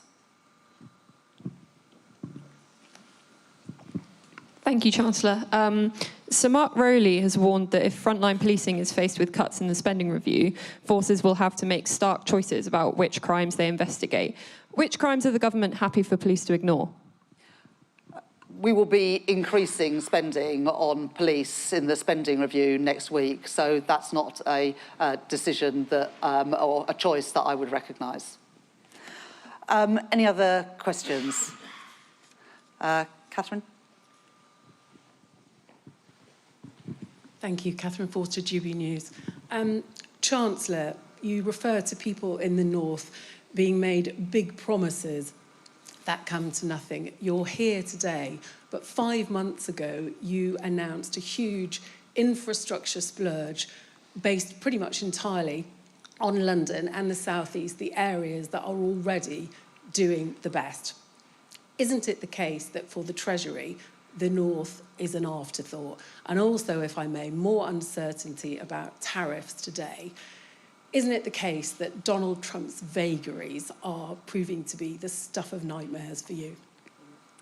So the announcements we've made today is an uplift, 2.4 times more spending in this Parliament on these regional mayoral transport settlements compared to the settlement in the last Parliament. That is a substantial uplift, which is what makes possible the investments that I've announced today in extending existing tram networks, building new tram networks, new buses, new stations, are all possible because the investment in the North and the Midlands that I'm setting out today. And this is just one part, £15.6 billion, of a £113 billion uplift in public investment that I'm going to be setting out in more detail. And of course, it also comes on top of the investments through the National Wealth Fund, investments in places like Sunderland, which I announced just a couple of weeks ago,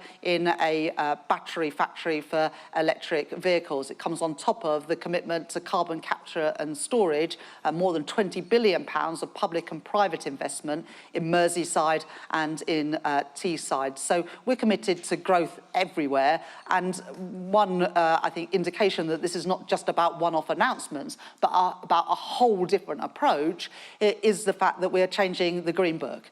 And as said in the speech, it might sound dry, but it's the excuse that government have used for years to say, oh, we'd love to do this, but it's not good value for money. Well, it's only not good value for money because you've written the rules that way. And we're changing that. And we're changing that because that is what our mayors asked us to do. They said they don't want handouts. They don't want a Labour government doing them favours.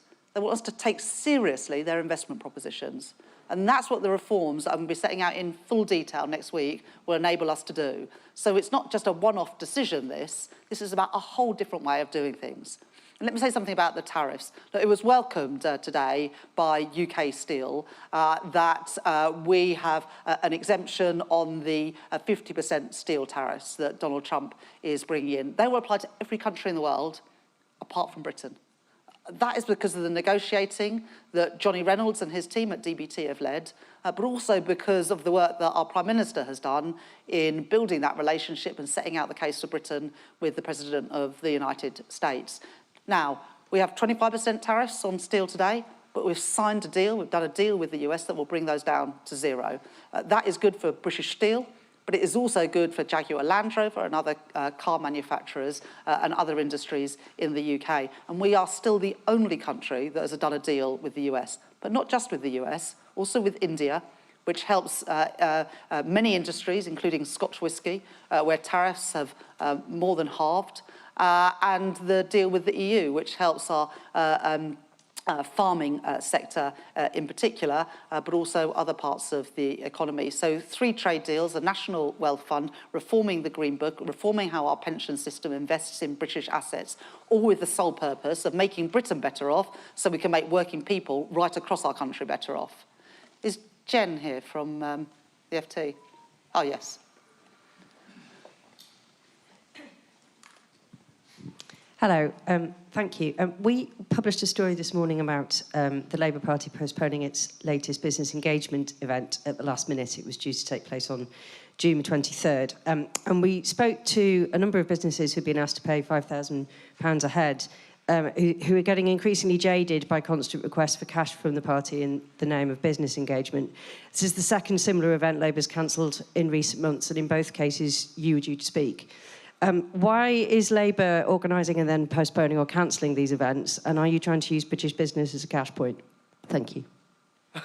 I think that it's well known that I regularly meet British businesses in my capacity as Chancellor, also as a local MP, and when I'm on visits right around the country, as I am doing right now at this great bus company here in Rochdale. So look, I don't think that is a valid criticism of me as Chancellor that I don't spend enough time with business. I go around the country every week meeting with businesses, but also meeting with working people who are the lifebloods of our economy, and also meeting with smaller businesses who represent around 90% of our economy. So, you know, I'm proud of the relationships that I've got with businesses and with working people. And I think, you know, you can see that in the announcements we're making today and the support that they have from the business community, but also working people, the trade unions that represent them, and mayors that represent their local areas.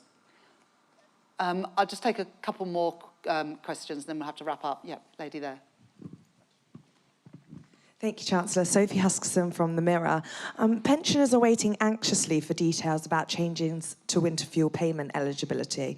Will we get them in next week's spending review? And if I may, another quick one. Will you have to increase defence spending to 3.5% of GDP over the next decade to keep Donald Trump on side and keep pace with NATO? Thank you. So I had to make decisions last year to restore sound public finances, and that involved a number of difficult decisions around welfare, taxation, and also public spending, including the decision to means test winter fuel payments, so only the poorest pensioners, those on pension credit, got it. But we have now put our public finances on a firmer footing. The economy is in a better shape, but we have also listened to the concerns that people had about the level of the means test. And so we will be making changes to that. They will be in place so that pensioners are paid this coming winter, and we'll announce the detail of that and the level of that as soon as we possibly can. But people should be in no doubt that the means test will increase and people will get, more people will get winter fuel payment this winter. On the question about defence spending, that we've set out a fully costed, a fully funded plan to take defence spending to 2.5% of GDP within just 2 years, and we will take defence spending to 3% in the next Parliament. Of course, that's got to be dependent on economic and fiscal circumstances, but you know, we are already, and we will set out more detail of that increase to 2.5% in the spending review next week. Final question, yes, lady there. Hannah Al-Othman from The Guardian. Chancellor, how much of a priority is tackling child poverty, given that the strategy has been delayed? And do you share Keir Starmer's hope that you'll be able to scrap the two-child limit that has been described by Gordon Brown and many others as cruel? So that is a cap that we inherited from the previous government, and it will cost, I think, just over £3 billion to reverse. And I have been clear that we won't make spending commitments without being able to, explain where the money is going to come from. But this government is determined to reduce child poverty. It's a moral mission for this government. It's why we have already started on that with the rollout of the first breakfast clubs from April at primary schools. It's why we've put more money into childcare so that more parents can work more hours to balance work and family life and put more money in their families' pockets. But every Labour government has reduced child poverty. We are determined to do so as well. The Child Poverty Task Force will be reporting in the autumn, and then we'll be setting out further plans. Thank you very much for being here today and for your questions, and thank you to the leaders of the Council as well for coming.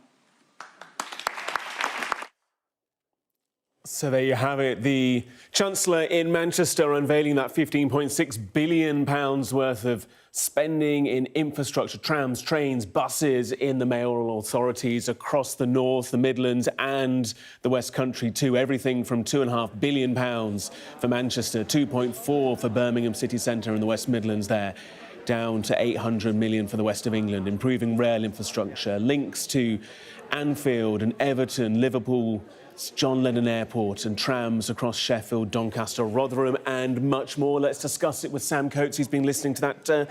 What do you make of the announcement, Sam? So Rachel Reeves, the Chancellor, was doing quite a lot of heavy lifting in that speech. There was an announcement, there was an argument, and then she took some questions which were in themselves quite revealing. Now, there's a headline announcement, as you were just saying, is money for transport for various mayors, various combined authorities, amounting to about £15 billion. Now, that's £15 billion of what's known as capital spending, project spending, as it were, one-off project spending.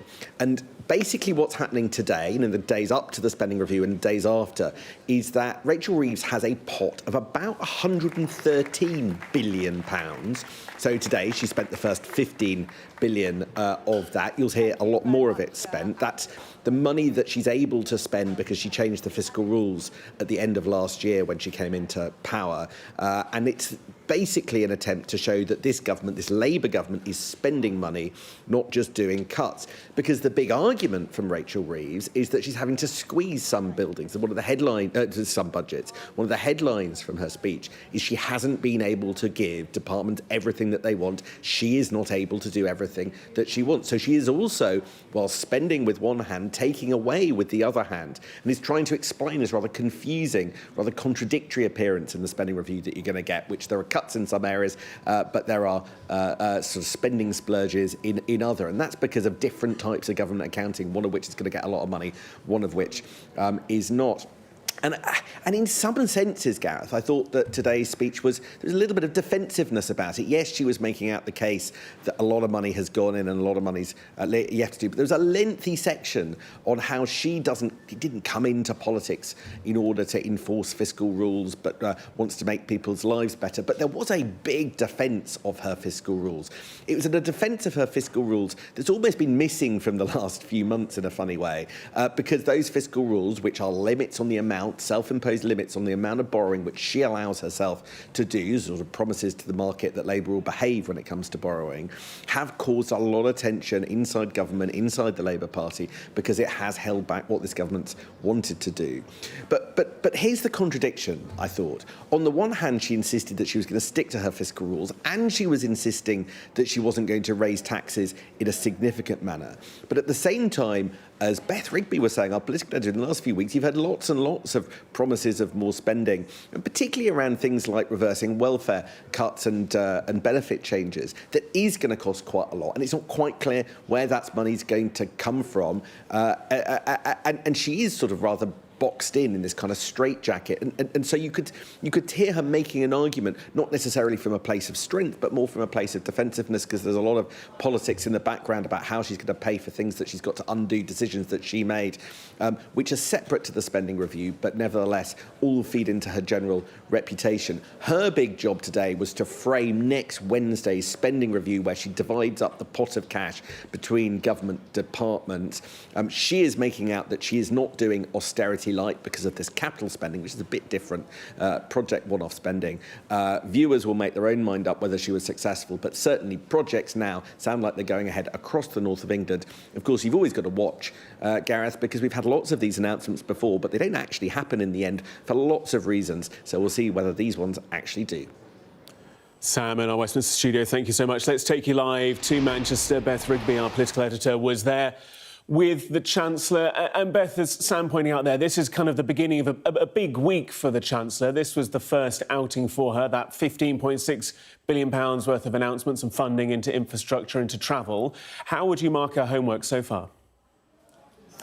Well, look, I think what this moment is the Chancellor, if you like, setting the framing of how she wants to present this spending review to the country. And yes, there was lots about economics and fiscal rules, but there was a lot of politics in that too. And I'll just take you through what she was doing there. I think the first point is that she was talking about national renewal, as she put it. She was trying to frame this spending review as a moment in which the Labour government delivers the change that she acknowledged, actually, in that speech, the public did not feel they were getting from Labour, which was elected nearly a year ago. So she talked about national renewal. She talked about massive capital investment across the country. The spending review has two elements to it. It has a big capital pot of money that the government borrows to invest,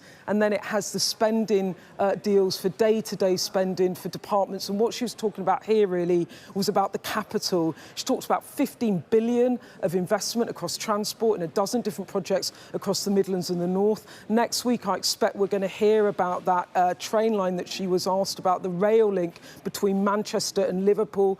Andy Burnham, the mayor here, saying it's really critical for what he calls the Northern Arc. If you think of the Oxford-Cambridge line or sort of regeneration zone in the southeast, this is a northern arc of regeneration that mayors up here want. So she's talking about capital investment and national renewal, and she's framing it as Labour's answer to those voters in the Red Wall and in the Midlands that chose Labour in the last government and now feeling disillusioned. She then had a political point, actually, which was about reform and the Conservatives. You heard her talk there about fantasy economics. Labour really think that Nigel Farage made a political error last week where he promised to lift the two-child benefit cap without saying how he would fund it, whilst also making other commitments, for example, on lifting the threshold of income tax.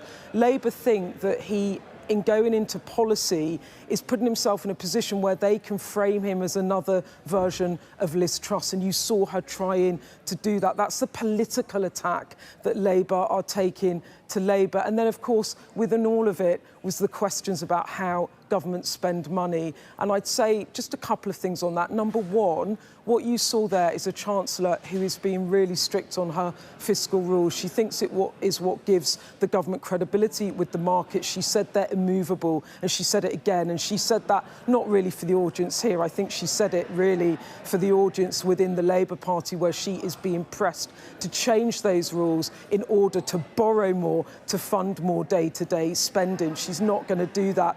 The obvious questions then are, where do you raise tax, or where do you do deep spending cuts if you're going to try and deliver all of those things? And there really aren't any answers on that. And I think that a lot of the debate going into next week and beyond will be about tax rises. Angela Rayner is pressing her for wealth taxes, Andy Burnham, and we've interviewed him for our electoral dysfunction pod, and you'll hear that later today. Tomorrow is talking about reevaluating council tax bans, so people with wealthier houses pay more. They're looking, the Labour left are pressing her for more tax rises, and that is going to be a big question as she looks to balance all these competing demands. The story of today is about capital investment and the kind of growth that can potentially create, the way in which Labour Labour is handing out an additional 113 billion of capital over this Parliament. Next week, it's going to be tougher about spending cuts and where they're going to fall. So I think this is going to be a tale of two halves, if you like. But today it was all about capital spending and Labour trying to politically appeal to voters feeling very disillusioned with them up here in places like Rochdale.